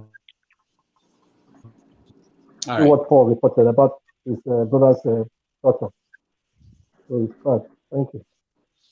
All right, thank you, Ndubisi. You are far away from your computer. Maybe your voice is not very clear. Austin, go ahead. Greetings, everyone. Really, I came to the show because I wanted to talk about Peter Obi's reply. Really, I'll tell you the truth. Continue from all Ndubisi stuff. It is okay. Not by power. Have you seen those old movies where after fighting the war, the movie will always end and they said that, and the kingdom became prosperous and usher in an era of peace. Let me tell you the truth. Peter Obi will usher in an era of peace. He has a way of turning bullets into water. You know that time when we used to read history, they'll say the Maji revolt, turning bullets into water. I listened to the reply he gave Tinubu and El-Rufai, and I had to tell myself as a young man that you need to learn to be patient. The way he answered El-Rufai, I think El-Rufai will be very ashamed of himself. And the way he answered Tinubu will be ashamed of himself. That's why we need to think before we talk. And even if Peter Obi does something wrong, even maybe, let's make it this way, he becomes president and does something wrong, he has a way he can talk to Nigerians. Please, let's do it like this, and the country will be calm. I don't want to go into the reply he gave. I'm trying to infer from the reply he gave. His inference, he can calm even a bad situation for us to understand and first put ourselves at the status quo. Then we can now think of what to do. So let's forget about all this issue of ethnicity and religion. Anyhow, let me tell you the truth. I even told the line of not by power. I expected him to fight back, but he did not. And after the interview, I started evaluating my own self. So I think let's forget about this issue of ethnicity and religion and the rest. We need to find the best person who can hold every child in the nation. I mean, all the tribes, every affiliation come together. Let's work with it. And I think that would be the best. That would be the best. But if I see what Ify was talking about, people I know who are educated, but they are just concentrated my tribe, my religion, and the rest, I think we are not ready. They say, if we continue in this direction, I'll tell you at the end of, look, anybody who wins, the consequence will be for everyone. So if some people think my tribe and my religion, by the time a wrong candidate wins, you will still feel the bite as well. So don't think they will bring you to the upper room at Aso Rock and you stay there and flex. I don't think that will work. We need to learn to do the right thing. Let's look at the antecedents. Let's look at the body language. If you look at the body language, you know what somebody can do and what he cannot do. And I think I will clap for Peter Obi for his words today. He taught me. If I was what he said, I said, no, I need to come to the program to express the wife. He taught me certain things I should know as a person. And I think I really appreciate the response. All right, thank you. Thank you. Yeah, so doctor, real quick, there's one ethnic group. Okay, let somebody else talk. No, go ahead. They are all, okay, I don't know whether the noise. They are opening the garage. That's why. Is that So, from the noise? Is it from you? I don't. Yeah. You just stop now. They're opening the garage downstairs, so the noise, the vibration. Okay. So, doctor, there's something in the pharmaceutical industry in Nigeria. We all know this aspect that the Igbo, if not 70 to 80%, the Igbo control that industry in terms of commerce and industry, both sides, up and down. The Igbos control the pharmaceutical industry very well. The greatest thing that can happen in that industry is late Dora Akuyili, an Igbo woman, not even an Igbo man, an Igbo woman. She managed that sector, make very many of us understand that there is a parastatal called NAFDAC, which some of us don't even know. This woman managed it at a time, even though the Igwe in her own place had to invite her, the way you are treating your kingsmen.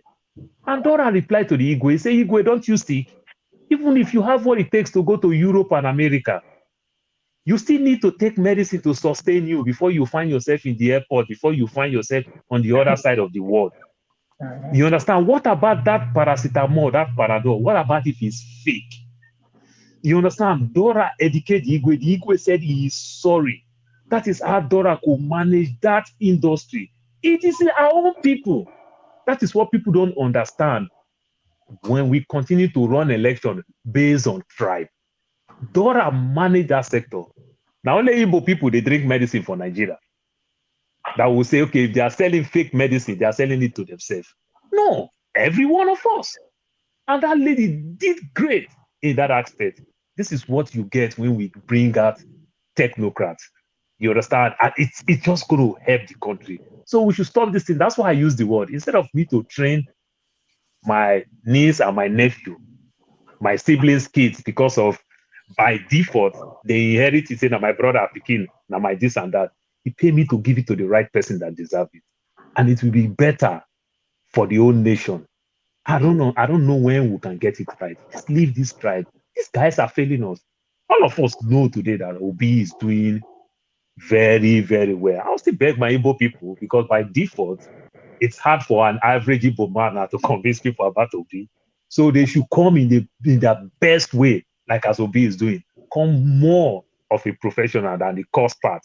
Let it not look like you yourself too. You are just being tribal. So you have to sell. An average Igbo man to work like he's working, that if you don't do well, you will not meet your target, like a marketer in the bank or insurance company in Nigeria. You have to sell Obi with patience. Maybe the rest of us, somebody like me that is not Igbo man, I can cost another person because well, I'm not biased, I'm not an Igbo man. That is all I will try to tell my Igbo people. Obi is doing very great. That I can tell. That's my submission for now. You talk and I want to leave. I think you're rounding up. Yeah, go ahead, Jonaba.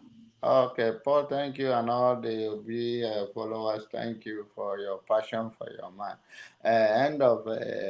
We have 20 days to see Jesus Christ come to Nigeria or to the world to save us.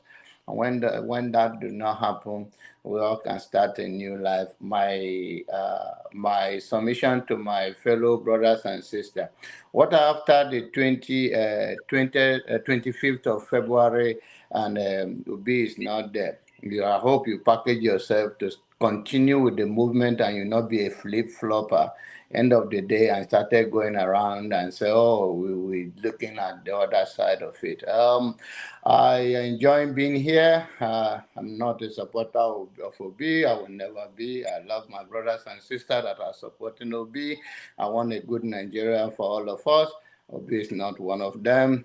God bless you all. One love, brothers and sisters. You're going to get on medication if Obi do not win. I'll need to reply you before you go. Let me reply. I'm not talking to you. No, let me reply before he goes. Oga John. I would like to just say something, please. Oga John, this is Go on, Augustine. No, you watch it on YouTube later. Don't worry. Say what you want to say. The truth is this. One thing is this, please. Even if Obi doesn't win or win, Nigeria goes ahead. No be by force. Nobody say if it no happen, people go die. Nothing. The point is that I always say, I have this remember that when he preaches and finish preaching, he will end by saying, you do good, you do for yourself. You do bad, you do for yourself. Buhari don't take us, they go where we no go. Didn't we see the warning signs?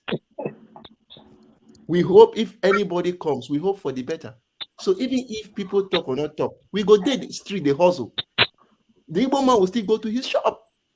The Hausa man will still rent his car. So it's not like saying that anything that comes, there's one, I attended one of the show last time. It seems as if some people used to feel that anything that comes from the east is bad. I don't know whether the wise men came from the west too. I don't know. Because the one I read for Bible, they say the wise men came from the east. So I don't know what they are really thinking. Anything about Igbo is look as if it's bad. Even if it's the best, it's bad.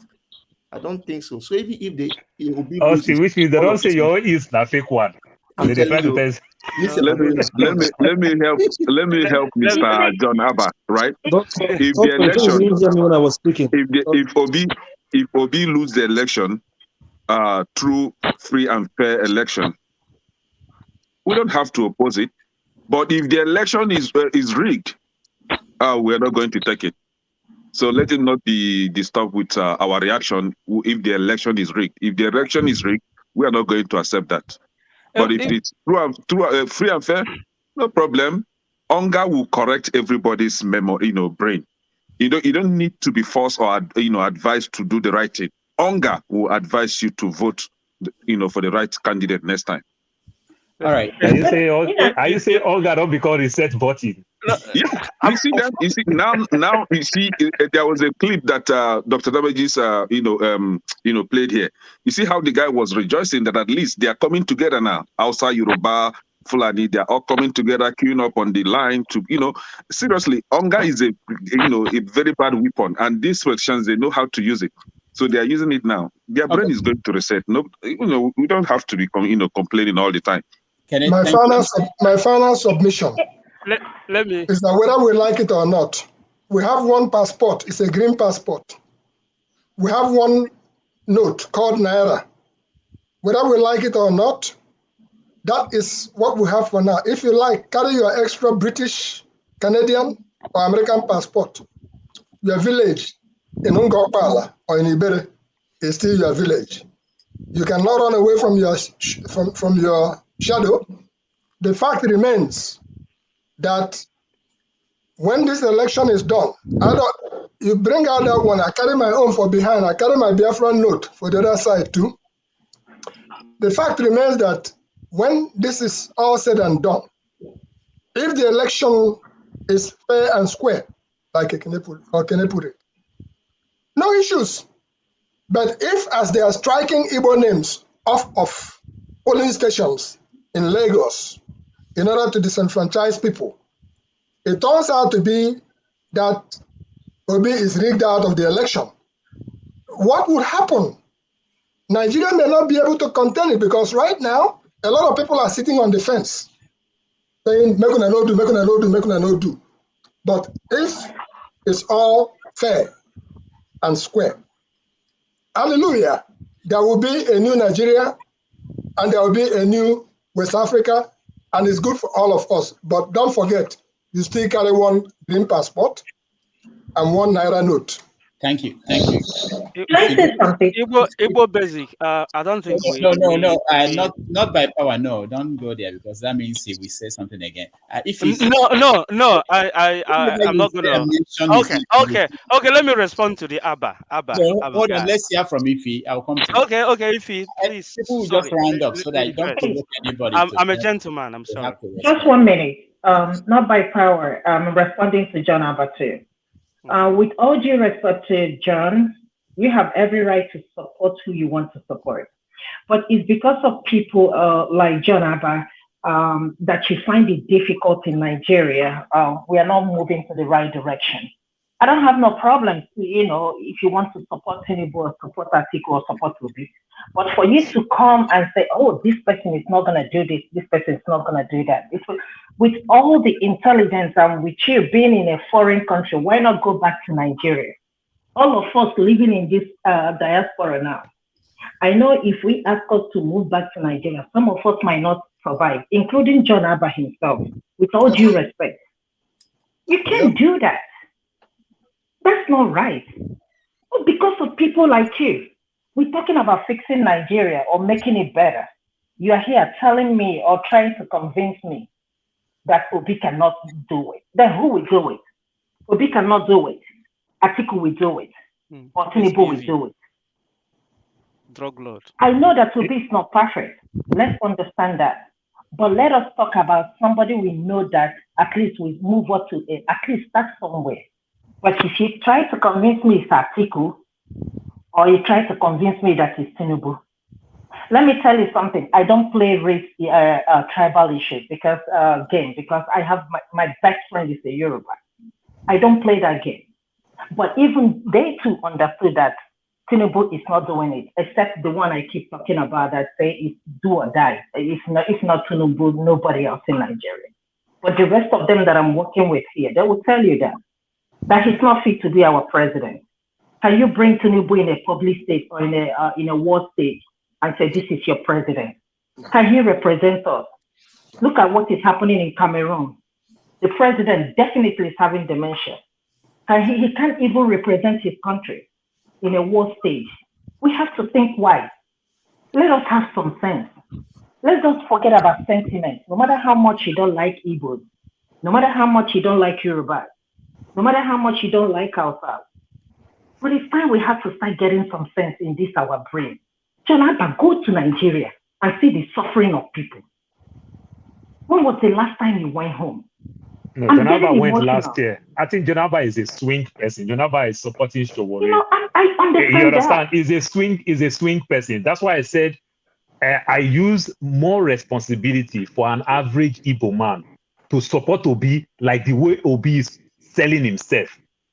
You understand? Because let us not see you like you yourself too. You are doing it based on sentiment or by tribe. So an average Igbo person take more tax, more responsibility. Just like the way you convince me to sell that spare part in auto parts, you must convince me. You understand? That's what these are the things I'm expecting from that Igbo person. John Abba is a Showore person. I support Showore. I know Showore is not going anywhere. That's why I said I support Obi. So for the fact that I support Showore, and if I'm to vote today, I will vote for Obi, which means I am owning Obi with more tax. I can stand up and criticize Obi when I'm fit criticizing Obi, because Obi, first of all, is not my candidate. So Obi is what we call swing. Like America here that we are today. Without the swing vote, you can't win. Yeah. You need the independent. You always have your own demography. You understand? For example, you take it or you leave it. Obi will definitely win the East. But Obi must convince the North to get their vote. That's how it is. You understand? Like they say in Politics 101, minority will do what? We have their say, but the majority we have your way. So for a minority group to win an election, you must convince the majority. That's how it is. Right. Okay. No, I think Oga Paul, right? When you're talking about minority group here now, I don't know who actually is of the minority group. No, I just use it as a phrase. I'm not calling the Igbo. Yeah. The Igbo are majority group now. Come on now, not be Wazobia. No, we're talking about Igbo.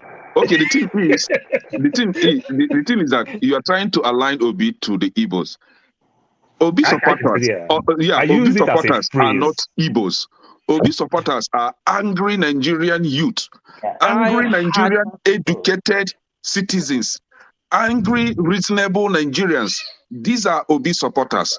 And these are the people. You still need to convince more people. No, these are the people you want them to come and beg you or convince you before you do the right thing. No, nobody has the time. If you truly want, the country to move forward, if you truly want a good thing for the country, it is left for you to do the right thing, which is what? Support Obi. You shouldn't stay back and be asking people to come and beg you or ask you to come. No, it doesn't work like that. Some people naturally just join Obi. That's why Obi is doing well today. But there are some people you still like need to convince. It's just like Barack Obama. Obama did very well in his first 2 years. Do you know why? Because Obama won everywhere. You understand? He won Congress, he won Senate, and presidency. But when he lost Congress, it was difficult. Yeah, somebody like me, I was for Nigeria to just go to blazes, But when I see that, okay, I think this is not going to help everybody. Because in as much as I love my Igbo people, I want the good for the good of my Igbo people. I still have people in the north. I grew up in the north. I have friends there. So I want them to also experience that goodness. And seeing P2B coming out, I was like, you know what? I don't think the idea of Nigeria going to blazes is a good idea. Let's try to have something, meaningful for the people. And that is why I now decided to support Obi. Now, coming to this country now, last time they were all for against Trump. Trump is this, Trump is that, Trump is, bashing Trump left, right, and center. Now, the hunger, the economic sabotage now is really, really telling on them. And I believe you me, they are going to do the right thing next time. Thank you. No, talk say the rent sabotage. It's not. Okay, hold on. Let's not derail ourselves to American politics. We all have our opinions about America. Let's leave it aside. I've been trying to go for the past 30 minutes. Not my power. Yeah, please let me just have 1 minute, and that's it. Okay. Right. I think some people are I think are more invested in trying to see that Obi loses than that Nigeria moves forward. Somebody like Abba, it's still part of that. Let us fight them mentality in Nigeria. No, really, very, very zero-sum game of it's either us or not them. There are 18 presidential candidates, and 17 of them must not win. There are 17 candidates that must lose, not just Obi. So they all have a chance of winning. However, probability you place that, and they all have a chance of being one of those 17 that must lose. Only one must win. Two can't win. So either Tinubu or Atiku, one of them must lose. If you put three of them, if you add Obi there, one of the three must lose. Out of the 18, 17 must lose. Only one can win. So, but some people are more interested in seeing that Obi loses so that obedience will cry. Obedience will take Panadol. Showore must take Panadol. That one we know. Showore, we know his people must take Panadol. If that's the person he's even supporting, I thought maybe it's Atiku, or Tinubu that even has or Kwankwaso that has a better chance. I don't even know that Showore person. That should be begging to tag along with obedience so that Showore can get something. Again, the thing is, some people also have noticed have the mentality that let Obi lose so that Igbo people will cry again. Igbo people are not the worst hit in Nigeria. The die-hard obedience are not actually Igbos. They're not. You find them in Edo State, you find them in Plateau State, you find them in Southern Kaduna, you find them in Gombe, you find them in Numa, everywhere. in Old Gongola, So, and there are actually some die-hard Igbos that don't want Nigeria to get better so that they will carry on fighting for Biafra to get out. If you understand it, you know that if you're making Obi to lose, you're actually helping the Biafrans who want Nigeria to go so bad that they can find a way to break away. They're going to do it. Because if Obi comes in and Nigeria gets better, the whole Biafra thing is out of the window. You see, so again, it's devil you do, devil you don't. If you either vote for a better Nigeria so that Nigeria stays and be good for all of us, or Nigeria spoil pata so that some of us who want Biafra to go would find an exit door and leave you to the smoking ruin that will be Nigeria. Anyway, so either way, the vultures say my wife is pregnant. Either way, I'm okay. If you born the Peking die alive, I will rejoice. But if the Peking die, we'll go chop the body of the Peking. That's the vulture for you. So either way. Are you calling us vultures? No. I'm trying to say. I'm trying to say in this situation, it can work out well for everyone. It can also work out well for the Igbos. Either way. If Nigeria is good, it's good for us. If it's bad, it makes it even better for us to live. Thank you. Thank you. The Promise, welcome to the show. It's nice to have you. And I want to thank everybody for joining us today. Igbo Basics, thank you for so much for joining us. Paul, thank you so much for joining us. Kenny, thank you so much. Victory, thank you. Ife, thank you so much. Doctor, I said you didn't hear my voice properly when I spoke. Thank you so much. Ndubisi, thank you so much. I know that if I tell the Promise, you said you didn't hear my voice when I was talking. Yeah, we had you a little bit. I guess coming late. The Promise. Can I make a final comment? No. Who is saying no? The Promise. Say one word so that we can go. Yeah, we are voting by proxy. Even though we are in diaspora, we are voting by proxy. We are funding those who are on the ground to make sure they vote. I said the Promise. Can you say a word before we go? All right. I don't even know the issue of this topic of discussion. I just joined now. However, I think from going by what the last person said or have said, I am for me personally, I am obedient, and I am looking forward to be winning the election, because I think that of the three major candidates we're seeing, Obi definitely stands out, and to my mind, he's the most credible of them all. If we go back to a situation where either Tinubu or Atiku wins, then I've always said that there's no hope for Nigeria.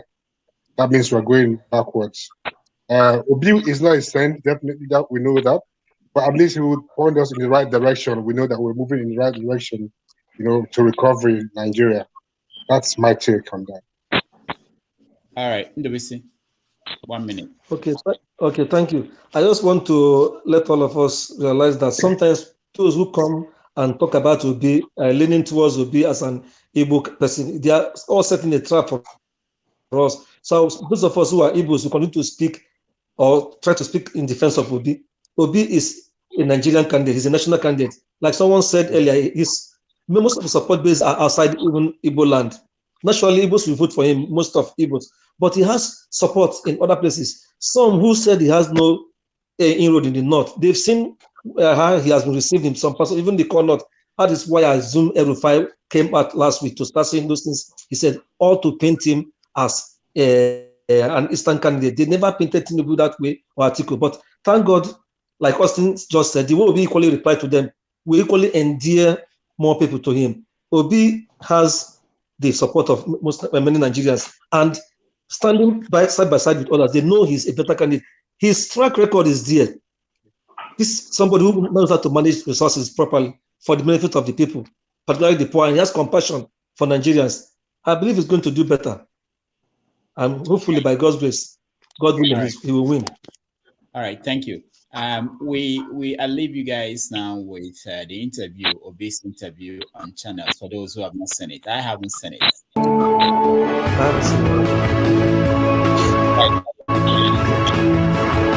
Campaigns ahead of this month's presidential election are gradually getting to a definitive point, and despite the all too familiar challenges confronting the electoral process, it has become increasingly certain that Nigerians will get their chance to make a choice one way or the other on February the 25th. Labour Party's presidential standard bearer, Peter Obi, as much as anyone, has contributed his own quota to elevating the quality of political conversation ahead of the elections, and we are delighted to welcome him to This Day Live. Great to have you on the program, Mr. Obi. Thank you very much for joining us. Thank you, Ruben, for inviting me. Well, let me start by asking, how has the campaign been? What has it been like? And before now, almost every poll put you ahead of others. But I've seen just one recent one that put another person ahead of you. But how has it been? Well, Ruben, what I've done is to concentrate more on trying to go around and visit all over Nigeria, trying to elucidate to them on the need why they should vote for me and what I offer, what Labour Party is offering them. So that's my concentration now. Going to places where people have not been before to say to them, what you can call the ungoverned places, to say to them, come, let us build it, that a new Nigeria is possible. We can all come together, sacrificing everything, issues of tribe, issues of religion, and other sentiments, and let's come together and say, we have a country called Nigeria, and that we can start doing the right things in it. Well, okay, let's talk about some of the major issues. I've seen you in the papers today, some reports quoting you, saying that the currency redesign, which is causing a lot of upset, a lot of, concerns among Nigerians. You were saying it's not peculiar to Nigeria, and that Nigerians should bear with the federal government. But we see these same Nigerians, they can't have access to the new Naira notes, whether at the banking halls or at the ATMs or through POS or through cash swap program. In fact, so bad that people have gone to the streets in parts of Nigeria, in Warri, in Benin, elsewhere, in Ibadan, to protest. And yet you still say, this is a good policy, people should bear with Nigerians. And the president has now said, give me 7 days, we'll look at the problem. Some people are saying, before 7 days' time, many people will be dead. Well, my position is still, I don't think you read my position all through, but let me restate my position. Currency redesign is not peculiar to Nigeria. This is an exercise that has a long-term economic and social benefits, but comes with a short-term inconveniences and pain. And my appeal still to Nigerians is that we should have patience with the federal government of Nigeria and the Central Bank of Nigeria, while at the same time appealing to Central Bank of Nigeria and the bank to expedite actions that will ensure that this new currency is available to small depositors, small businesses, the unbanked, and people in rural areas. Mine is to be able to make it available to the, what you can call those at the bottom of the ladder, to make it available. And this, I believe the CBN and this can make available as quickly as possible. Everywhere, Ruben, they've been redesign of currency. In a third world country that I've known, it comes with even what you said, right? Look at what happened in India. Did you watch what happened in India? It was worse than what was happening here. There were riots, there were everything all over the place. But eventually, Indians will tell you today they are better off and their economy benefited better. So for me, and it's worrisome at times when this happened in this country. This thing was announced on the 26th of October. 26th of November was the month. 26th of December was second month. 26th of January was third month. And I even gave another extra 10 days. And all of a sudden, people are writing up and down and everything, and people are not behaving as if it just came overnight. It didn't come. For me, it is the poor people and those poor people that I'm seeing on the queue that we should deal with as quickly as possible. And I urge CBN, deal with this issue of those small depositors and people who are living in rural areas, unbanked and everything, to make it available for small businesses to be able to thrive. It is critical, it's important. I'm also urging Nigerians, bear with them. We've resigned our currency. We can't do anything about it now. For me, it's a policy. Government have taken a decision, and we can't be using two currencies at the same time. Can we? Oh, the new one is out. It's in people's hands. Are you going to withdraw it and start using the old one? So, for me, it's a decision that has been taken, Let's go on with it. Okay, Mr. B, it's good you said, currency redesign is done everywhere. You cited the example of India. Yes. November 2016, under Prime Minister Narendra Modi. In fact, the Indian authorities at the time gave 4 hours notice for 1,000 rupees, 500 rupees to be brought back into the system. Ours is 3 months. Before then, in 1984, under this same President Buhari, when he was a military head of state, he gave 12 days. There's a popular song by Kolinti Anyala reminding us of it, and he sang about the hardship in Nigeria. This time around, we have had over 100 days, and we're having a repeat of 1984. Why is it that we never get it right here? And how will this policy, in your view, move us from consumption to production, which is your major campaign's message? Well, that is a different message. The redesigner said it has long-time effect what they're trying to do. But when it comes to issue of consumption to production, I have said consistently Nigeria is not producing anything. That is why you have all the economic problems you're facing, starting from your unemployment. You have today 35% unemployment with almost over 50% youth unemployment. So you have millions of your youths who don't know where the next meal will come from. That is at the core of your poverty. Because if you say that 133 million Nigerians are living in multidimensional poverty, is because of lack of production. That is the demand of your economic growth. The consequences that you need to deal with it. You're not producing anything. And when I talk about production, the easiest way to show that you're not a producing country is to look at your exports. Look at your food production. Ruben, our country is 200 million people living on 923,000 square kilometers of land. 60% of your arable land are all cultivated, and you're importing food. It shouldn't be. India is 1.4 billion people living on 3.2 million square kilometers of land. They're able to feed themselves and export agricultural products.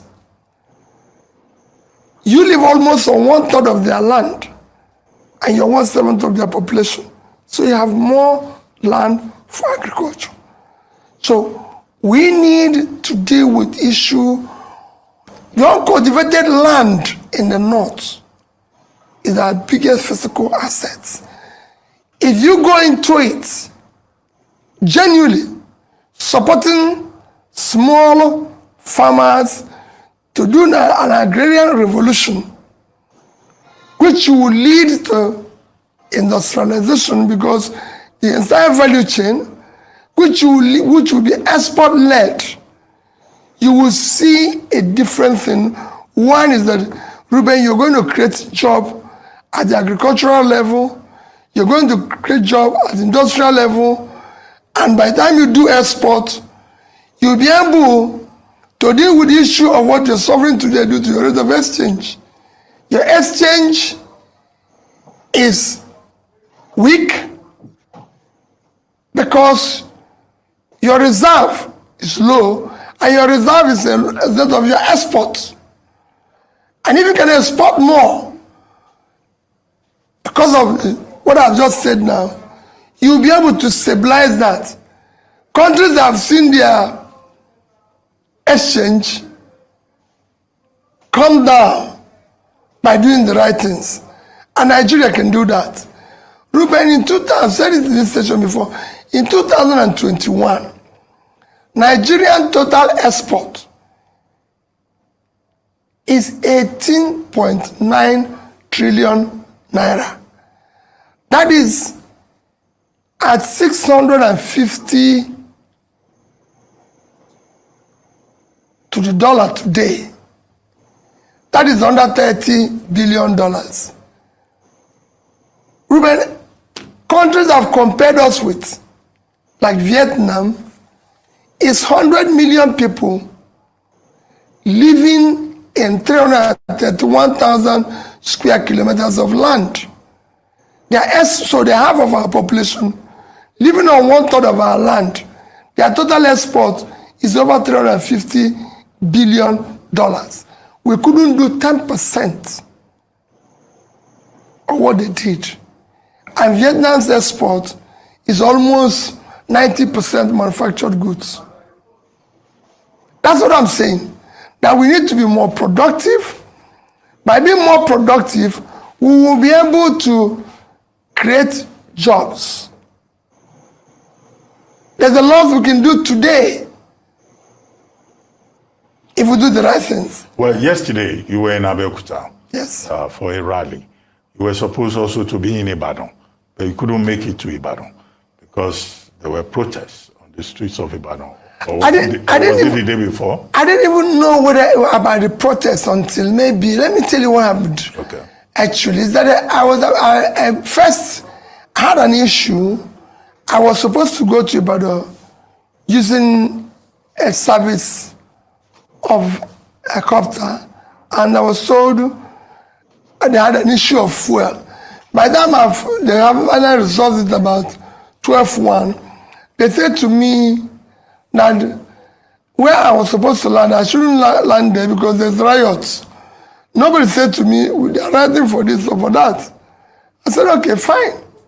Let me go. I said, let me go. Maybe if I go there and I see the situation is unsafe, I'll go. But I eventually arrived in Ibadan. But unfortunately for me, when I arrived in Ibadan, where I arrived and everything, I couldn't see the necessary security to escort me to where I was going. So I said, well, listen, I can't just be going. I didn't even know the address of where I'm going. So it was difficult. So I decided to go back. And I apologize most sincerely for those who were waiting for me there. And I'm trying to see what I can do to have a new date to be able to go back there. Because it's not good that people waited for you and you did not show up. I did everything to show up, but it was beyond me. Well, the protest in Ibadan was about scarcity of naira notes. Okay. Cash scarcity, which the country faces. It was also about fuel scarcity. Now, this fuel scarcity, the midstream and downstream petroleum resources regulatory authority has said, NNPC now has up to 1.6 billion liters. But one question that people have been asking is that with this problem of fuel scarcity, will it be solved by removal of subsidy and also local production by local refineries? What do you think? Well, everybody knows my stand on subsidy. Subsidy needs to go as quickly as possible because for me, it's organized crime. But in doing so, we must put in place aggressive effort to ensure that the local refineries start functional as quickly as possible. Dangote's own is almost completed. And we have other modular refineries all over the place. Some are even ready, but they can't get supply of crude. So these are things we have to resolve as quickly as possible and get production locally to commence in order to reduce the suffering of Nigerians. Just like I said, if currency was what we are writing about, let's do whatever we can do to ensure that the people, less privileged people, do not suffer any longer in Nigeria. They're suffering a lot. For me, the government energy should be on protecting and serving the less privileged, small businesses. That is critical. Well, let's take on about two or more other issues. Yesterday, when you were campaigning in Abeokuta, you were campaigning on your record as governor for 8 years in Anambra State, how the state won a prize, was recognized for being first in the realization of Millennium Development Goals in Anambra State. But that same Anambra State, the presidential candidate of the APC went there recently, in Oka, and he said he has read the Bible that Peter in the Bible betrayed Jesus Christ 3 times. And that Peter Obi, who is from this Anambra state, will betray Nigerians. He called you Mr. Stingy. That you say you were saving money. That saving money for what? That if you want to be president of Nigeria, you need a man who will deploy resources to spend to achieve results. Not somebody who will sit on resources and you will say he's Mr. Stingy. So I've not seen your response to that, but there's an attempt to, tag this label upon you and make it stick permanently. Well, Bola Tinubu remains a very respected senior brother anytime, but so he has a right to his opinion. But he forgets to do that even when Peter denied Jesus 3 times, he still made him the head of the church. He still built the church on him. It is the rock on which he built the church. That means that notwithstanding the denial, the God found him wanting to build that rock. And I'm saying that trust this country to me. I will rebuild it. It will be the same rock on which they will rebuild this country. On stinginess. Because we don't know what is called capital formation. For you to develop, it is a critical thing. Go and read famous economists. Over the years, capital formation is about saving. If you don't save, you can't form capital. And if you don't have capital, you can't develop. Ruben, I was #1 in MDG, which is the only measure of development. The difference between developed and undeveloped place is education and health. I was #1 in education. I was one of the best in health. I was #1 in in issue of pulling people out of poverty. You can go and ask Magnus Bacall, who is in charge then and everything. Ask all the donor agencies who is governor who comes first to contribute his counterpart funding. It's me. And on top of that, Ruben, when everybody is owing salary, owing pension, owing gratuity, owing contractors, which have collapsed most of the contractors, I left office not owing one contractor or supplier, not owing pension or gratuity, not doing anything, and ended up saving over 75 billion naira, which nobody have ever done. I did not in any way allocate myself any contract directly or indirectly, allocate myself any land directly or indirectly, or become a consultant to any of the company, state agencies, anything directly or indirectly. I wasn't even entitled to any gratuity or pension to date. So yes, I agree that Peter denied Jesus 3 times. He showed remorse, repented, and Jesus entrusted the church on him. And I'm asking Nigerians to entrust Nigeria on me. Okay, fair enough, but there's something even more interesting. The governor of Kaduna State, Nasir El-Rufai, says nobody should take you seriously because you will not win. And that you are basically a Nollywood actor. Okay, the Actors Guild of Nigeria has responded that he's putting down their profession. They don't need to protest. El-Rufai says you can't score more than 1% in Sokoto, 2% in Katsina, maybe 5% in Kano, and that's all there is, and that you should focus on Nollywood. Well, I thank El-Rufai for what he said. At least he gave me some percentage. So I'm going to work hard to improve those percentage. And he recognized the fact that I'm an actor. And I think part of what is holding this country from development. It's organizing those engines that will develop us. One of the most critical places I want to focus is improving our entertainment industry, which includes the Nollywood. And now that I'm a acclaimed actor, I'm asking all those who are involved in the entertainment industry, being one of them, to support me so that I can improve their position. What else can you do when people in your industry, when those who are here have recognized me as one of them, I urge them to support me so that we can be able to ensure that I build their business better. Okay, but before we go, Mr. Peter Obi, there have been reports of defections from your party to other parties, in Ekiti specifically, in Bauchi specifically, and even more in Jigawa. And we just have, as it is now, just a matter of days to the presidential election.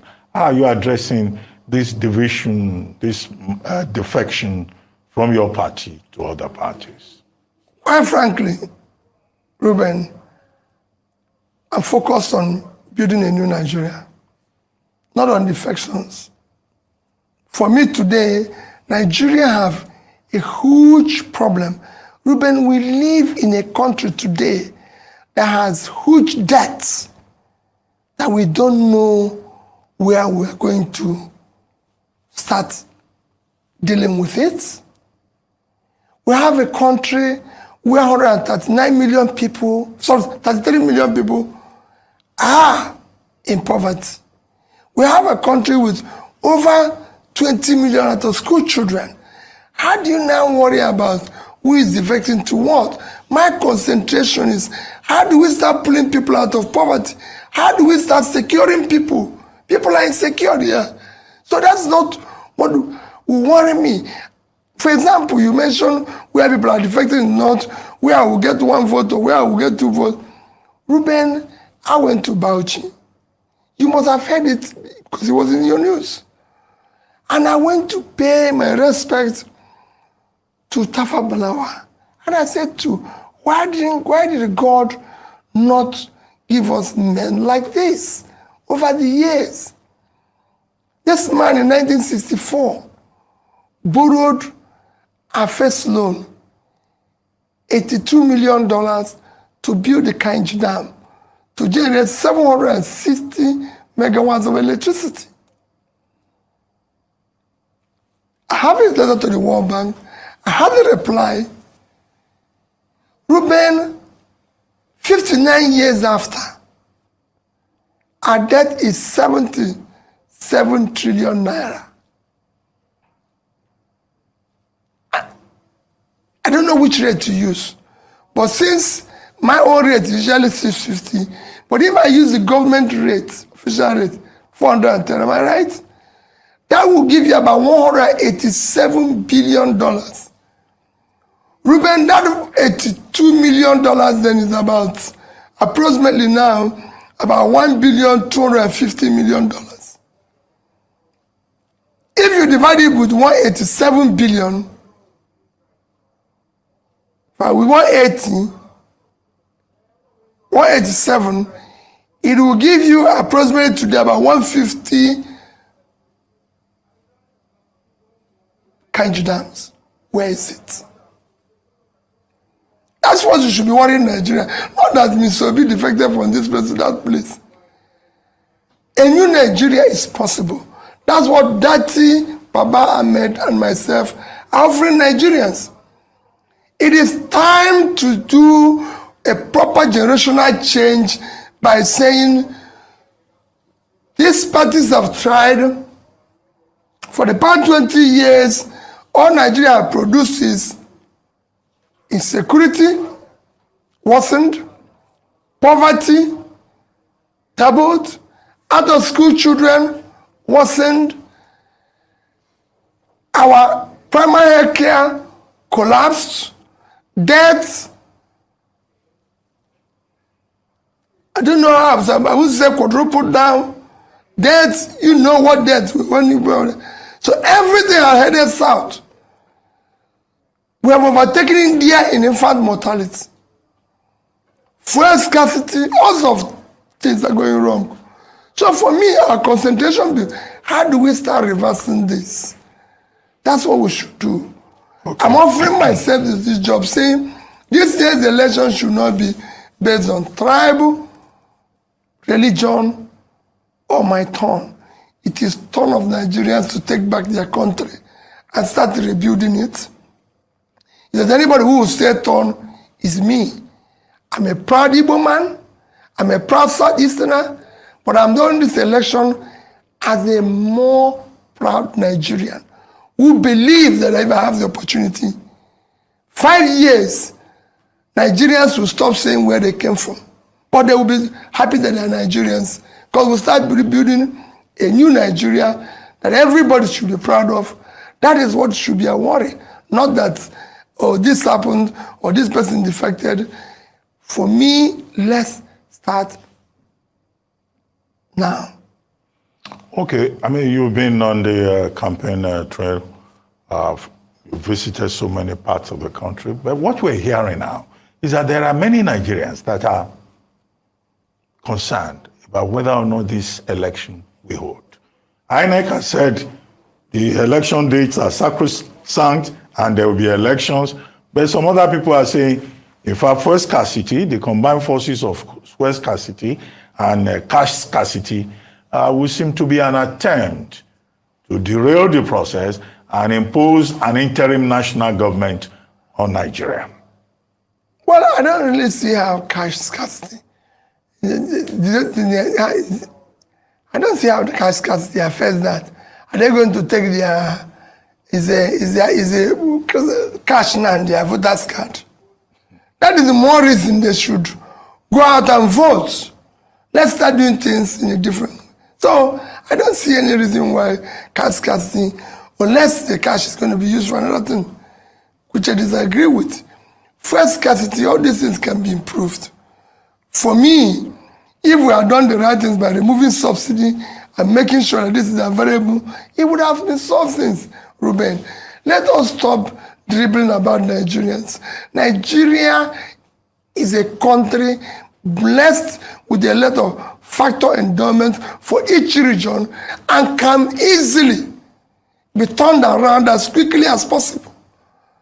It is time for people, this election should be on character we can trust, on competence, commitment, and above all, compassion for the people, suffering masses of Nigeria. This election should be about those who have the mental and physical capacity to deal with this job. Let us not waste, we wasted our time, long time, trying to say, oh, we'll go this way and everything. Have all these considerations, whether it's tribe, whether it's religion, all those who use all this to come into office.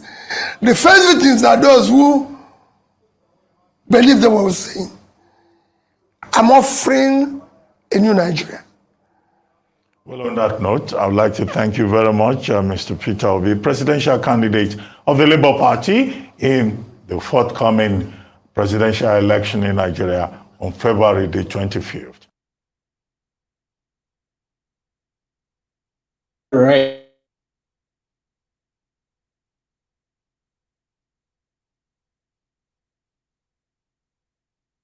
All right, who is left? Okay, so I've now watched him recently, and this is my first time of watching him. I felt it's important to see what the way he answered questions.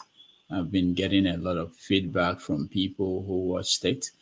And just to let people know that in 2 weeks, we are going to have a presidential debate right here. The invitation is out there to all the 9 candidates. Peter Obi is one of them. So we announce the people that will be on the debates within the week. Anyway, but let me go through everybody, give you a chance to tell me what. Doctor, I don't understand this presidential debate that you said. Can you say it again? Are you interviewing them or something? Yeah, we are bringing them on the show. I have some moderators with me, and we announce all the details from Tuesday.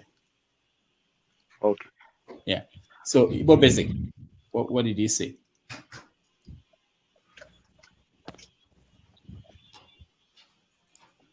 Quickly, two minutes, everybody. Yes, I've seen a quintessential Peter Obi, true to his nature. He doesn't insult anybody. He simply, that's who he is. That's the character that Nigeria needs moving forward. All in all, I think the stage is set. They have all spoken the best of their abilities. It's for Nigerians to actually, for once, take the opportunity that is in front of us as Nigerians for the first time, like a phoenix that comes in once in a blue moon. That's what Peter Obi represents. And for everybody else, like what I saw yesterday on Tinubu's visit to Osun, anybody who sees a dead man walking, I'm sorry to say this, and then you're standing behind him with your titi, it's so disgusting. It's unfortunate. We should change that mindset and know that this is our chance as Nigerians to do it right. And if we don't, the rest is history. I don't know what's going to happen. Nobody can predict what will happen. And for the presidential debate that you talked about, there's another group who said they're doing something, I think in Michigan or something of that nature, where they have a Tiku, but those are representations because I see representatives coming along.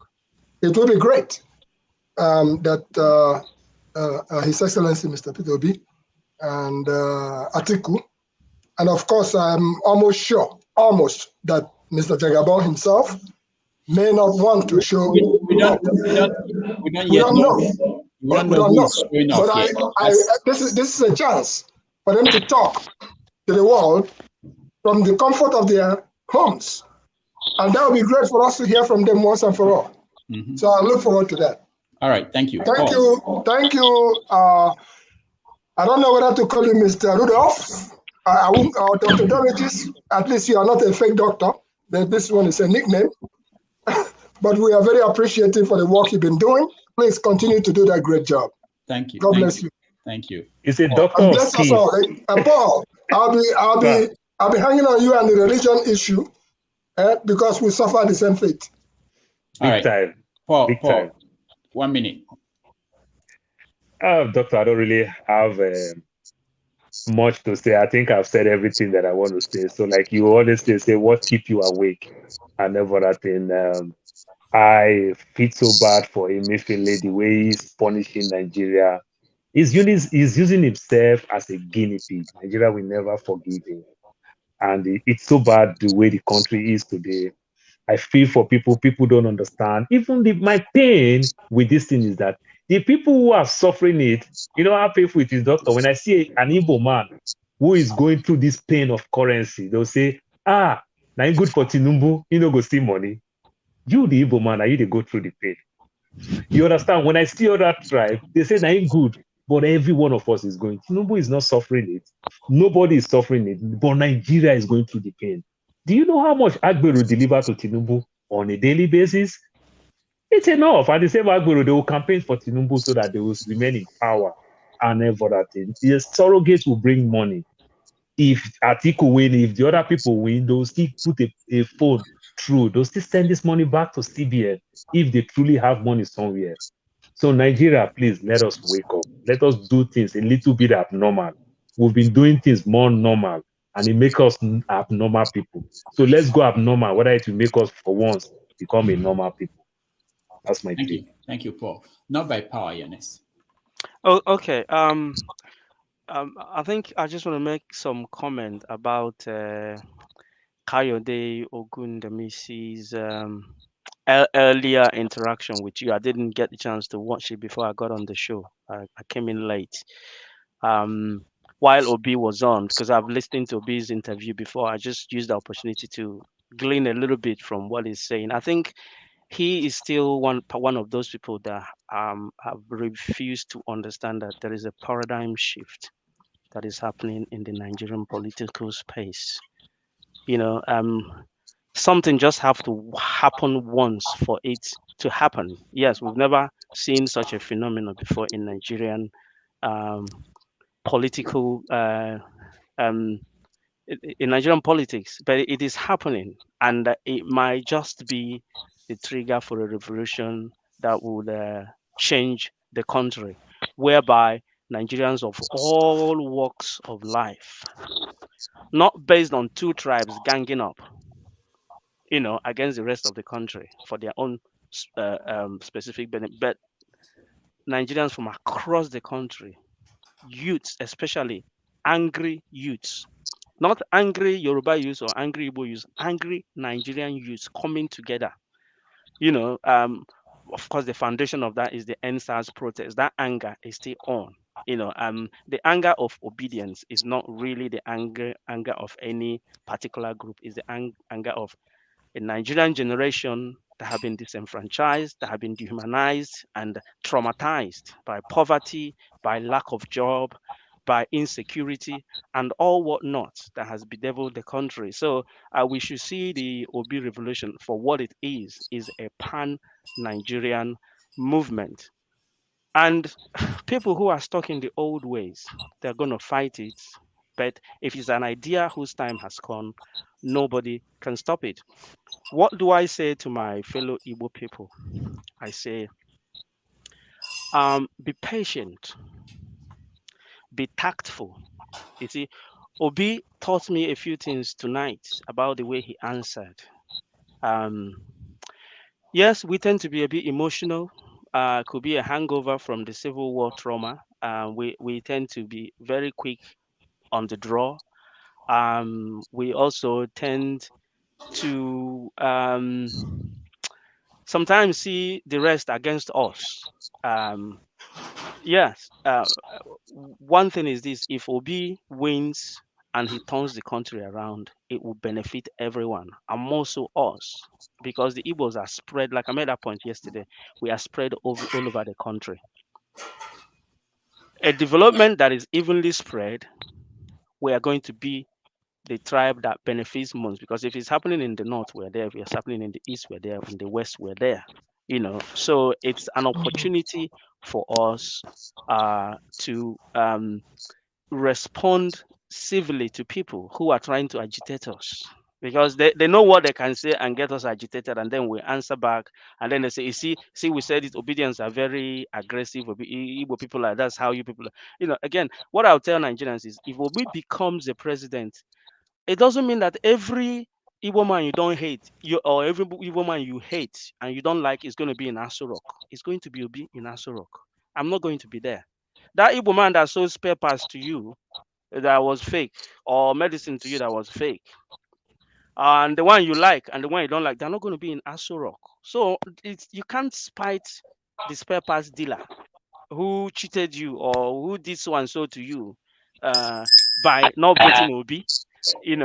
So think about your country, think about what you stand to gain if Nigeria actually works. And I think for once Nigeria can work. And we've seen a man that have talked the talk and he's walked the walk in the past. The Bible says, if you're diligent in little, then you will also be diligent in much. He's been diligent in a state, and we'll believe that he's going to be diligent in the context of the entire Nigeria. Thank you very much. All right, thank you. Not by power. Lubisi. Thank you, Dr. Damages. Well, Obi has used the opportunity Arise TV gave him in that interview to equally endear himself further to the hearts of Nigerians. He has remained constant in his comments and the way he plans to lead the country if elected president. And he has remained clear on what he wants to do. He answers questions the right way, despite the fact that Ruben made some comment. I know Ruben, the way he asked questions about Tinubu and Erufai's comments, and even the issue of defection by some party members in Ekiti or Bauchi State or Jigawa.